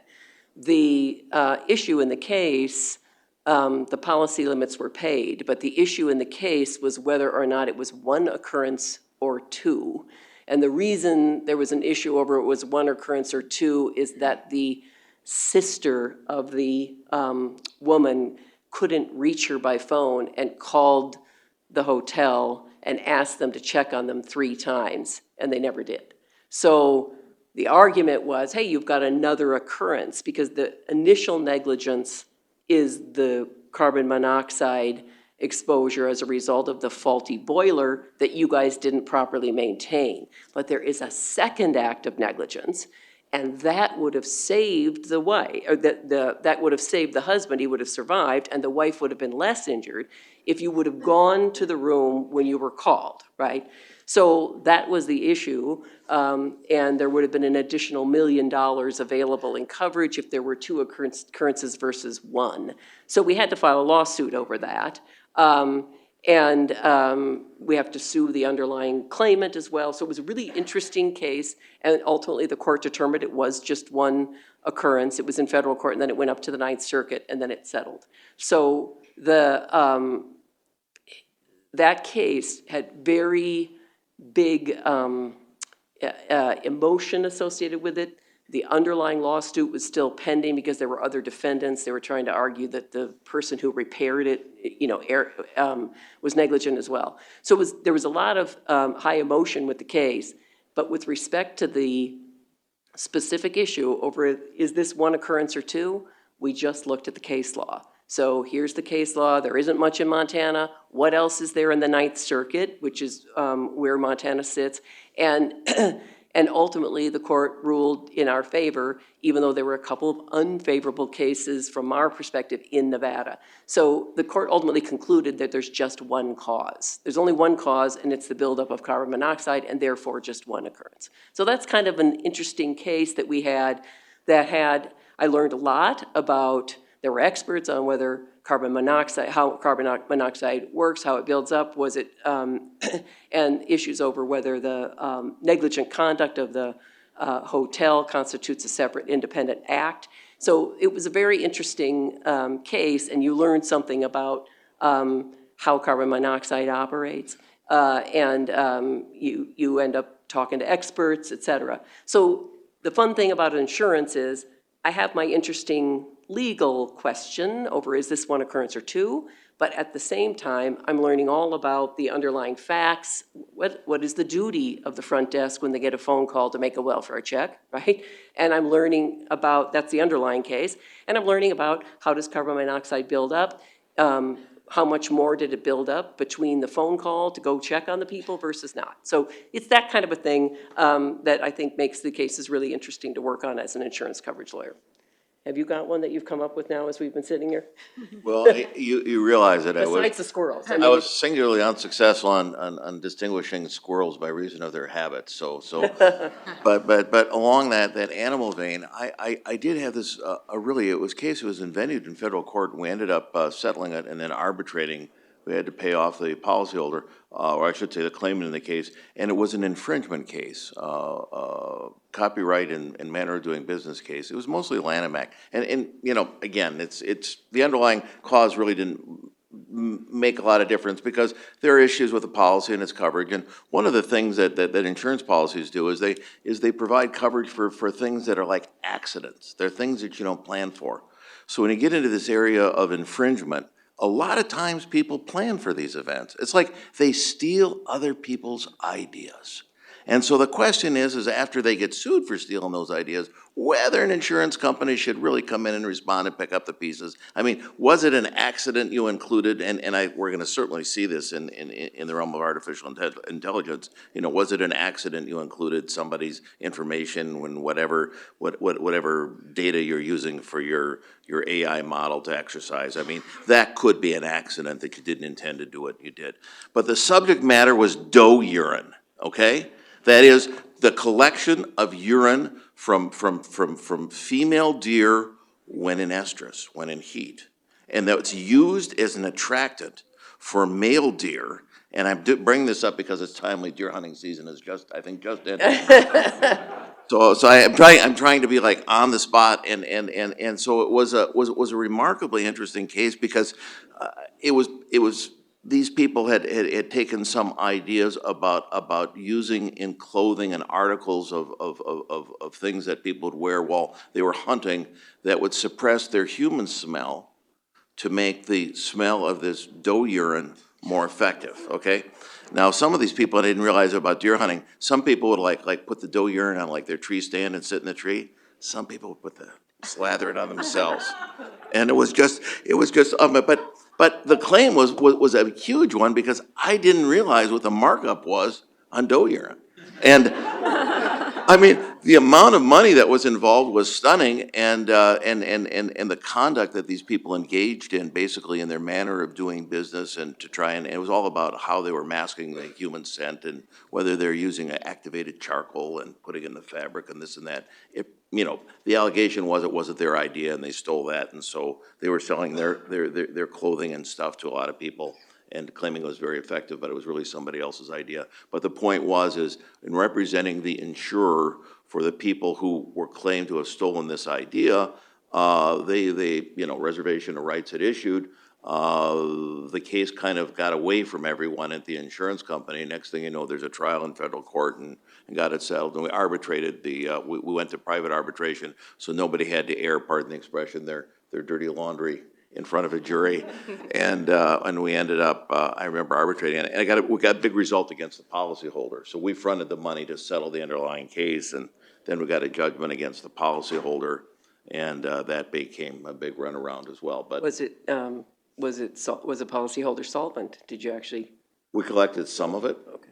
But to give you some idea, I mean, it's not just like looking at a contract and saying, oh, it works and it doesn't work. Sometimes it's like you have to work the strategy and understand the situational dynamics. It's kind of a fancy term, and you got to figure it out. And with this particular insurer, they wanted somebody to figure it out, and so it ended up it was going to be a loser for a big number in federal court in front of a jury. There's no question but the policy excludes things that you do like stealing other people's stuff. The insurance shouldn't have to pay for that. So that's what it came down to. In the doe urine case.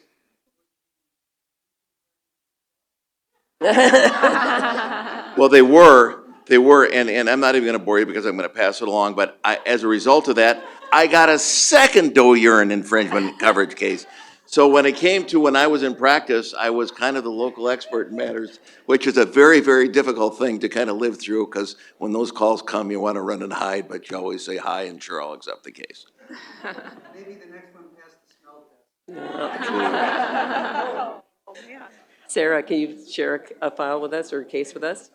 Sure. And I came in at more of the tail end of this case, but I think it was super interesting. So in insurance, there are sometimes, there's liability case, whether the insurance company breached, the contract by not providing coverage. And then there could be bad faith claims. And so I got to help out on a bad faith issue. The trial was bifurcated, so liability was first decided. The insurance company owed coverage to the policyholder. So then the issue was whether the insurance company engaged in bad faith by initially denying coverage. And I thought that was a super interesting legal issue, and there isn't a ton of precedent in the Eighth Circuit. So it was really... It's not bad faith. Yeah. It keeps those insurance companies in check, having those cases. Right. And so there wasn't a lot of precedent in the Eighth Circuit, so it was really fun to be on the front end of that. And this case was particularly interesting. It was in federal court. The policyholder has a criminal background, and so the insurance company seemed to have just denied coverage, said there was fraud without conducting much of an investigation or without paying attention to the investigation that they conducted. And so just being able to prove that the insurance company wasn't reasonable and didn't have a reasonable basis for denying coverage felt like we were fighting the good fight, which, like I said, it's kind of fun to be on that end, particularly doing a lot of like defense work. It's kind of nice to switch sides for a little bit. That's great. Amy, you have anything? I'm just going to tell a little story from one of my cases. So when I started out doing insurance coverage, it was almost all environmental coverage. And I really did enjoy those cases for some of the reasons that Laura already said. Like, I was involved in some MGP cases. It was just fun to, might not sound like it's fun, but it was fun to learn about like the history. Manufactured gas plants. Sorry, yeah, manufactured gas plants. It was fun just to learn about like the history behind them and like, I don't know. But also, when I first started, I know some people in the room will disagree with this, but we had felt like Indiana courts were getting it wrong on the pollution exclusion and finding that gasoline was not a pollutant, which I still don't understand to this day. And my first, I'm pretty sure it was, if not my first, it might have been my second solo deposition. The partner sent me to Indiana to take the deposition of our insured to try to establish that gasoline was a pollutant. And so I was like, okay, I can do this, because how can you say it's not a pollutant, right? And I went through all these questions with him, and he was saying things like, yeah, you know, I would wash my hands with it. I would let my kids, like, play with it. I would, like, I mean, I'm not kidding you guys about this. And at one point, I finally just sat back, and I said, I'm sorry. I said, would you drink the gasoline? And he looked at me, he said, you know what? If it tasted better, yes, I would drink the gasoline. And that's when I realized his attorney had done a great job of prepping him for that deposition. And I just threw up my hands and said, I'm done. Though actually we used that quote in our brief to show the district court, which we lost, just how ridiculous the holding was that they had gotten from the Indiana Supreme Court that gasoline was not a pollutant. So that was kind of fun, though frustrating as a young associate. There are some people in this room that really like the Indiana Supreme Court precedent, but, you know, like, yeah, there they are. They're raising their arms. I get it. So we have time for a few questions. If any students have any questions, if you want to come talk to people after, please do that. I hope that some of you students can come at the end of the day to the reception. All I hear about among all law firms on both sides of the V when I go to national bar events that we have, such as this one, is that we're thin on associate help. It's hard to get law students and young lawyers interested in wanting to do insurance coverage. So you have a captive audience at the reception of a lot of lawyers in law firms here all around the country. Feel free to talk to people. Ask questions if you want. Let us, get email addresses from us or business cards or whatever. Because if you have an interest in this practice area or think you may, we've got a lot of us here that are or will be looking for lawyers, and also our in-house people. We've had several in-house representatives here today in addition to Amy. So we'd like to have you guys come this afternoon and mingle with us and chat with us, and if you have any further questions. But if you have a question to raise now, feel free to do it. Chris? So,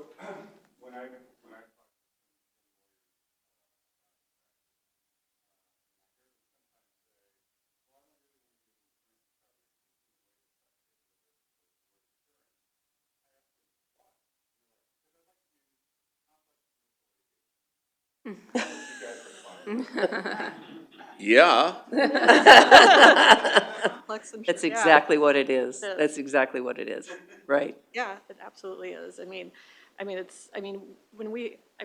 It's difficult issues, I think, as we've already said. I mean, these are not easy issues that can be resolved. And again, that's kind of why I went into it, is because I like the intellectual challenge of insurance coverage. And I like, you meet like a lot of great attorneys that I feel like, the top level attorneys, frankly, in every area that I've practiced in the insurance coverage world.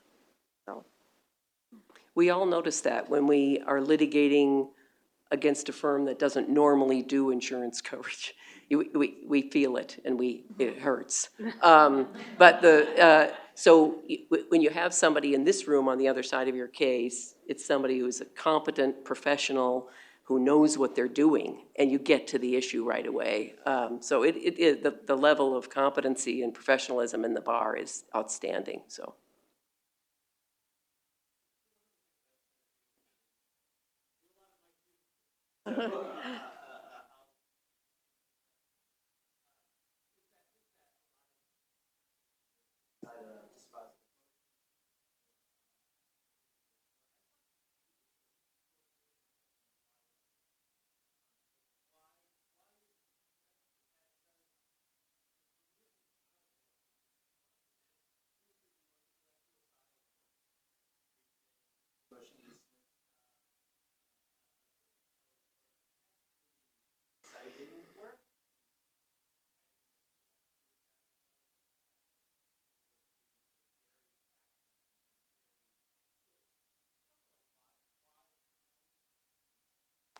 Well, I'll go first, but I'm happy to have others jump in. So an insurance policy is a contract, and the interpretation of a contract is typically for the court. We have a massive body. Insurance has been around since the beginning of time, so there is a massive body of common law interpreting that insurance contract over the years. And so there's less in some jurisdictions, especially the low-populated jurisdictions, more in others. There's a lot of law in California. So because they're typically the facts of the claim are known, there can be a dispute on those, and when there is, then you do your discovery, see how it all comes out. The insurance company always thinks it's clear, makes a motion. And then if the court determines there's still a fact issue over something that matters to the interpretation of the contract, then you'll find yourself before a fact finder. That's my sort of short explanation, but anybody else have comments on it? What she said. Anybody else in the audience want to speak to that? I'd be happy to.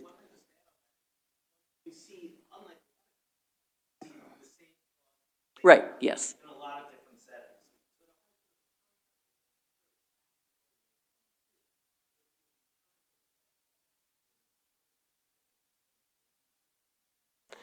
Right, so the policy language also develops over time. So you may have heard this morning about, as soon as the claims are big and there's lots of them, we throw an exclusion on there on the carrier side. So the same thing happens with the change in policy language. We added by or on behalf of a landlord to the invasion of privacy coverage and the personal injury, right? So when you start researching in Westlaw, you can do natural language search or whatever, and you're going to pull up all the cases with that exact, you can use the exact language from the contract because it's reported in so many cases. And so and if it changes, you have to obviously read the case carefully to figure out if they actually have the exact same contract language as yours. But that's also a way to distinguish a case. If they it has a worse definition or a better definition depending on your policy, your position in the case, with respect to the definition that's in the policy or the policy language itself or the exclusion language, whatever. So because there's so much authority out there on the policy language that we have, because it's standard form for the most part, there's a lot of guidance. And the guidance varies by state, so it's all a matter of state law. Not so great in Indiana, but. Well, and we could probably do, as Professor Schultz probably does, I mean, you can talk about how the law actually evolved, but that's why you can become very, very comfortable with kind of the standardized language. Somebody had a slide up with a logo from the ISO, the Insurance Services Office, but by reason of industry involvement and pressure, that language does change over time, and even those things from time to time, from place to place, also changes, and so sometimes you get some of these exceptions even to a well-understood meaning, so it takes somebody who's willing to really apply themselves and make sure that, as you pointed out, you read the case law and you make sure you get it right before advising or guiding or drafting the motion, because somebody will check you on that. But there's enough variability and there's enough recency in these changes that keep you on your toes. Right, it's why we need lawyers. Thanks, everybody. Thank you.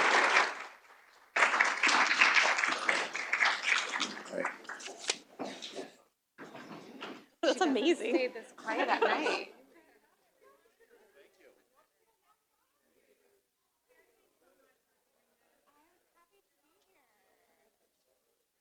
Sarah, you're a superstar. I'm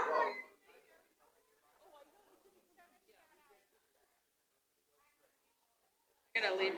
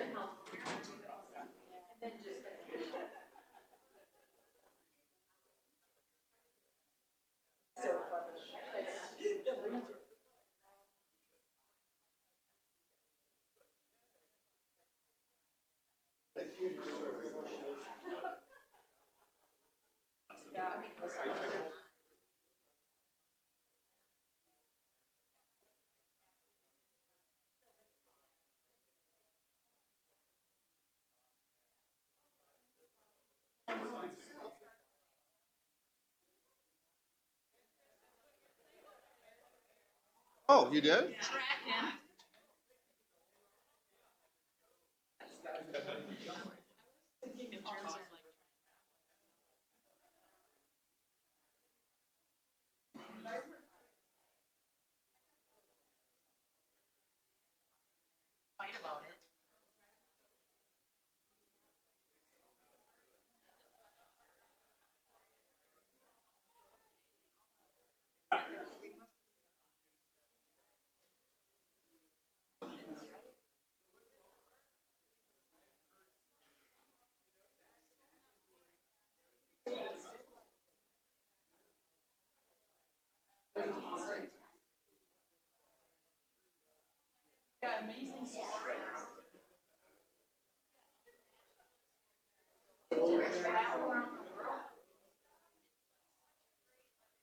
I agree.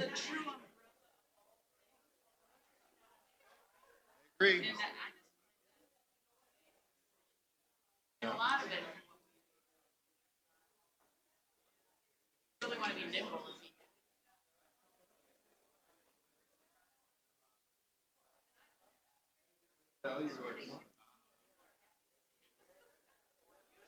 Usually.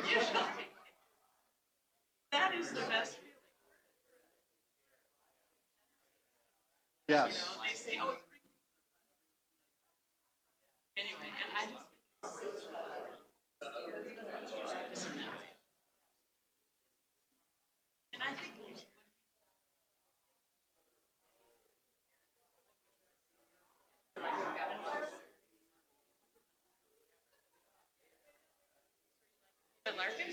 I really do a lot. Barnes was not. Like in terms of, I mean, Professional practice, I think, is great. I was at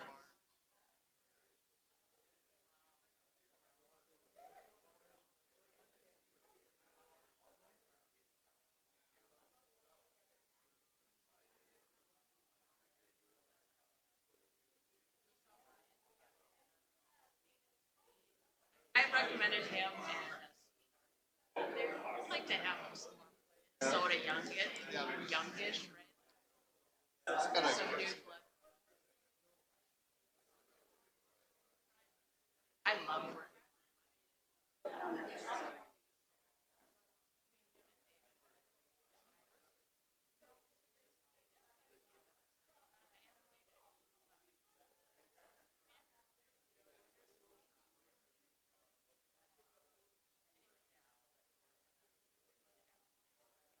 In the May conference. Chicago, yeah, absolutely. Yeah. All right, let's get everybody seated and get our next panel going.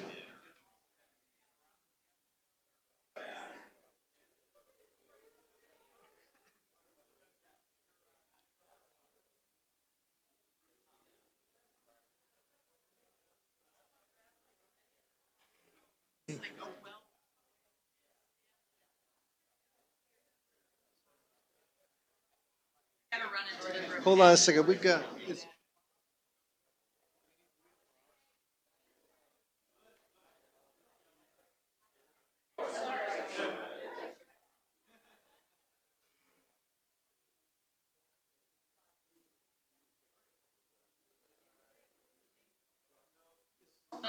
Bob here? Yeah. Go ahead. He's there. He's right over there. What's that?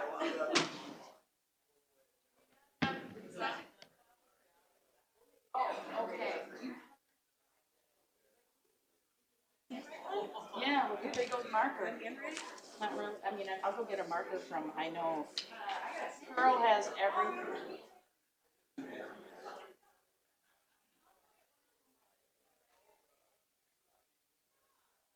Right. I'm fine. Where do you want to be, Bob? I'll be right, well, here, or Chris, are you gonna argue from the podium? Do you want to argue from the podium? Yeah. Okay, well. And I'll start here, so that way I can see this, and then throw the questions out to you guys. Okay, and then you'll argue, and then I'll come up and argue after you. Come up and argue And then after you me, just, right. wherever you want to be, Judge. And I'll do the intros. What's that? Yeah, you gotta do. Didn't hear the usual all rise, but I'll adapt.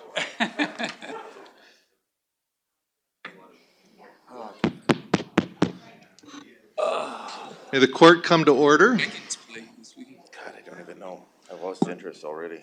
Honestly. Oh, they So I'm Chris Yutka. I am one of the co-chairs for the symposium this week, and it is my delight to introduce the next panel.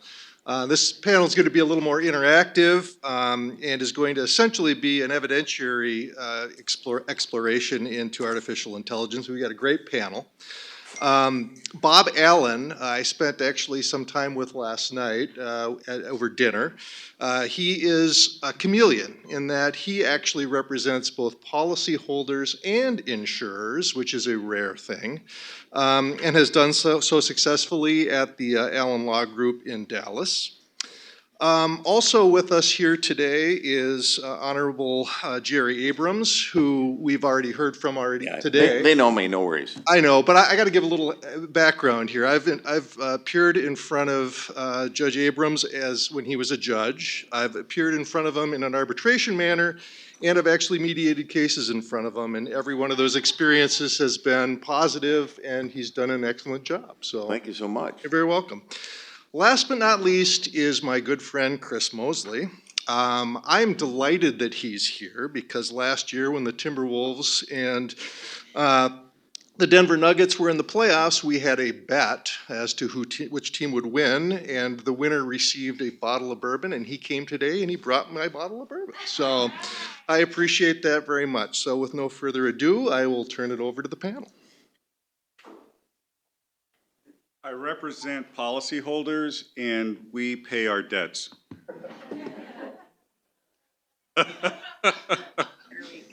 All right, let me just make sure. All right, so thank you. So we've been asked today to do an oral argument on the discovery in AI, in specific, just given the time that we have, it's kind of targeted to the discovery of algorithms that are used in learning models and the like. I mean, this could really go a lot of different ways, and we could spend a lot of time because I talk a lot and Bob talks even more, and so we would be able to go on this issue forever. But what we thought we would do initially is to talk a little bit about where some of the discovery issues may come up, where for the policyholders trying to get it from the carrier and vice versa, because it can go both ways. We'll talk a little bit about the discovery rules that folks might think about, both the traditional ones under Rule 26 and some others, and get a little discussion around that and guidance from Bob and from the judge. And then the second half of our presentation will be the oral argument that Chris had mentioned. So without further ado, we're going to do a few slides here. I'm going to start in on them and then move them over to my co-panelists here. So this is discovery, right? And for policyholders, discovery is gold, not only for the claim, but for those who do a fair amount of the bad faith work, like I do. That's really where the good stuff is. And so where might insurance companies use AI that policyholders would want to get discovery on? A lot of this, I think, was covered this morning, but underwriting, right? Particularly where carriers are creating policies or doing other things related to underwriting, and in doing so, are using AI. Claims handling, there's been a lot of discussion around that. Customer service, the chatbots, right? Well, what's the big deal of that? Well, as a policyholder, right, I'm trying to show that the insurance company not only denied the claim, but did it wrong, and did so by violating various customs and standards. Well, one of the customs and standards that you can find in some of the different places where all of us go and get our standards is that an insurance company is supposed to provide a reasonable response within a reasonable time to reasonable inquiries. Does a chat bot do that, right? And can I make hay about that or something like that? And then fraud investigations is one area as well, which I think the next panel is going to talk a little bit about. But I just wanted to touch base on this a little bit. Carriers, I think, have been and certainly will use AI to assess the likelihood that a claim is fraudulent. Examples of that would be, leveraging historical data into sort of predictive models to identify known fraudsters, common traits or actions that tend to precede fraudulent claims, detecting irregular claim frequencies or similarities, problems with documentation, issues with photos, and the like. And so these are the types of areas that insurers might get involved. And these are areas where the issue, and I think you'll hear a lot of this from the panel, really gets to how reliable are the algorithms and the different modeling that's used in whatever software that the carriers are using for any of these functions. And as you can imagine, as a policyholder, you would want to jump into trying to get discovery on those issues. You want to add anything to that? No, it reminds me a lot of, we had a case it was filed about 4 hours before the Class Action Fairness Act of 2005 was signed by President Bush, where it was Miller County, Arkansas, where they sued every, other than State Farm, just basically almost every auto insurer in the country for, of course, Allstate was using Colossus at that point in time. Geico, our client, had a different model. It was called Claims IQ, a little bit different. But any rate, it just seems like that is where that's an analogous situation that I'm sure there was a artificial intelligence component of Colossus and Claims IQ back in the day too. They just didn't call it back. Didn't necessarily call it that in 2005, and I guess what we're learning today is that it might have been a different type of artificial intelligence. It might have not been generative artificial intelligence. If we only knew then. But it was interesting. We've had a discussion about some of these issues. We did not discuss Colossus. I had exactly the same thought this morning, that's a good analogy from the past. So again, the issues are going to be how reliable is the predictive analysis? are the algorithms that are being used, are they reliable? These are a lot of the things we have to deal with. Now, what's good for the goose is typically good for the gander.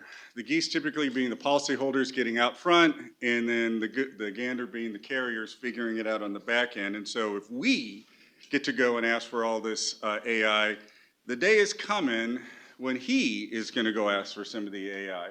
And so what are some of the examples? This was just off the top of my head trying to think of some of these examples. Property valuations.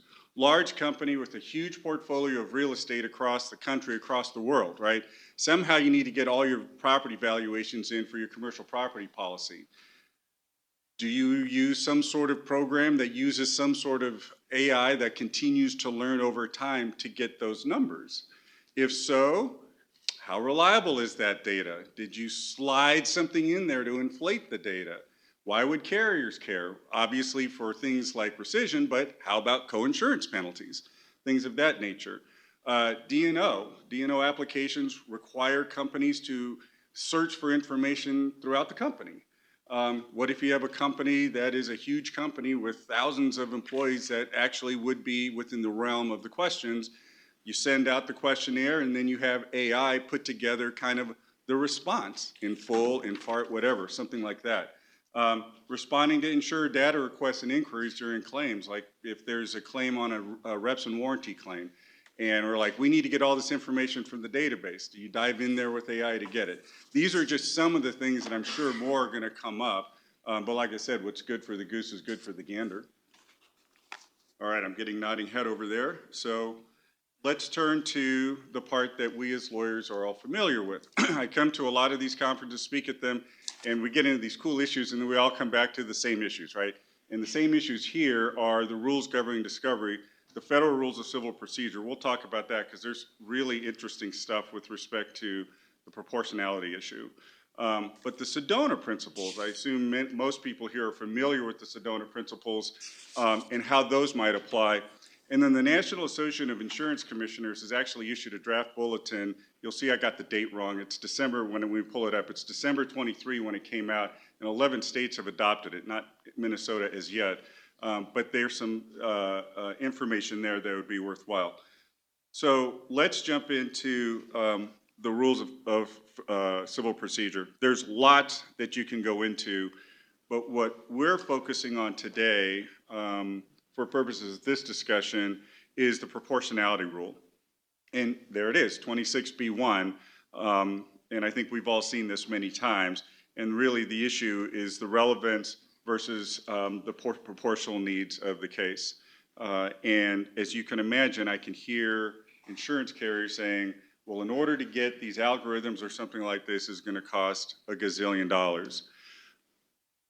When we look at the proportionality factors, there's many that come into play. But here are sort of the key factors, right? Importance of the issues at stake in the action, that will be a central part of our argument. The amount in controversy, the relative access to information, parties' resources. This is always my favorite.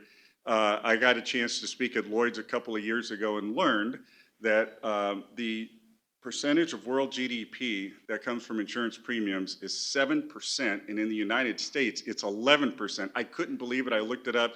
Use your AI engines, you'll find that too. I think the carriers have the resources to pick this up. The importance in resolving the issues and whether the burden of the proposed discovery exceeds the benefit. I want to turn this over to Judge Abrams and to Bob. And what I'd really like to look at here is we're talking really about reliability issues versus the burden and expense. And I want to start with Judge Abrams and your take on the questions that you would have as a judge with respect to reliability and those types of issues when I'm asking for the carrier's algorithms.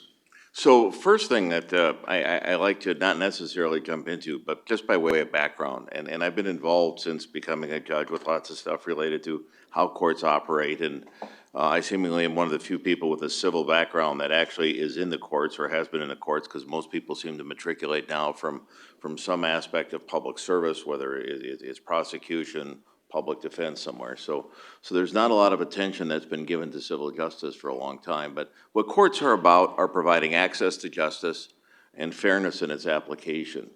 And when we talk about what underlies algorithms specifically, we kind of don't know. And I think that's kind of the proverbial pachyderm in the room that we're all talking about today, especially with respect to generative AI, is once you make a query, once you decide that you're going to engage it, it will give you a solution, whether it's right or wrong, made up or otherwise.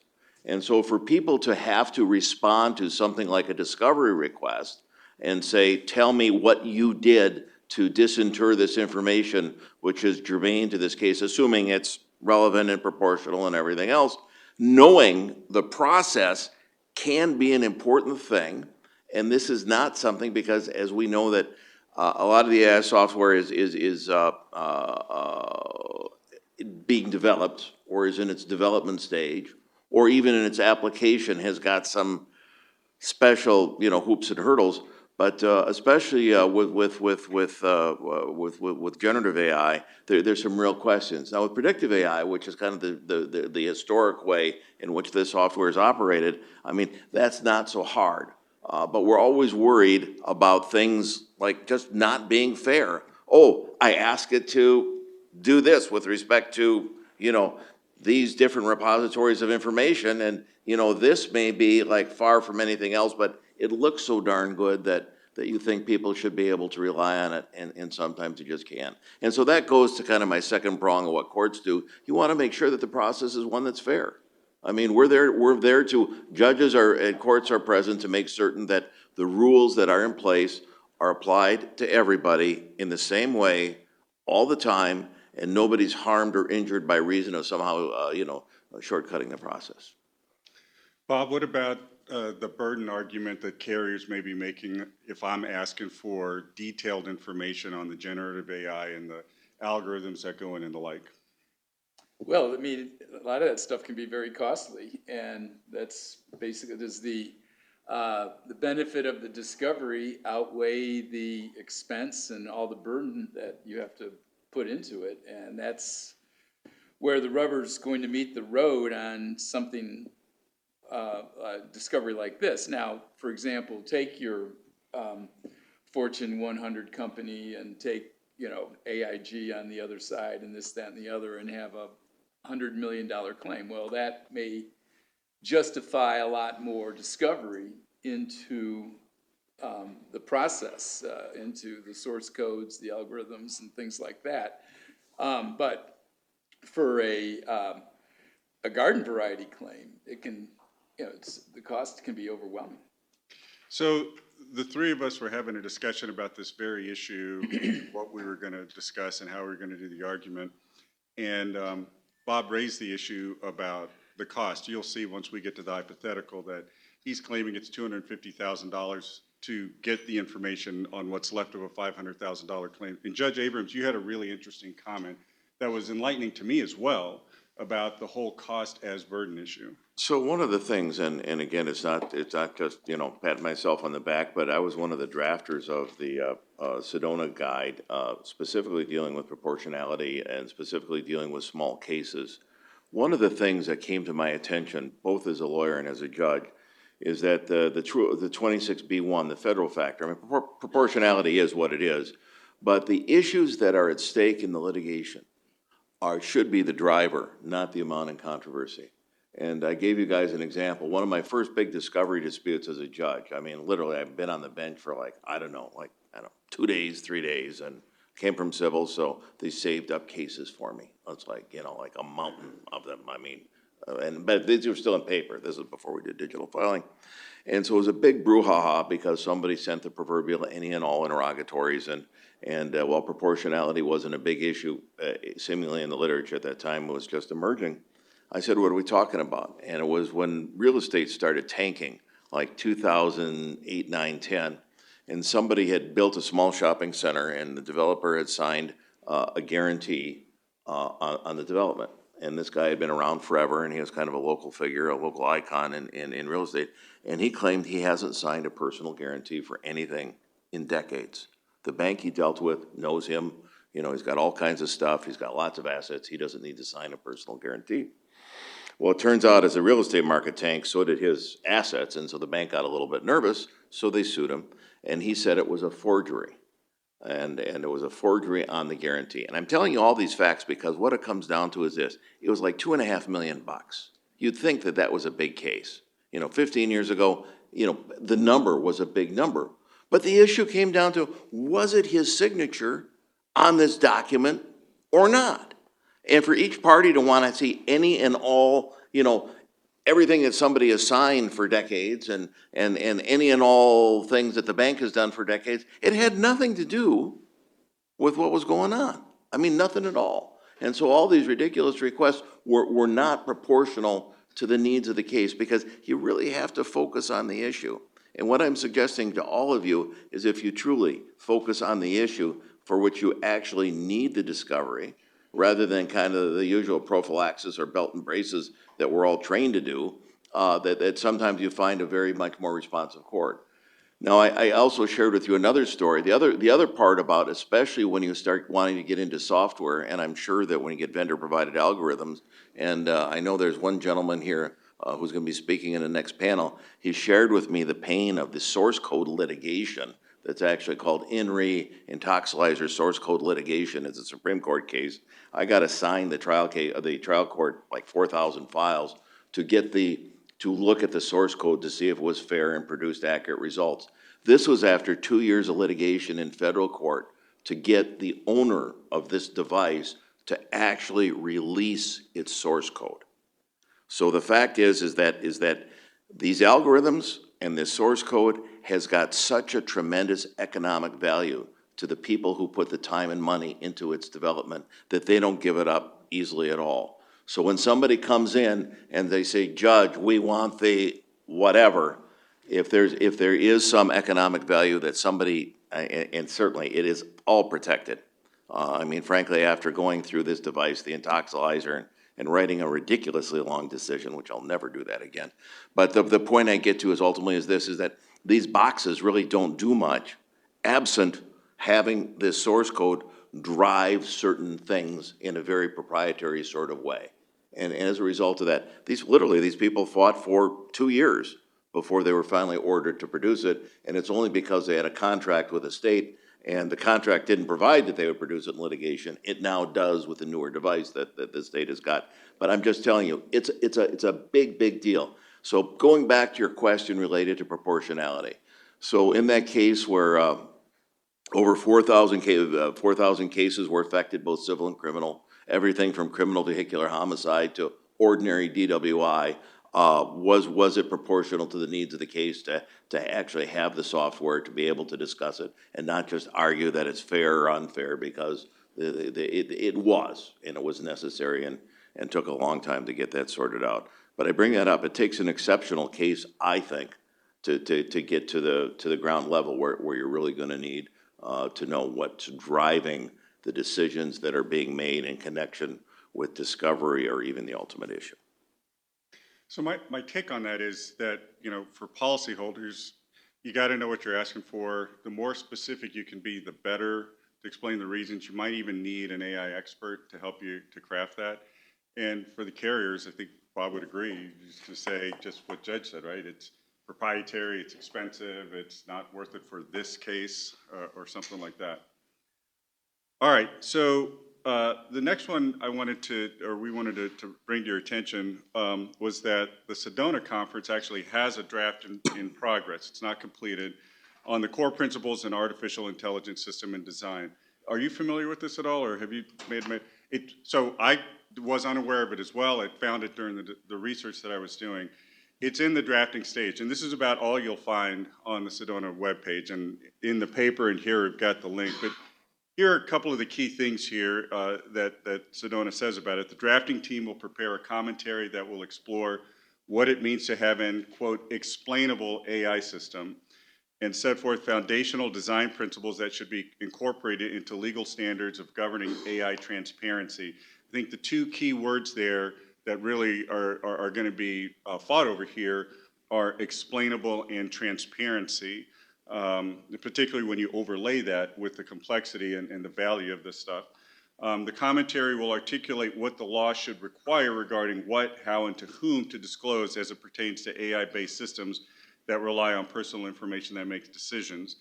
That seems like a treasure trove of information for a policyholder, but I think that last sentence, which says, the commentary will articulate what the law should require regarding what, how, and to whom to disclose, can also be read from what Judge Abrams was just saying, which is how important is it? How proprietary is this? How valuable? And things like that. But the whole point of bringing this slide to you is just to, again, put out there, here's another source from which folks might try to cite and think about in terms of seeking discovery of AI.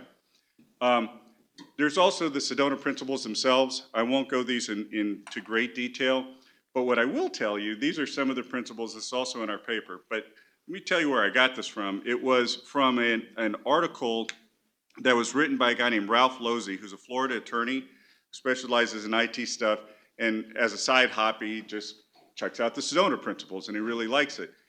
So what this is he put the Sedona principles, he asked ChatGPT to translate the Sedona principles to an 11th grade level, and this is what he came up with. And he's like, it was really good. He also had him do it, you can go on his website, he did it at a 2nd grade level. That's really fascinating. That was really fascinating. But this was pretty good. So actually, let me ask you, Judge, do you think the Sedona principles would apply to artificial intelligence? So as you look at kind of what's drafted here and kind of where I think the working group is going, it follows some of that European Union guidance, which is if it's important, I think the answer is yes.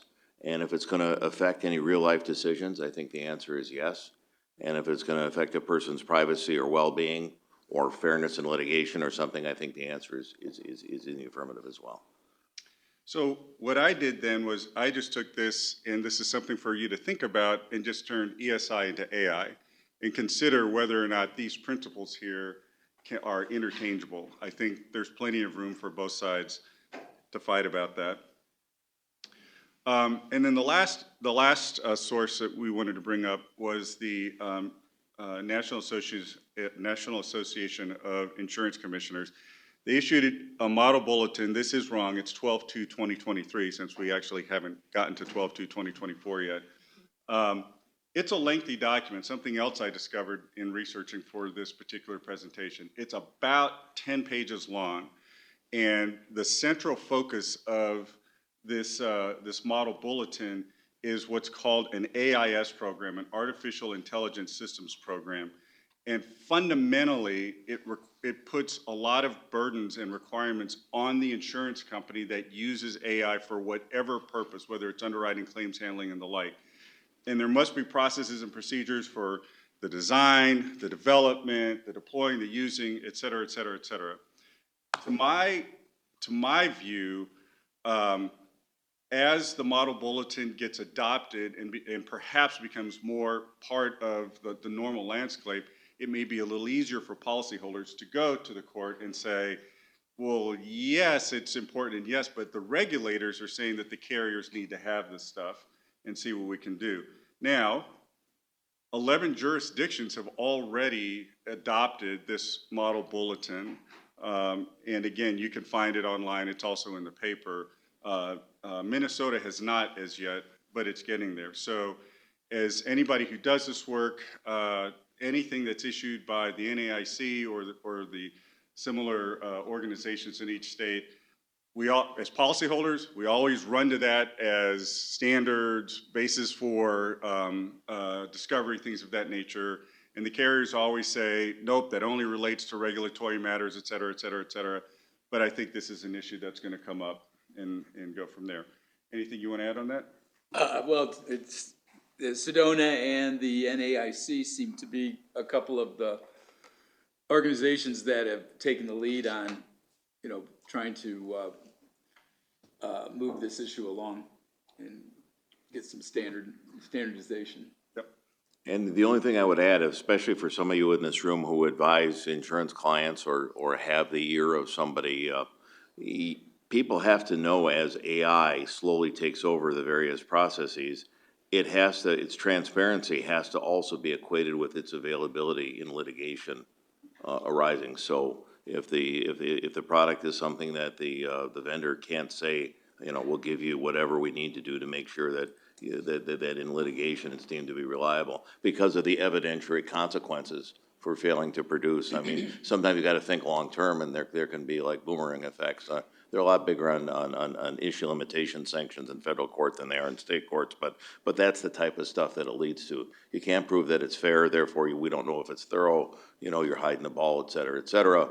And sometimes you end up with unfortunate consequences. But it all goes back to the vendor, and I take this back to my experience with the software, the people who were selling the breathalyzer system. I mean, it was a couple of years of litigation. The state was engaged, the Attorney General was engaged, having bought several thousand of these units. They still couldn't get the source code. So, got to be aware of that. All right, so without further ado, let's move to our hypothetical. So this is the case of Squeaky Clean versus Cutting Edge Insurance.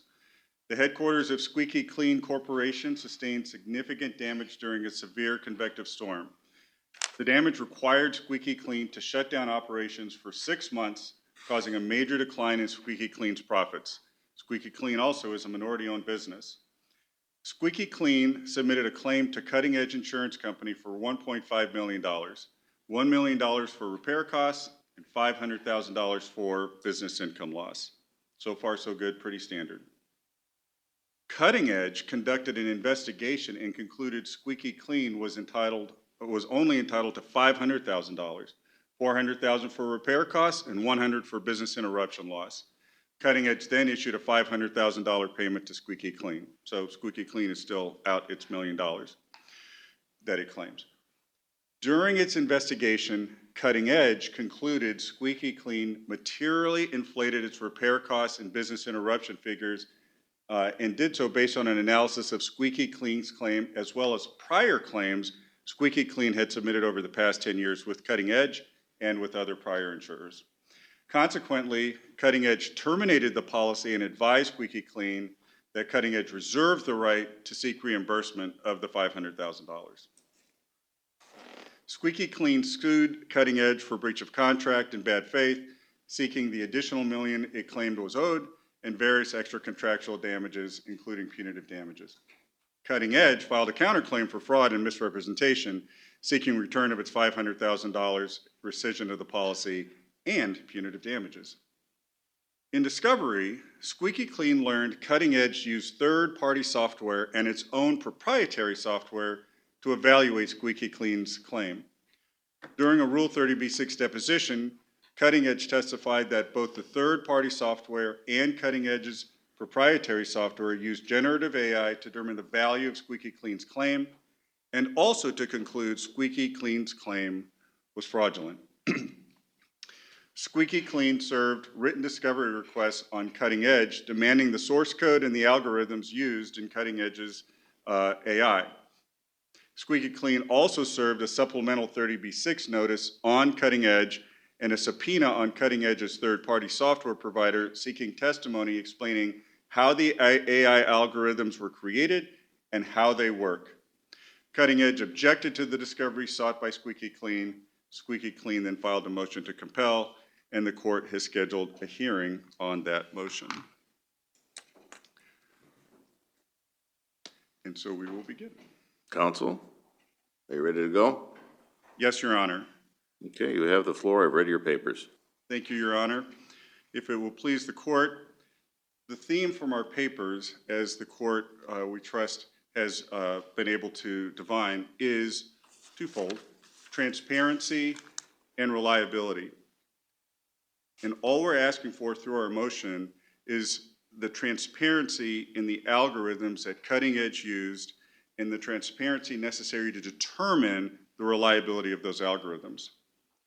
We're looking at because it's important to us, this information is important to us to determine the reliability of the claims handling process and the reliability of the fraud investigation, since they're accusing my client of committing insurance fraud. Counsel, I'm still hard pressed to understand why this underlying information is going to help you in your quest to find out whether or not the claims handling was up to the necessary standards of good faith conduct. Thank you, Your Honor. We were, during the course of the case, we have deposed the claim adjuster and the fraud investigator. And the claim adjuster, in his deposition, acknowledged that he had used this software to evaluate the claim. He also acknowledged that the software uses generative AI and various algorithms therein to calculate the claim value. And we asked him, well, how does it do it? And he says, well, for all intent and purposes, he said, I don't know. He goes, the program does its thing, and I get the number, and there we go.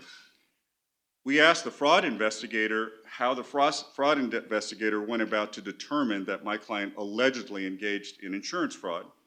And the fraud investigator also said the same thing. I used this program, it was able to identify some of these things that we consider to be problematic, and that program uses generative AI to do this work. And I asked the fraud investigator, well, what information goes into that program that leads you to believe that my client engaged in fraud? And he didn't have a good answer. I asked him, prior to this program, did he use anything like that or just his own experience? He said previously it was just his own experience, so this was an add-on. The analogy that I would use, Your Honor, is what life would have looked like prior to Cutting Edge's use of the software. So let's first take a look at the business interruption loss and the cost of repair. Mr. Mosley, just to be understood of the argument, or to understand the argument that you're making, I'm still not sure why you need this, why this would make a difference, because you've already done the logical segue. What life would have been like without the software being applied to the insurer's decision. I mean, isn't that the human consequence of all this? They decide they're relying on something, and your burden is to prove that not only your claim, your loss, and that their reliance was misplaced? That's exactly what we're trying to prove. And we need that algorithm to find out whether the Cutting Edge's reliance on the software program and the algorithms behind it was fair and proper. We submitted information showing that our repair costs were clearly $1 million and our business interruption on a conservative basis was $500,000. And they come up with this analysis that cuts my repair costs by $500,000, my business interruption by $400,000, and can't explain to me why to do this, how they came up with that calculation. If they had not used the AI and done it sort of the old-fashioned way, I would have been able to get their cost of repair witness, whether it was the adjuster or some third-party person. I would have been able to look at their papers, sit down with them, and ask them, how did you come up with this cost of repair? What did you rely on? Why do you rely on this particular publication? Things of that nature. And I would get answers. The same goes true on the business income argument or loss. I would be able to sit down with their forensic accountant and get their papers and say, where are these numbers? Explain to me how you use these numbers. What sort of gap principles did you use? Where did you get that information? Now what I get is, I used the program and it spit out this number, and I have no idea to understand how they came up with the number. And in particular, I'm concerned because historically, insurance company, I mean, I know this has gone on, this is in the past, but I have a sneaking suspicion it happened in this case. My client represents a minority-owned business in a pretty difficult neighborhood, and I'm a little concerned about, shall we say, algorithmic redlining. So let me just take it back one step further, because one of the things that you've described, both in your papers and your argument, is that this is an outcome that was based on generative artificial intelligence. And you want the algorithm that was the input, but that won't necessarily give you what the output is, how it got from one place to the other, will it? I don't know. That's what we need to find out. I've got my own expert with me, and he needs to be able to get into that process to understand the information, to know what the next step is. It's not a fishing expedition. It is discovery that's going to lead us step by step, as typically happens in these cases. So popular culture sometimes drives my thinking, and I'm reminded of a movie called Napoleon Dynamite. When in that movie, one of the characters said to the other character, that's the best song ever. And Napoleon Dynamite, or his brother, is Kip, who responded, How can anybody know that? And this is what my problem is even if you have the algorithm going in, the process of how this works will be independent of the beginning place to the ending place. How can anybody know that, and how will that possibly be something that you can raise and use at a trial? So, two responses to that, Your Honor.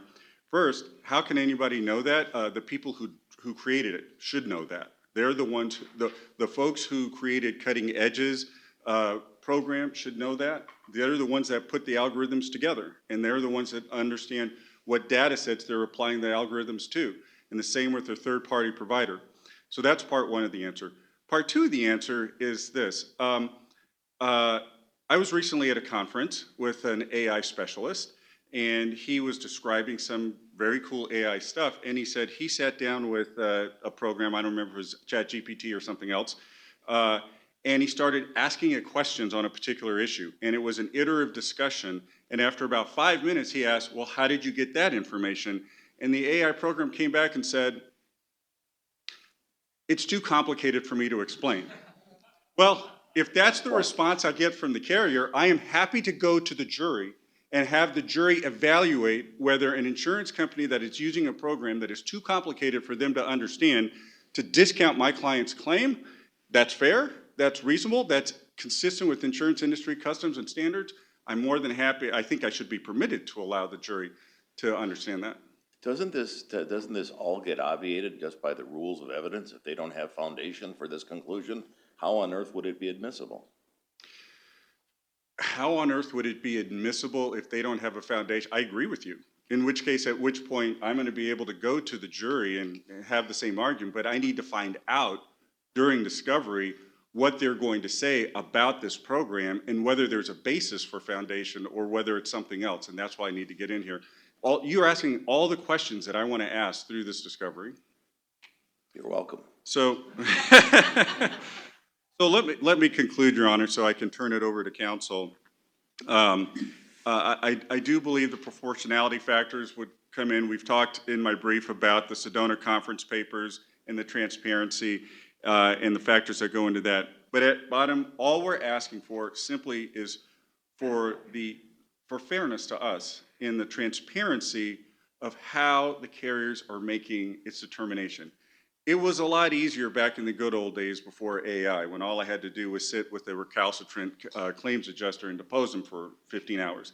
But now the carriers have come up with another way to hide this information, and I need the clarity, or the lack of clarity to go away, and transparency, so that we can determine the reliability of the processes that Cutting Edge use to evaluate our claims. So we're asking the court to require Cutting Edge to produce the algorithms needed in this claim process, to produce the algorithms used in the fraud investigation process. That's particularly important when you're accusing my client of fraud, and to provide a 30B6 witness to explain how all of this works and to answer the questions that can be seen in the transcript of this hearing. Thank you, Your Honor. Thank you. Mr. Allen?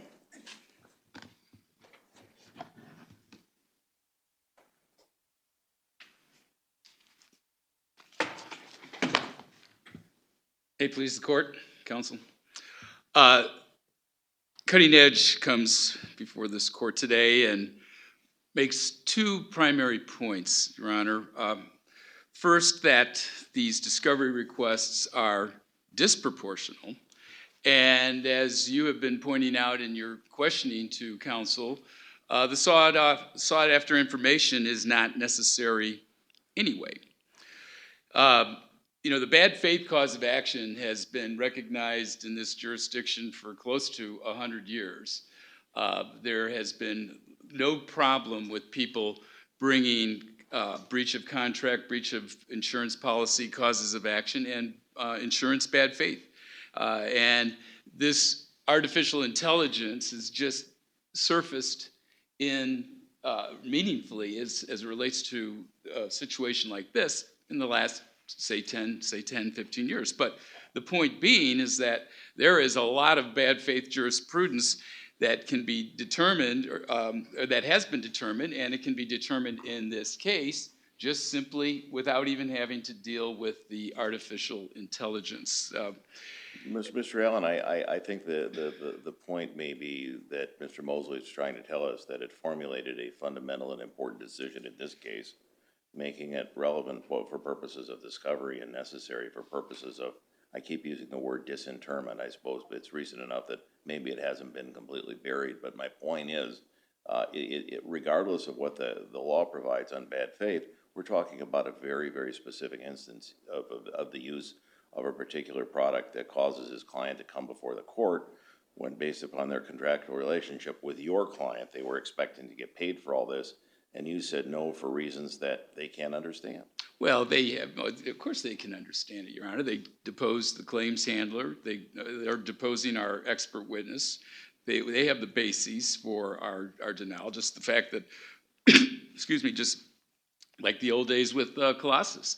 It's just some tool. But in 2015, proportionality was emphasized in the amendments to Rule 26 of the federal rules, and it shifted the focus from unlimited discovery and put on a discouragement specifically for overbroad and unduly burdensome discovery requests. It encourages targeted and balanced. Remember what we have here. We have a claim that is worth $500,000, maybe it's worth let's give them the benefit of the doubt, say that it's worth $1.5 million. What they're asking for is something that would cost $250,000 and take 2 months of time in order to finish up the project on, say it's a $1.5 million claim. We don't know whether it's a $1.5 million claim or not. The jury will decide that. We know they sustained some damage. It's a question of whether it's covered, and it's a question of how much. And the algorithms, the source codes, it's in a whole different universe when you bring this down to earth and bring in the proportionality factor. What happens if this discovery is ordered, it's going to be the exact same thing in every case. And where do you draw the line? Isn't that the point, though, that when your client decided to use this process by engaging some AI mechanism and algorithm, by utilizing some computer software to evaluate a claim and make its claims decisions, isn't there an expectation that that process would be subject to exposure and transparency so people could know as a final matter whether the process itself was fair? Well, transparency can't trump proportionality. I don't know when it comes especially to matters related to what might be possible sources of discrimination by an insurer in a community.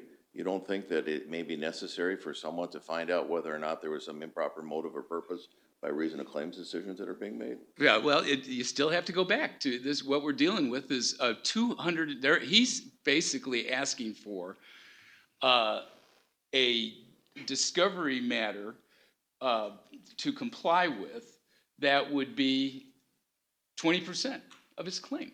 Let me ask you, speaking of claims, you've asserted a counterclaim on your client's behalf in this case, and you've also asked for rescission, and you've even also asked for punitive damages. On what is that based? It's based on, we have to prove our case. That's something where we have the burden of proof, just like he has the burden of proof on the breach of contract and on the insurance bad faith case. We have evidence that they have over 10 years of submitting claims on a pretty suspiciously over a lot of claims, let's just say, over the last 10 years. And we have experts lined up to present the case to the jury that this 1.5 million is totally trumped up. And and if, for example, we are able to carry our burden that they knew about it, they had the accurate scienter, so to speak, at the right time, then it's subject to rescission, just like any other contract, just like any other policy. You make a very specific claim for damages, the amount that you tendered to them, the $500,000. Isn't this based exactly on what Mr. Mosley said he wants discovery to determine whether that was an appropriate amount or not? Still, Your Honor, you have to go back. All right, let's just go through these proportionality the amount in controversy. You just can't avoid that. You know, the parties' resources. Okay, we have some money, they have some money.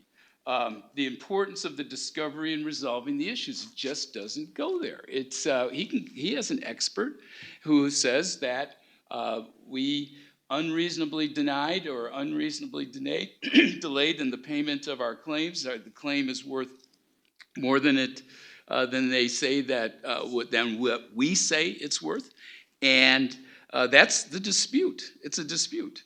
And by the way, the use of the generative intelligence, artificial intelligence, Your Honor, was only one factor. It wasn't the only factor. It's one of many factors, and he has all the ability in the world to depose our claims handler, to depose our claims expert. We'll be able to do the same thing as it relates to his risk manager and his expert witness, and that's how these cases get decided, and they've been decided like this for 100 years, and there's no reason to add a $250,000 expense to the process of resolving what really is, you know, a very typical garden variety insurance claim. So when you talk about the history again, that has been done in a particular way, this claim was not decided this way, Mr. Mosley said. The determination was made by some resort to artificial intelligence and some computer software. Doesn't he have a right then to have a 30B6 deposition of whoever it was that created this addition to the historic process? He's entitled to a 30B6 deposition, Your Honor, for sure, for purposes of his bad faith cause of action and his breach of contract cause of action, but he doesn't need to get to the artificial intelligence. And you still can't short shift the proportionality requirement. It was a very specific, it was a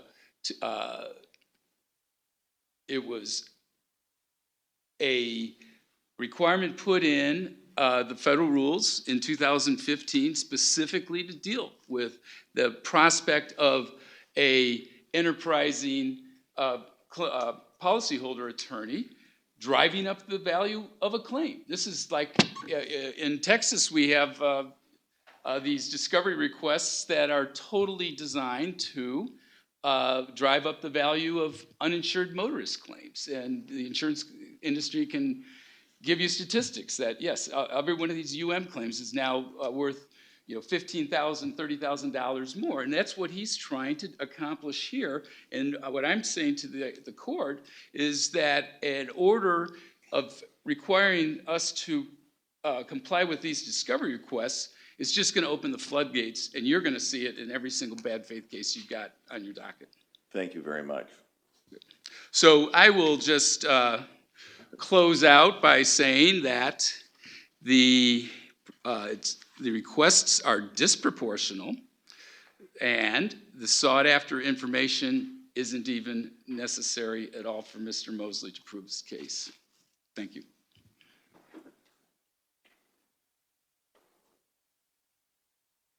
Thank you, Your Honor. If I just may have a brief moment to address a couple of the issues. Yeah, and perhaps those observing might have a question or two. Absolutely. I would say in response, Your Honor, that with respect to the proportionality issue that counsel so expectedly raised, the key factor in the proportionality, the very first one, is the importance to the case. And the use of cutting edges, or the use by cutting edge of the AI program and the algorithms go directly to the very heart of our claim, the value of the claim and the basis for the fraud investigation. And as far as the cost, Cutting Edge spent the money to buy the programs. Cutting Edge spent the money to develop its own programs. Cutting Edge, I haven't been able to get the discovery yet on how much money Cutting Edge takes in every year, but it's a lot. And I can tell you it's a lot more than my client. And $250,000 is a big, big deal to my client. $500,000 is twice as big a deal. And when you do the balance and the equities, it falls into our favor every time. To Mr. Allen's comment that you let it happen in this case, you let it happen in every case, Perhaps, but that is only if the carriers are not transparent about how they're using this information so that the carriers, we policyholders, the courts, and the juries out there are comfortable that the processes that the insurance companies are using to evaluate my client's claims and those of every other policyholder from a single consumer to a large company is being handled fairly. Thank you. Yeah. Well, there we go. So we have about 10 minutes, and I will tell you, really appreciate Judge Abrams because we didn't script this argument. We talked a little bit about what we're going to do, and so he was firing out questions, and we're like, oh, all right, here we go. So, Yeah, that's right. Any law students here? Yeah, that's one of the fun things when you get up there and you're like, all right, let's go. But we want to open it up to thoughts from the group and questions, because I know we got a lot of really good policyholder lawyers and carrier side lawyers. Somebody come up with a thought or question or something, or I'm going to start picking on people. Well, I think the hypo should not have had the rescission cause of action.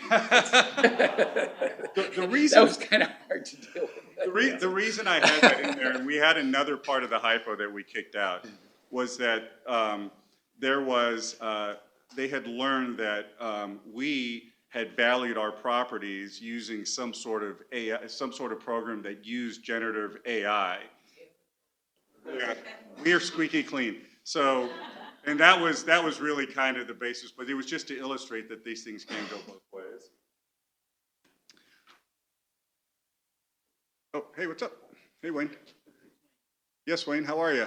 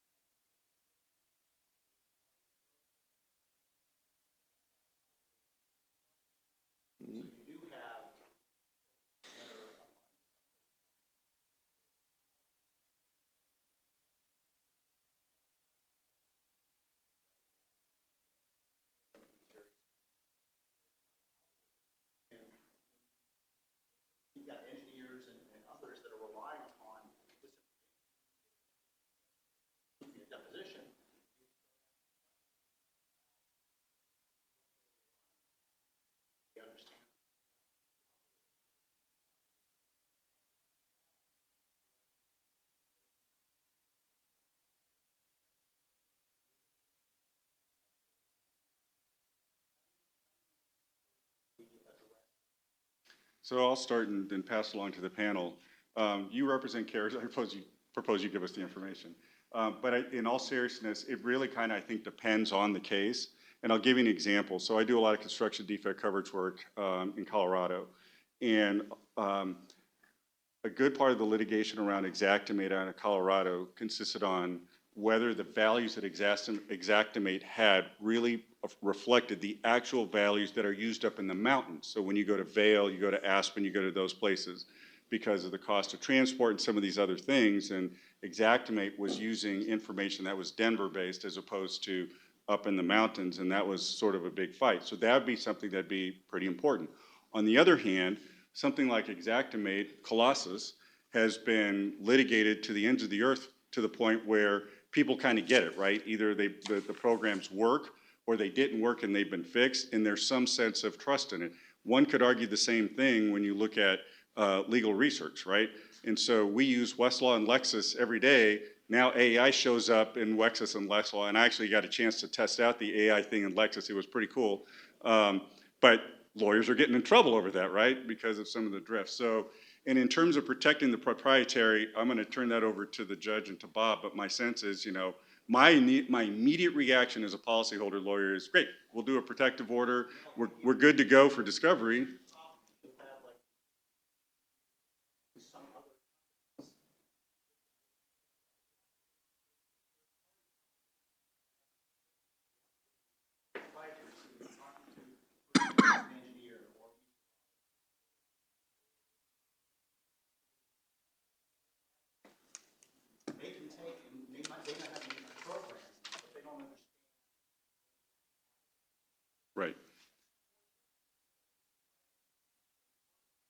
Right. Fair enough. My first step in that as a policyholder, trying to take the easy path, would be hey, it's up to you, if you as a third party on behalf of the insurance companies are gonna use some sort of proprietary software, it's up to you to make sure that you're using proprietary software that's good. Now, does that mean I'm gonna jump into that proprietary software and show that it's bad and then claim that you didn't do your I could do the due diligence, I'm a lawyer, and you didn't do it as an engineer? You know, it's kind of a slippery slope, but let me turn it over to the panel.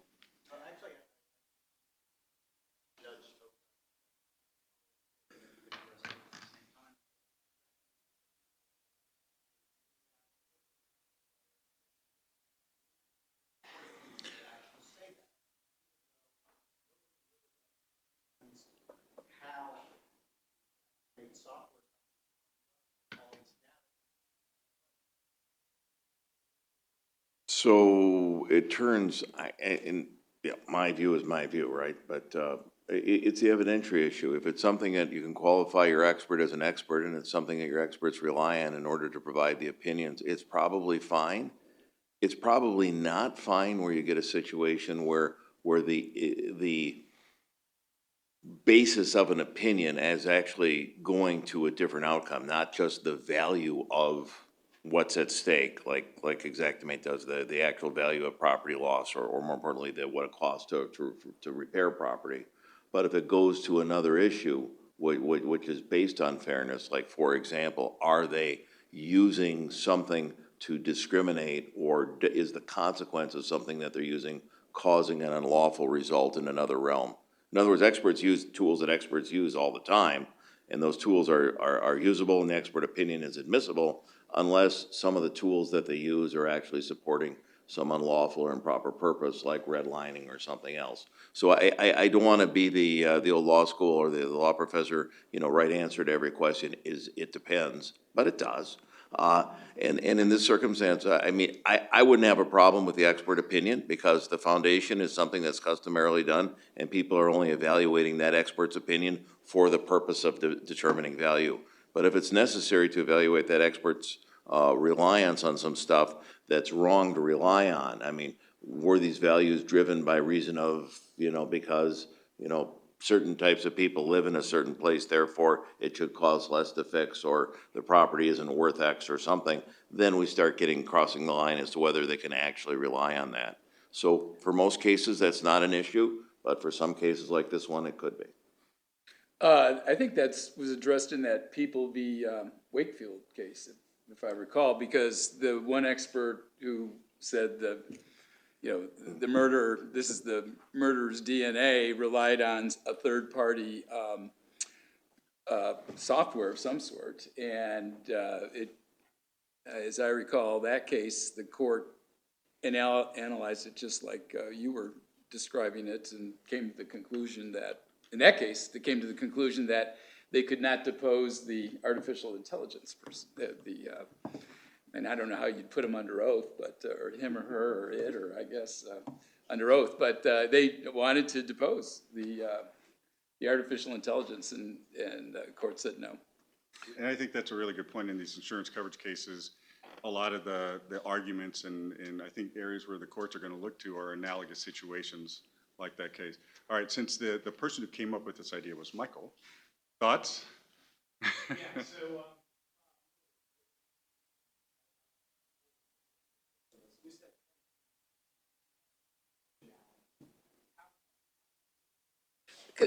anything, you could take a $10,000 claim and ask for the same AI under, of course, proportionality. So what we're doing.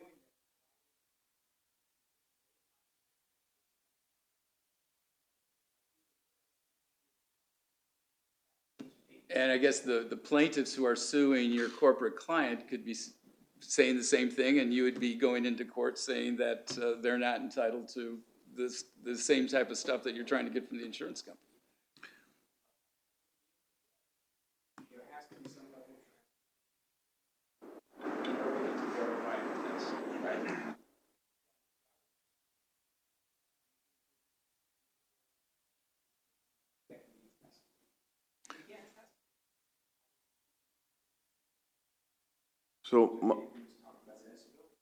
So Mike, I would turn just on the first of the proportionality factors, which I mentioned earlier, was the importance of the issue. and a fundamental issue related to, you know, literally illegal conduct by an insurer in evaluating a claim. That's why I had the same reaction that you did. Is no, transparency doesn't. When you've got an assertable claim and an insurance company is coming along this aggressive, and it does, the position seems to be one that fairly can be tested by reason of its location. You know, I would probably every time find some way to order the disclosure, just if for nothing else, for no other reason to rule that out as an issue. If somebody can't prove it based on that, they can't. But going back to my earlier comment, courts are still about two things: access and fairness. And if you can't ensure that the litigants have got both, you know, you gotta spend a little bit more time in chambers, you know, looking at your state's constitution, the U.S. Constitution, and your obligations to those that come before you. So I actually very much agree with and endorse your position on that. So Sorry, Bob. We're now, go ahead, Bob. Notice of appeal will be. So we're about out of time right now, but Davis. I just wanted to say that this is, the whole purpose of this whole presentation was to show you it's a new issue. I think we're gonna get decisions all over the place. I mean, I think Bob's position is going to sing with certain judges. It's not singing with Judge Abrams, but it's gonna with some other folks. I wanna thank Judge Abrams. I really wanna thank Bob, because Bob stepped into this on Saturday. I mean, we needed a substitute, so thank you very, very much. Thanks. Well done. Well done. Good job, well done. Thank you. Oh, I'm glad you enjoyed it, to be honest. Yeah. What, you did double, triple duty today? There you go, that's right, that's fine. No, that's kind of the thing. I've always had a habit, I read everything that's submitted.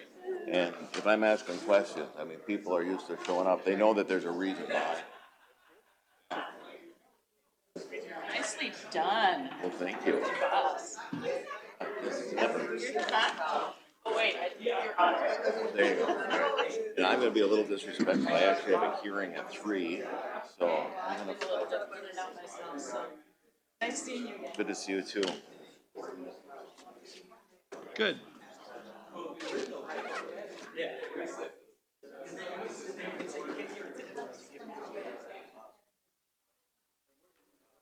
PowerPoint on your computer? Yes.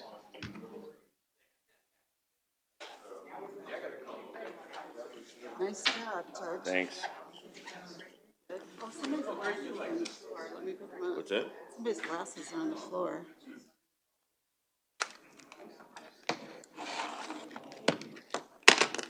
Oh, yeah. Hey, Bob?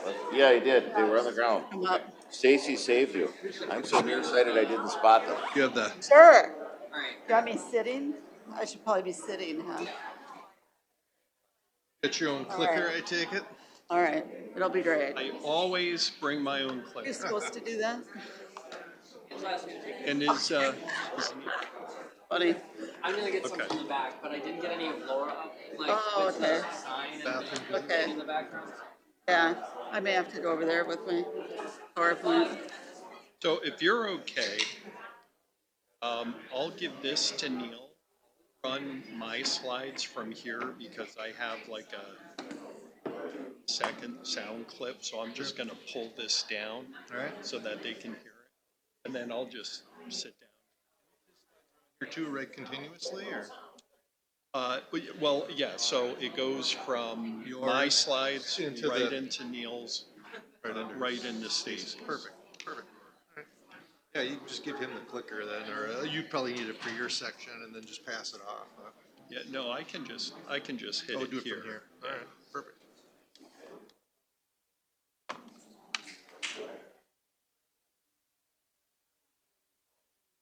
Where's Neil?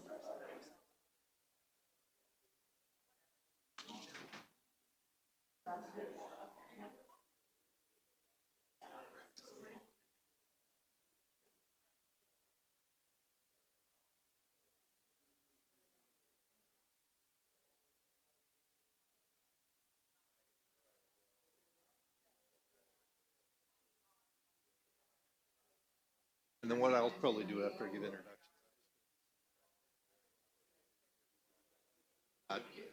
fighting with you on sponsors.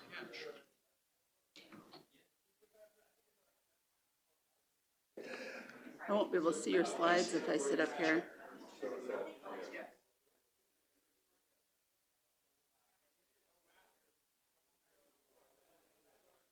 Maybe I should, I wonder if I should sit over there.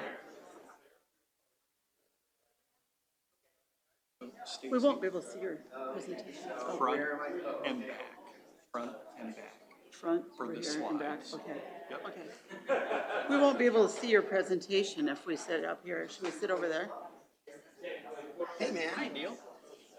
So here's the clicker. I'm just gonna run my slides from here, and then that way I'm not running a clicker over to you. It's just front and back. I may run mine over there too, because I want to be able to see them, the slides. I don't know. Yeah, I can do that too. Yeah, I'll Right. probably do that too, because I want to be Okay. able to see the slides. But I won't be able to see Mark's slides. I wonder if we should sit over there. Here's, I don't know. Well, then, fine. So what we'll do is we'll switch around. So we're doing a little less jumping up and down. Okay. Okay. Fall asleep? Yeah, I don't want. We can't really see Mark's slides. That's too bad. Yeah.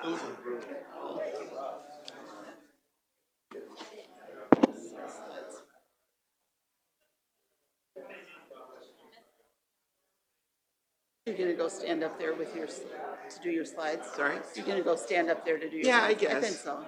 Yes, but when Mark is done. Yeah, when Mark is done. Okay. You just wanna.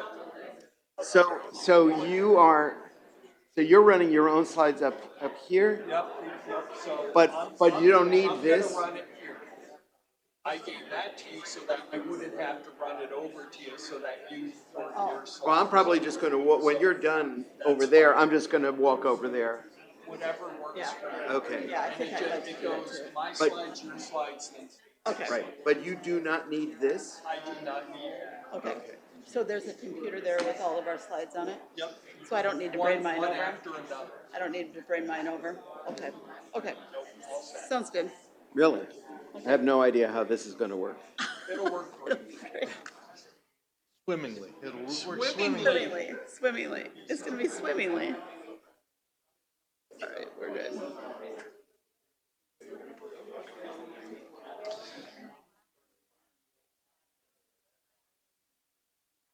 All right, if everybody would get to take their seats, we'll get started here for the last program of the afternoon.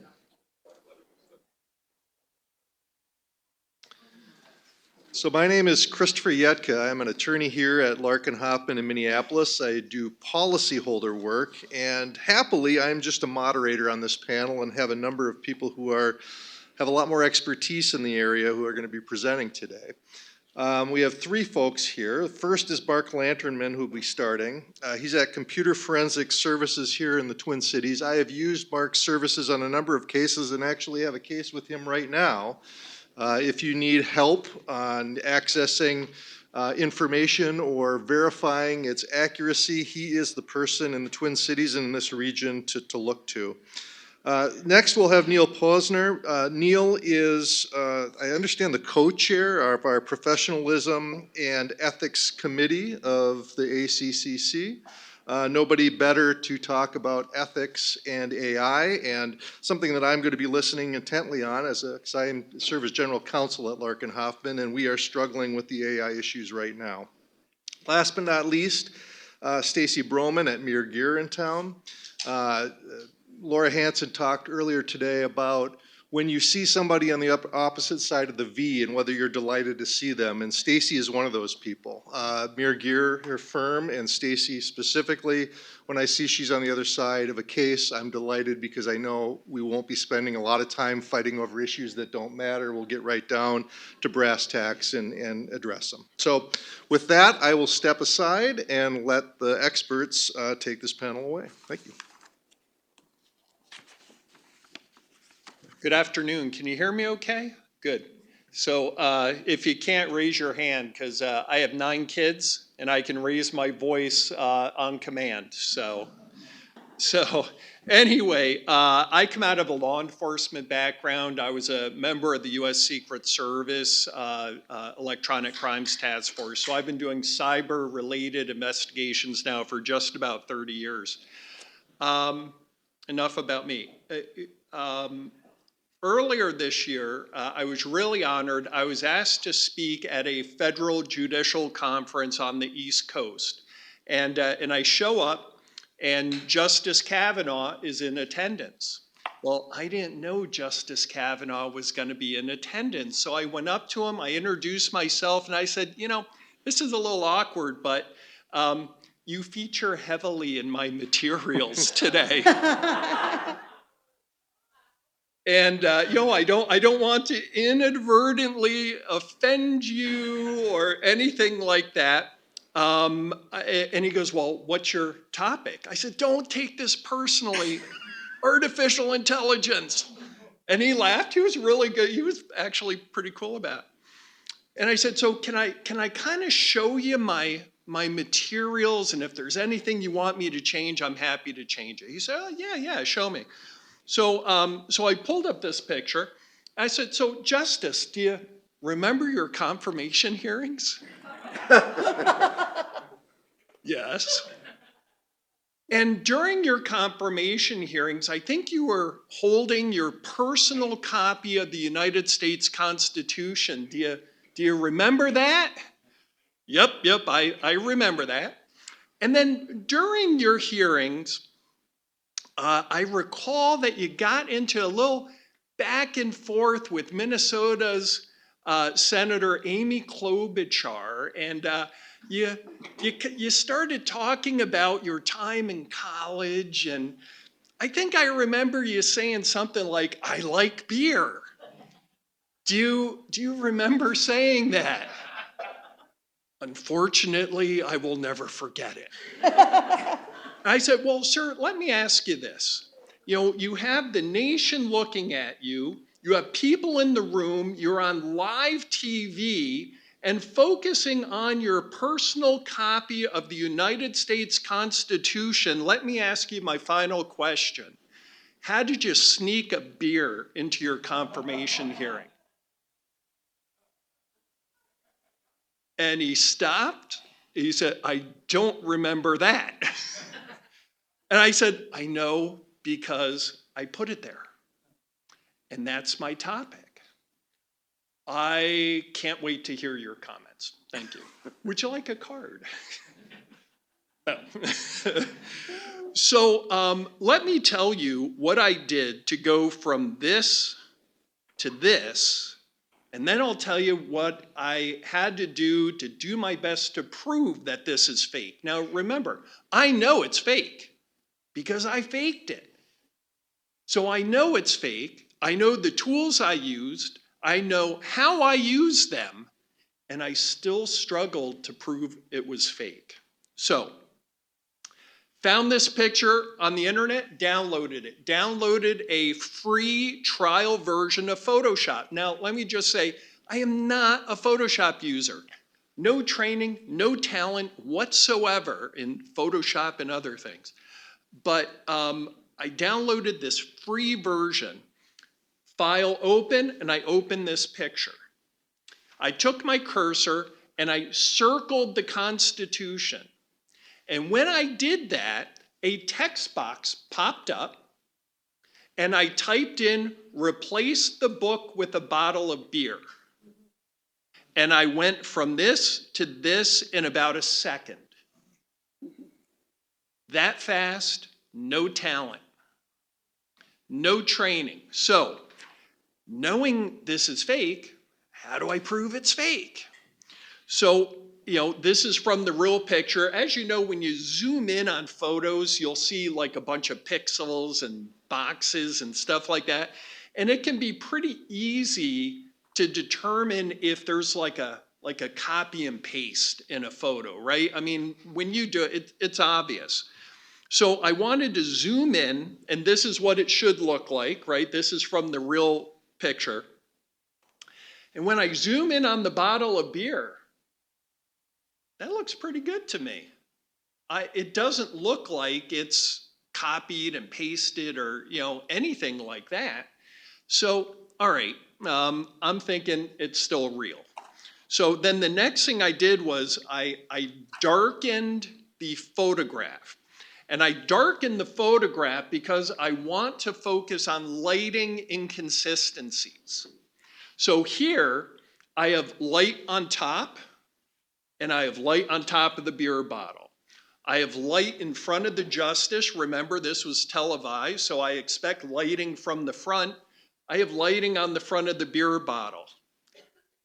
It's still looking real to me. I can't prove it's fake. So then I went on the internet and I downloaded a free program known as a hex editor. Files are not made up of ones and zeros. They're made up of garbage like this. This is what a file looks like. And the authentic photo's on the left, the fake is on the right. They look, comparable, garbage. And then on the fake beer, like I'm scrolling through it, on the beer photo, I found an artifact. Photoshop. Okay, now I gotcha, or I got myself. I caught myself fabricating this until I found the same artifact in the original. So, just if you have an expert say, I know this was fake because I found Photoshop, remember today, that doesn't mean anything. What's that? Sure. Would you like my card? In about 95% of all JPEG photos that I look at, the word Photoshop is in it. So how it got there in this one, no idea.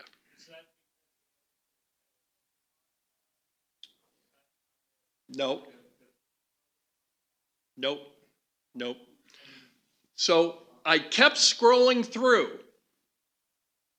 Original on the left, fake on the right. I get to what, and I'm not going to get too techie, but I get to what's known as the file slack. File slack is the space. Think of it like a hard drive is like a filing cabinet. File slack is the space between your last manila folder and the back of the drawer. It's where nothing should be. I should see what's on the left, a bunch of garbage.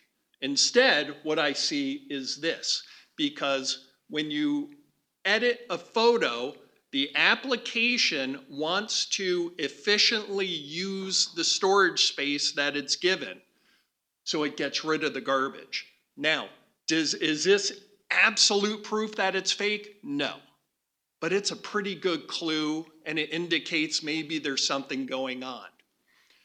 Knowing the steps I took to fake the beer, this is the best I can do. That's the best I can do. So let's say, I do a lot of traffic accident cases. So let's say I'm on my way here today. And let's say I run the crosswalk, I run the stop sign, I almost run over a bunch of kids. They're young though, they're fast, they jumped. They made it out alive. But let's say maybe I'm in a pretty serious accident or whatever. Let's say the officer pulls me over, I get a bunch of tickets, careless driving, failure to yield, failure to stop, whatever.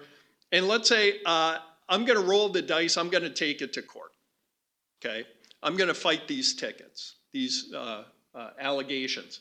So the officer testifies, Lanterman was doing twice the speed limit, ran the stop sign, almost ran over a bunch of kids, so I wrote him the tickets. Mr. Lanterman, is there anything you would like to add? Yes, Your Honor. The officer is a big fat liar because there was no stop sign. And in fact, there was no crosswalk. Your Honor, I think you have to dismiss my tickets. And I bet you I get them dismissed. I circled, text box comes up, remove the sign. I'm not using technical code secret language words. I'm using real language to come up with a pretty sophisticated forgery. Now, there are almost always clues. In this case, remember I circled the sign and I said, remove the sign. I forgot to say, remove the shadow that goes with the sign. Okay? There are always clues. For example, do you see driving away, there's a car behind the sign? When I remove the sign, now I have a brake light floating in midair. Look carefully. If you have a piece of evidence that just conveniently answers too many questions, look carefully. Look carefully. Now, I will tell you, it's not just pictures. You have documents as well. And I'm not recommending this tool, but it's one tool that I use. I have no affiliation with the company. I was recently appointed by the Arizona Supreme Court to its AI steering committee. And they appointed 6 of us. And the court then asked us each to write a white paper on a specific topic related to AI. I chose deep fakes because it's the cool stuff. So I chose deep fakes. The court then invited the 6 of us to Arizona to present to all of the Arizona judges, about 700 judges in Arizona. Well, dummy me thought it would be a great idea. I'm going to do a live AI detection using this tool. And let's see, gosh, what document should I use? I know, I'll use the white papers. Do you see where this is going? I probably should have tested it first. White paper number 1, yep, that looks good. White paper 2, number 3, that was mine. Whew, no AI in my paper. Oh. And there was this awkward silence, and then I turned around and looked at why everyone got so quiet. The author of the 6th white paper is sitting right up front here. And what I like about this one tool is that it highlights, so it does 2 things. It identifies AI-generated text, what it believes to be AI-generated text based on my testing very accurately. But it also looks for plagiarized material. So I teach a class at the St. Thomas School of Law down the road here. And let's just say every once in a while I have a student who really enjoys the use of AI until they're kicked out. But what got my attention about this white paper was the first sentence of the bottom paragraph, and I'll read it to you. Deceptively realistic forgeries have the potential to disrupt the very foundations of trust and truthfulness.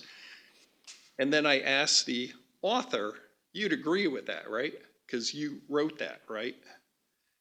So it's not just photos, it's not just videos, it's not just documents. Oh, and before I share this example with you, one thing that you all need to remember, do you ever deal with PDF files? Right? Pretty common, right? Well, you know how you can click Edit PDF? I know what you've edited. So if you have an employment contract that miraculously has like a much higher severance package and now litigation's commenced, no, you changed the 1 to a 9. Okay, I know what you did. If there is like all of a sudden this new miracle paragraph, I know that you added that after the fact.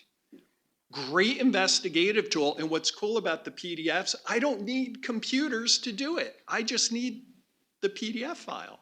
And it takes like 5 minutes. Now, my final example, though, again, it's not just photos and videos and PDFs. It's audios. And it's audio stuff that keeps me up at night. This is what scares me. You know, imagine, you know, if there's a case, Your Honor, my spouse threatened me, listen to this threatening voicemail, and I have friends that have known my spouse for 10 years, and they're here ready to testify. I recognize that voice. So I'm going to play you a voicemail. I'm going to play, the voicemail is being left by a father for his son. I'm in the car. I'm on my way to a meeting with a colleague of mine. I've left the back door to the house open. Feel free to let yourself in. I love you. Okay, that's the voicemail. I want you to think about, when I play this, I want you to think about whether or not you know whose voicemail this is. Okay? Here we go. Hey, hon, it's Dad. I'm in D.C. Mom's teaching. I left. I have to go visit, have a meeting I told you about with Hillary. I'll be gone. I'm in the car now, heading there. Probably won't be back till, what am I meaning, 4:30, my guess. But I left the door and the gate open to the house if you're in D.C. I love you. Let me know where you are when you get a chance. Bye. I left the back door to the White House open. Come on over. Come on over. I paid $300 for that. What could I do with $1,000? What if I'm involved in a case that's worth millions? What could I do with $1,000? Okay. Good luck proving that's fake. Okay. I try to prove that it's fake. The only thing I could determine is when I remove the voice, I remove as much background noise as I can, cranking up the volume, putting headphones on, I hear what sounds to me like an air conditioner about 30 feet away, this very slight hum. That's the only anomaly I can find. So I guess with that, I'm going to turn it over to Neil. And just remember, there are always clues. You may just not know what to look for.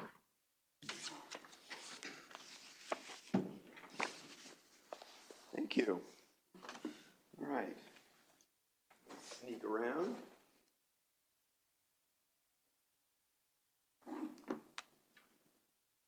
No? All right, thanks, everybody. The award for sticking around, of course, you get an hour of ethics credit. And then there are beverages.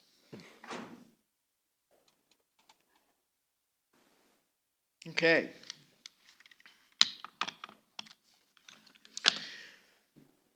One of the tenets that I've been subscribing to for a while now is the fact that the ABA model rules of professional conduct have been around for a while. They were first promulgated in 1990 and then updated was it 2000 or 2020? They just get, they've been updated a couple of times, but not that much.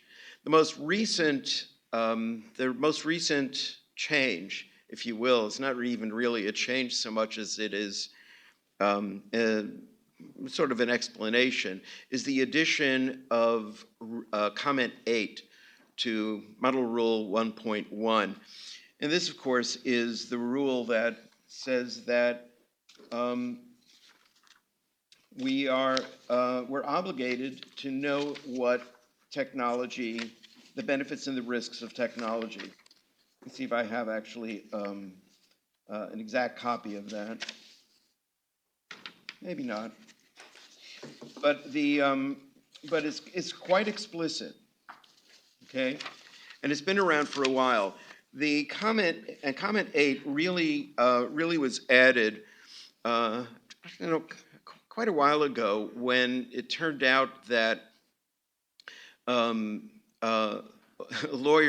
that there was a lawyer, I think in North Carolina someplace, who just didn't understand that you can find out what your client is up to by just going onto his Facebook page, right? So I mean, so this idea that we should be paying attention to developments in technology, know what the benefits are and know what the risks are. That's actually been in the model rules for a while, and that really goes to the my other tenet, which is that while we are waiting for all of these, rules regarding discovery and use of artificial intelligence and trying to distinguish between symbolic and artificial intelligence and generative artificial intelligence and predictive artificial intelligence and all of that stuff. What I'm really here to tell you is that the rules of professional conduct are adequate, and they already tell us what we need to know. And they tell us that we have to be diligent, we have to be competent. Right, so let's go through some of these slides very quickly. So how and when can you use generative AI? I guess my first question is, do you even know what you're talking about? If you don't know how to answer that question, then you need to call Mark. You need to call somebody who can explain this to you, so that you are satisfying comment 8 to rule 1.1. You are obligated to be competent, and 1.3 requires you to be diligent. Diligence means you call an expert, somebody that you know who can explain all of this to you. What are the ethical considerations and risks using generative AI?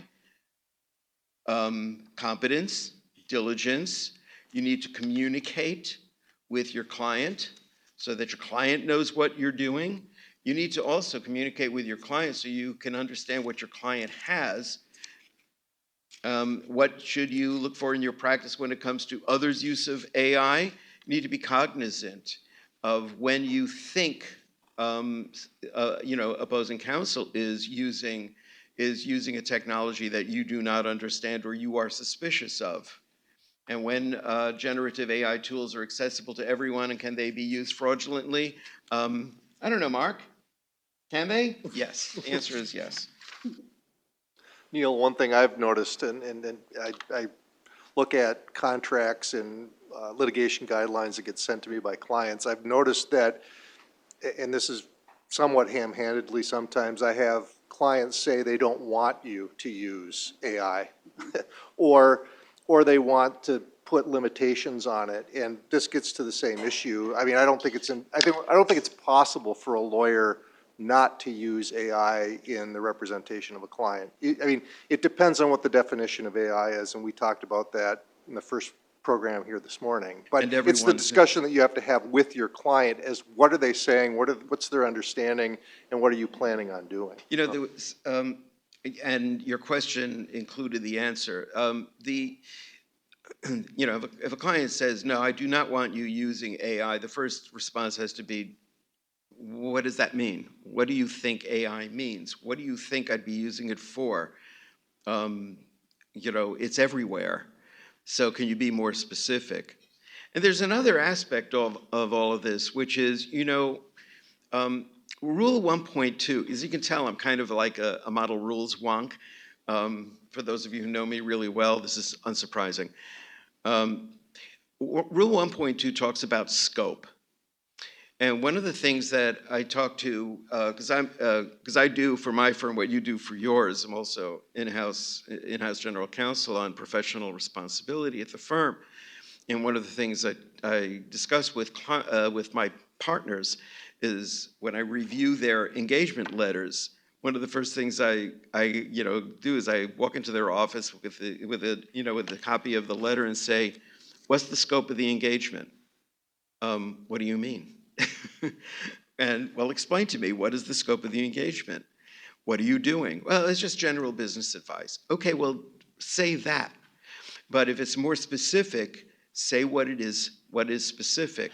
Because once you and your client agree on what the scope of the engagement is, then frankly, means and methods are up to you as the lawyer, right?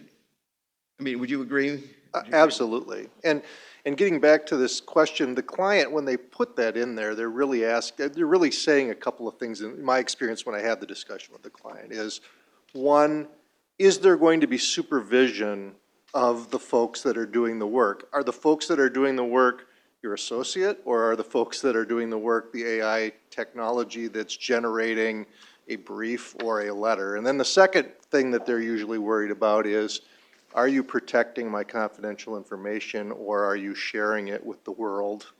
And I mean, the rules, you're right, are already adequate on those two things. One, you have an obligation to provide supervision no matter who's generating the original work. And two, you have an obligation to protect your client's confidences regardless, unless you have permission to share them. So, I don't think I have a slide for this, but what you just said goes to something that I've been thinking about for a while in this area, especially when I was thinking about preparing for this conference, which is Rule 5.1 and 5.3. So those are the rules that require lawyers in a supervisory position to supervise lawyers in a non-supervisory position, primarily associates or other junior lawyers, and non-lawyer assistants. Now, when you think about generative AI as opposed to other AI, remember, generative AI produces content, and it's designed to produce content that sounds like humans, the way humans write or humans talk. Well, isn't that what, like, we sometimes ask first and second year associates to do, produce something for me, write me a brief, or write me a memo, or do the first draft of a motion, a dispositive motion, do me a first draft of a motion to dismiss. Well, if you ask a generative AI program to do that, you are putting the generative AI program in the position of being a non-lawyer assistant. And I submit to you that when you do that, you need to supervise that. You need to supervise that in the very same way, at a minimum, in the very same way that you would do if you were giving the assignment to a non-lawyer assistant, or even an associate. I don't think I have a slide on that, but that is something that I've been thinking about lately, which is actually just keeps going to the same thing that I've been submitting to you, which is, I think, the rules of professional conduct. If you pay attention to them, if you read them and familiarize yourself with them, you'll realize that it's all there. The duty to communicate with clients, 1.4, the duty to protect your client's confidential information, 1.6. What is it you have to do? If you are using generative AI that is not a closed system, like the new Westlaw system or the new Lexis system, then anything you put into the prompt goes into the large learning module. And if you're putting anything in the prompt that could be that either includes anything that could identify a client, or a client's information, or a client's case, or a client's secret, then you are running the risk of violating Rule 1.6. Then there's the conflict of interest rules and so forth. The obligations regarding candor before the tribunal and truthfulness in the statements to others, that's 3.3 and 4.1 respectively, are terribly important, right? And we've been talking about this a lot today. And Stacey's going to be talking about, authenticating evidence, which goes, squarely to that issue, which is, that the obligation to be careful about what you are presenting in court, what you are offering in evidence.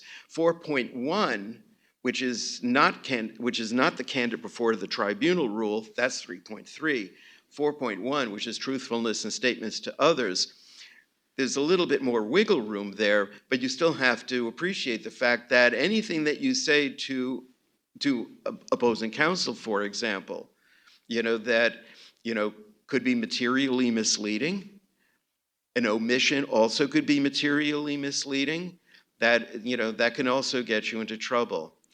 And then, of course, there's our old friend, 8.3, which basically says, a violation of the rules of professional conduct is misconduct. So it's all there. So these are some of the concerns, and we've already been discussing these today: misuse, misapplication, misrepresentation, misadventure. These are serious issues. Confidentiality. This is, fortunately for those of us in the room, it wasn't a lawyer who did this. It was Samsung. A client did it to itself, by putting proprietary code in an open source generative AI software. It was ChatGPT, right? So, because they were trying to debug the code. And then later on, when they were working on other code, they discovered to their horror that their own proprietary code was coming back to them in the output, right? Obviously, for lawyers, using any kind of closed system is going to substantially reduce the risk of that, but you still should be careful. So, for example, at our firm, we do not allow legal research to be conducted except using a closed system, like Westlaw, the new Westlaw. If you're going to use AI, and you want to use that to see if you can speed up your research, Westlaw has a tool for that. So we allow our lawyers to use that, but only if they've been trained, right? So you do not get access to that particular aspect, that particular function of Westlaw unless you have gone through the training.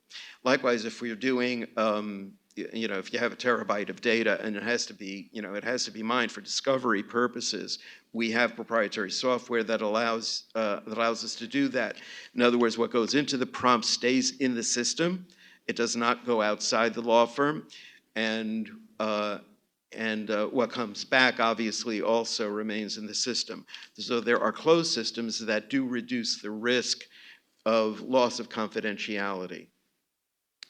Also, they reduce the risk of copyright infringement, right? Because sometimes what you get as an output might actually violate somebody's copyright.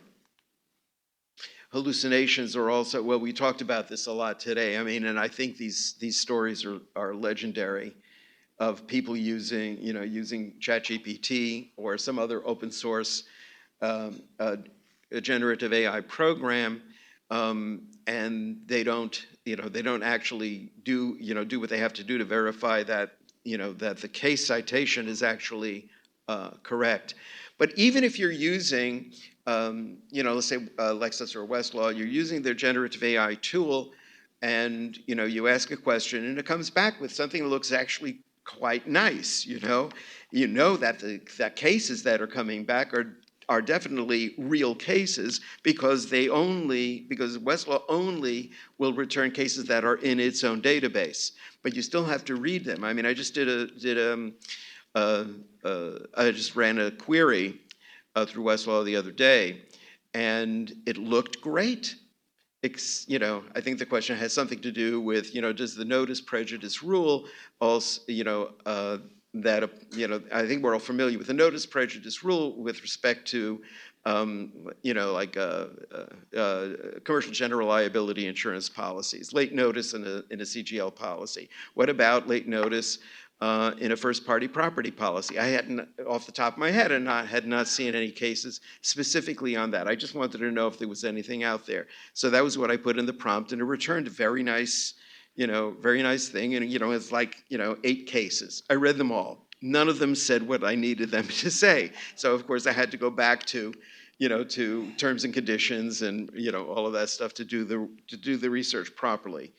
So even if you're using a closed system, you still have to do the work, whether it's your own work or you're getting the stuff back from an associate or a paralegal. So that's what the hallucinations are. Hallucinations are just, fake stuff. And as Stacy's going to talk about, of course, is the concerns about fake stuff and how it impairs trust in the system. This I've already discussed. Copyright infringement, that's a problem. This whole tenet that this whole thing that I've been submitting to you, that we don't really need a new body of rules, rules of professional conduct. And I've talked about this in a number of forums like this. I did a presentation to the Chicago chapter of the Federal Bar Association back in the spring. And then 1 month later, the ABA came out with Formal Opinion 512, which said in about 18 pages what I said in 1 hour to the Federal Bar Association, which basically says the same thing. It's all there. These are the things that you need to know in order to protect yourself, your firm, and your clients from the problems that are associated with using Gen AI. Those are the rules that we should be paying attention to. Competence, confidentiality, communication, claims, candors, fees. That's come up a few times today. It now takes only an hour to do what used to take 8. You still can only charge the hour. The bar examiners are going to be pretty clear about that. I mean, this is, Rule 1.1 is where I see the biggest issue, at least in my role at the firm. It's not that any of my lawyers want to be unethical and not follow the rules. They just don't understand the technology that they're using. They don't understand that when they type something into ChatGPT or Microsoft Copilot, that information is going out into the universe. They just don't understand that. And it's the education aspect and the competency issue that I think is the biggest concern right now. Exactly. That's exactly right. Or as I just am fond of saying to my partners and associates, don't dabble. Just don't. Competence, confidentiality, this is all stuff that we've been talking about a lot today. And what I said earlier, we do have a slide on this. I was wrong. We did have a slide on this. So yeah, treat non-lawyer assistants, whether they are flesh and blood human beings or not, the same way. You have to supervise. You have to check their work. I wouldn't say it's the same way. I think with artificial intelligence, it's even more of an issue because there is no moral compass. In other words, generative artificial intelligence is going to try to satisfy you, whether it's truthful or not, and it doesn't differentiate between truth and untruth, whereas theoretically a non-lawyer assistant will at least know enough not to lie. So it's not even lying if it's just providing information, right? There is an aspect of Gen AI that I've discovered in playing around with it that, and this is at the risk of anthropomorphizing what is a machine, but it really does seem to be designed to be eager to please. I mean, it really just wants to make me happy, right? I liken it to a lot of you know that I'm a pianist, right? So one of the things that I look for when I'm selecting a piano for myself or helping a friend, purchase a piano is that there are some brands of pianos pianos that sound really good. They just come out of the crate eager to please. But over a period of time, you can't do much with them. They are what they are. But there are some brands of pianos, like Steinway, that do not come out of the crate eager to please. They come out of the crate ready for you and your technician to make them do whatever you want them to do. Gen AI right now is more like the piano that comes out of the crate, just wants to make you happy. If you're going to be in Chicago tomorrow night, I'll be playing at the Chicago Bar Foundation annual gala. So come in at the Museum of Science and Industry. And if you come, I promise not to play badly. So these are our suggestions, right? It's in the slides. Make a note.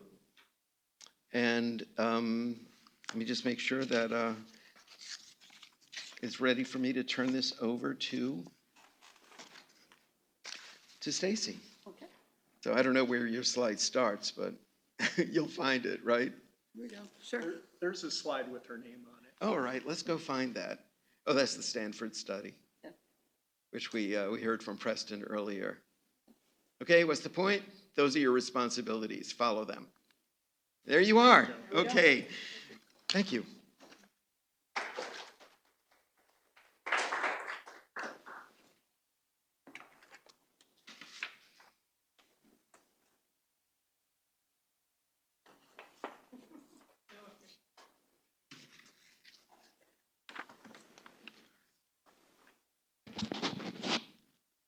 All right, let's see if I can operate the clicker here. So I stand between you and the reception, so I'll try to make it quick. It's interesting that Neil said that, and I agree with him, that we've already got the tools in the rules of professional responsibility to deal with AI. And I think largely we've got the tools in the rules of evidence as well, and the rules in the case law regarding the admissibility issues that we need. So I am addressing admissibility and authentication. Yes. So when we look at what rules potentially govern authentication and admissibility, we've got, as we all know, Daubert. In the federal courts, we've got the Daubert test. And the last point, has it attracted widespread acceptance within a scientific community?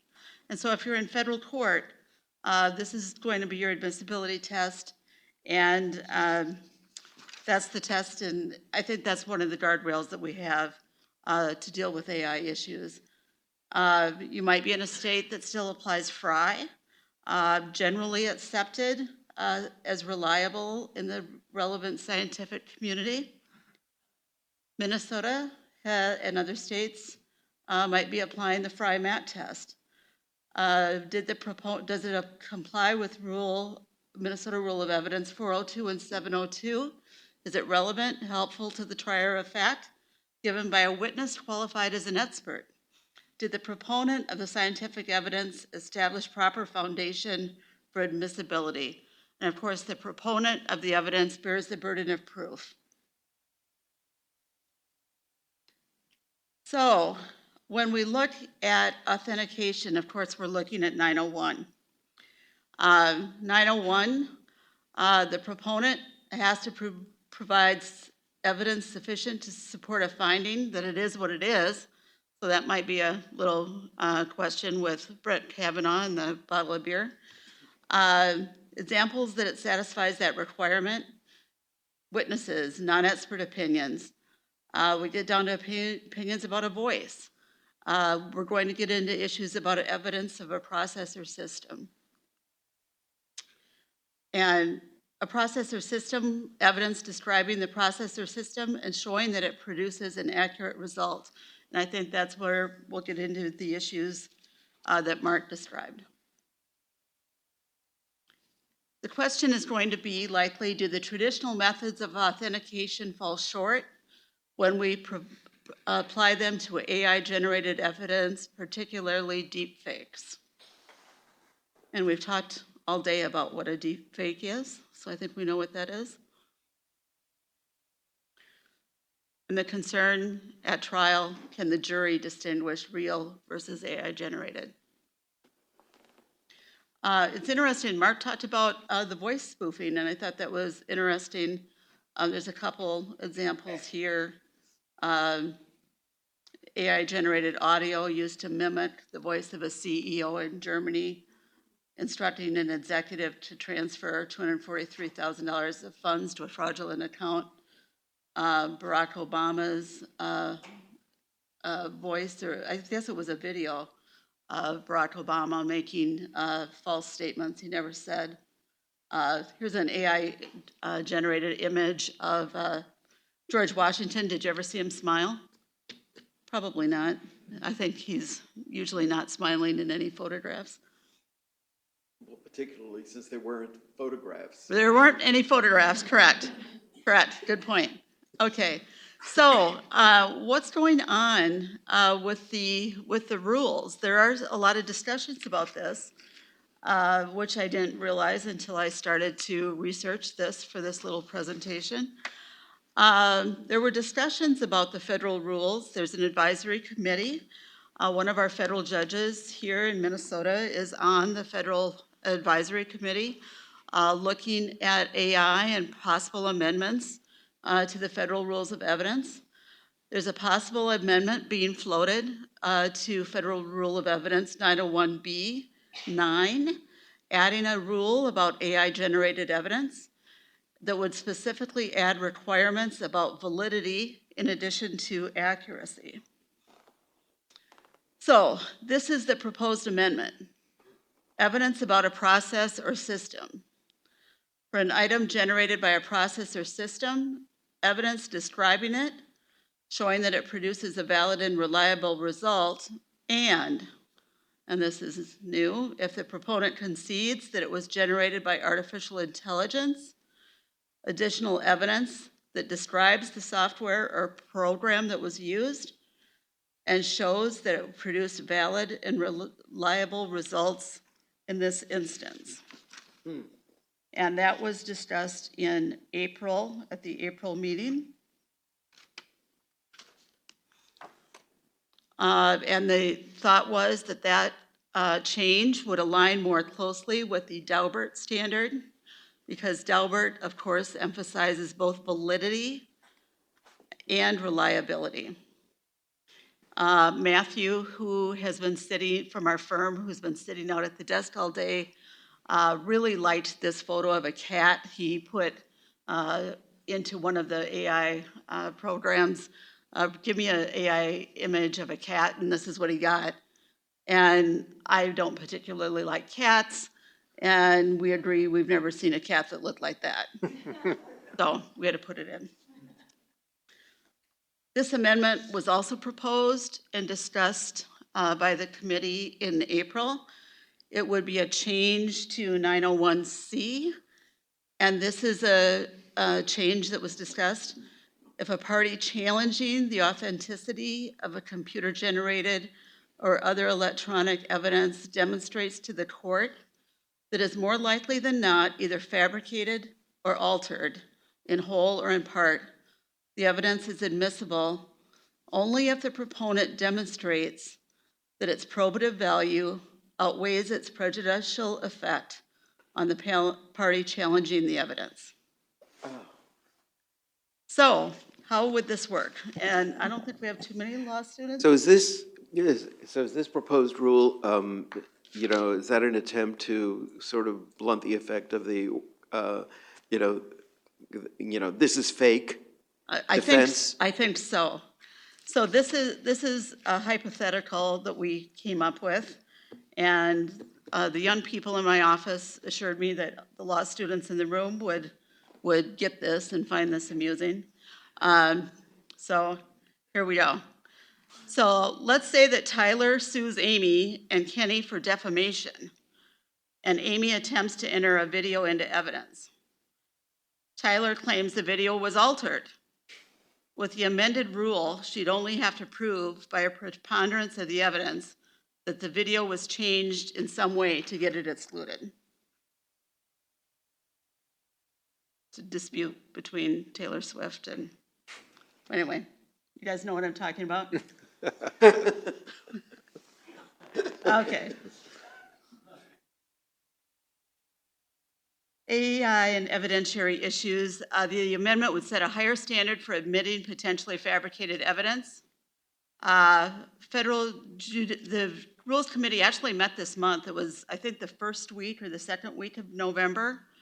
And they said, well, we'll work further on this, and we'll keep studying it. But interestingly, U.S. District Judge Jesse Furman, who's chair of that committee, said they would sideline the suggestions at this time, as they said, this is not a prominent issue in the courts. So, you know, we're going to all these seminars and having all these talks, and the federal judges don't see it as a prominent issue in the court. So those amendments have not passed. The next meeting of the Federal Rules Committee is in May. And so maybe they'll take this up again, but they don't see it as a big deal. And maybe that's because the guardrails that we have, the Daubert test and the authentication rules that we have, you know, maybe they think that's enough. I'm curious, and Mark, I mean, you seeing these issues coming up more often now? Or, I mean, are you being called upon? And then the follow-up question I have is on your audio recording concern. I mean, you showed photos, you showed other documents and how you can go into the metadata and determine whether there might be shenanigans going on. I mean, is there metadata and audio recordings that you can look at to try to, you know, ferret out whether there's an issue there? So. Yeah, good question. So I literally get 2 to 3 phone calls from judges every single week. I have a document, I have a file, I have a picture, I have whatever being introduced. One side is saying it's real, the other side is saying it's fake. I am a judge. I am not an expert in this case. What am I supposed to do? Order a deposition? Right. You know, the old tools work. The old tools, pretty well. Just fine. What we need to remember is with deep fakes are just fakes with the word deep in front of it. Okay, you've been dealing with fake evidence forever, and so have judges, and if you gently remind them, this is just fake. Handle it as you would with any other allegedly fabricated piece of evidence. You know, it's like, you know, years ago when e-discovery frightened everyone. It's just discovery with an E. Same thing with deepfakes. Right. The old solutions still work to the new problems. And I have a couple of examples of that, of the old solutions working with the new problems. And this is one. It was a homicide, and there was a bystander who had their cell phone. And the bystander took a cell phone video. And the cell phone video, of course, was fuzzy, and they call it motion blur because, of course, the cell phone was going up and down. The bystander was trying to take a video of the homicide, and it was all blurred. So the defendant's expert used AI to try to improve the quality and moved to admit the AI altered video. And the state's expert said the AI tool didn't just enhance the video, it actually modified it.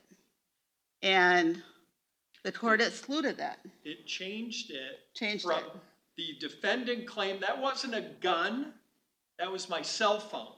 Right. And allegedly, the defense expert made it look like a phone, kept interfering with the software, didn't just say, you know, clear this up, make this, you know, higher quality. They used the software to change it from a gun into a cell phone. Yeah. And that's why it was not allowed. And that, of course, you know, goes to the other set of rules that do not need to be, you know, changed, which is we now have somebody who, a lawyer who probably violated Rule 3.3. Then you're, right? There you go. Right. I mean, you know, so, you know, your point that, you know, the rules are good. You know, don't mess. It's rule 1.1. It's so important they named it number 1 twice. 1.1. Yeah, the best evidence is the source video.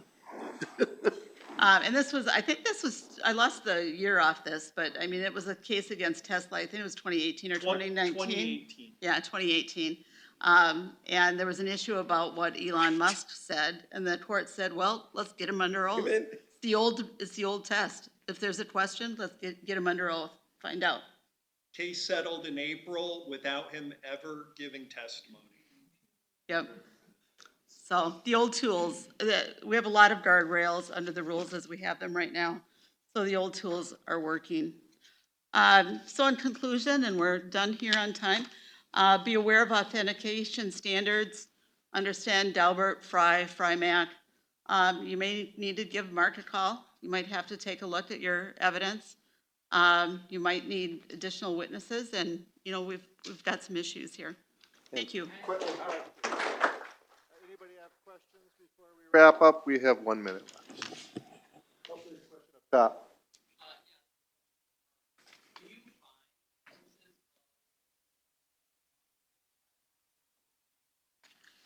Yes.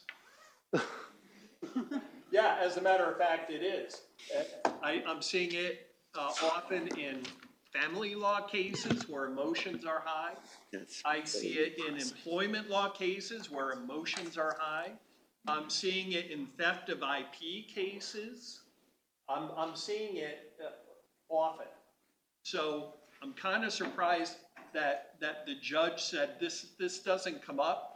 Maybe if I sent the judge in his or her own voice telling the judge this is now a big deal, maybe they would take it seriously. It is a big deal. And the lawyers are making the evidence for the No. Okay. No, in my experience, I've not met an attorney that I think would actually do that. It's not worth your meal ticket to lie for a client. But clients lie, and clients fake, and attorneys take, you want to believe your client, and you're going to represent your client to the best of your ability, but sometimes you're basing that on a lie. I've always said to lawyers, and it's not really explicitly in the rules. I mean, I suppose you can find it as part of the rule of diligence, but if your gut is telling you that you think you may not be able to trust your client thoroughly, you are what I call, you are on inquiry notice, to do a little bit more digging. So I strongly encourage everybody to pay attention to their guts on this. Yeah, I was just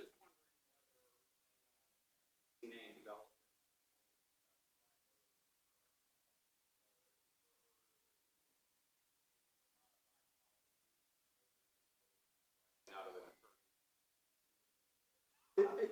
I haven't seen it yet. I'll tell you this, our firm is insured through Lloyd's of London. And in talking to the underwriters, they're asking these questions about what we're doing and what are mechanisms that are in place and whether we have safeguards on using, confidential information. So they're starting to ask those questions, but I haven't seen any modifications in the policies yet, but. Same. Yeah. Yeah, same. And we also are insured through, groups of carriers, some of which are Lloyd's syndicates. We meet with the underwriters face-to-face every year. And yes, they are asking questions like this, but it hasn't, I haven't seen it turn up in the policy forms yet. So spring of last year, right here in Minnesota, in front of Chief Judge Schultz, there was a software company. They had a cybersecurity policy. They were phished. They were hit with ransomware. They lost a ton of money. They filed a claim. The insurance carrier denied the claim. The insurance company was sued. And this went to a jury, and I think it was in May of last year. This went to a jury, and what the jury determined is that the insurance company was not liable to pay on the claim because ransomware, the ransomware attack was facilitated through social engineering, a fake email. Hey, Bob, click on this. This is really important. And in the policy, it specifically said social engineering is not covered by this policy. But ransomware was, but because ransomware occurred because of social engineering, yeah, I thought that that was a pretty cool case. I wrote an article on it if you care for it. Well, thank you.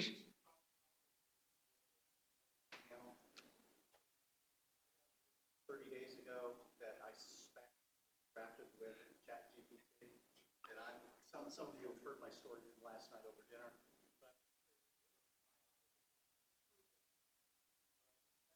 What are my ethical obligations for those types of things? Would that give rise to an Illinois Himmel obligation? I mean, were there, it doesn't matter if it was generated by ChatGPT as long as it's accurate, but are you saying that the information in it was inaccurate and there were fake cases and that kind of thing? One fake case and then a couple of other cases where. I think your obligation is the same whether it was generated by AI or not. I mean, if opposing counsel is introducing a case that is either fake or does not say what opposing counsel is offering it, for the purpose opposing counsel is offering it, I think you have a right to challenge that. To file a motion to strike, to strike the motion or to strike that portion of the motion. I mean, whatever the rules of civil procedure in your jurisdiction apply. Angela wants to know if the Illinois Himmel rule, which is the obligation to report misconduct, applies here. The Himmel rule in Illinois is limited to your knowledge that another lawyer has engaged in criminal conduct or intentionally fraudulent conduct. Otherwise, the obligation, there is no obligation to report another lawyer, but it is permissible to do so. So unless you know that in your case, opposing counsel was doing it for the purpose of committing a fraud on the court, well, let me put it this way: if you believe that the lawyer was doing that for the purpose of committing a fraud on the court and therefore on your client, I think you have in Illinois anyway, you may have a strong obligation to report. Yeah. That's not Himmel. That's just lazy lawyering, which is, A may, not shall. Yeah. Well, thank you to the panel. That was fantastic. Thank you. Now, I really am standing in the way of you having cocktails, so I'm going to make this quick, but I have a few closing remarks. I definitely want to thank the panelists and the moderators. Fantastic programming today. Thank you. Also really want to thank the co-chairs, Laura, Chris, and Dan, for putting on this terrific presentation for the days and the planning for this. There's a lot of work that went into this. Can't forget to thank our creators of the different programs, John Bonney, John Buchanan, Mike Levine. Thank you guys for helping with everything. Also want to thank the sponsors again, Jeff Kitchaven, Steve Schulwolf, and Stout. Thank you guys. Don't forget, there's going to be a feedback survey coming out next week by email. Please remember to fill it out. It helps us to know what to focus on for next year. And Steve Pate will be doing the planning for that one, is working on the planning for that one, so stay tuned. Also want to, a couple of housekeeping. Well, of course, I can't forget to thank Pearl Ford Fife. Thank you so much, Pearl, for all of your hard work. And for the Merit Gear crew who's here helping, thank you guys very much for loaning us your help today. We really appreciate it on the ground and for all the hard work. So Pearl, we couldn't have done this without you, and for feeding us so well. We really appreciate it. Also, I want to thank the University of Minnesota for hosting us today, and Dan for setting that up. What a great facility we've had here, and we really appreciate the use of your space and the folks that have helped with the IT and all the things. So thank you very much, Dan, and University of the U. Couple more housekeeping. Don't forget to sign your CLE if you haven't done that yet, and you need to get one of these forms to take with you so you can get your CLE, Uniform Certificate of Attendance. Pearl said they're up at the desk, so make sure you pick yours up on the way out. We are going upstairs for the cocktail reception, and if you have luggage that's stored over there, there is a place to store that upstairs, so you might want to grab that in your coat, take it all with you, because it'll probably be easier on your way out to grab. I had a lot of takeaways from today, some really fun things. Deep fakes is just fakes. What is AI? How is it defined? Hallucinations, eager to please. Of course, I'm not going to forget the dough urine story. But I took a lot away. I really enjoyed a lot of the insurance stuff that I hadn't heard a lot about before. I know Mike and some others and Neil have spoken on this topic a lot, but I haven't been able to see it. So I really enjoyed and learned a lot from everything. So thank you guys for that. Couple more announcements. Be sure to mark your calendar and watch for your inbox for information about our next meeting, the annual meeting, the 2025 annual meeting, and the conference will be May 7th through the 9th in Chicago. Hope to see everybody there. And next, I just want to invite everyone to the reception and the Auerbach Commons on the foyer level main floor, which is upstairs, which will be now until 4:45. Thanks, everybody, for being here, and thank you very much for spending the day with us.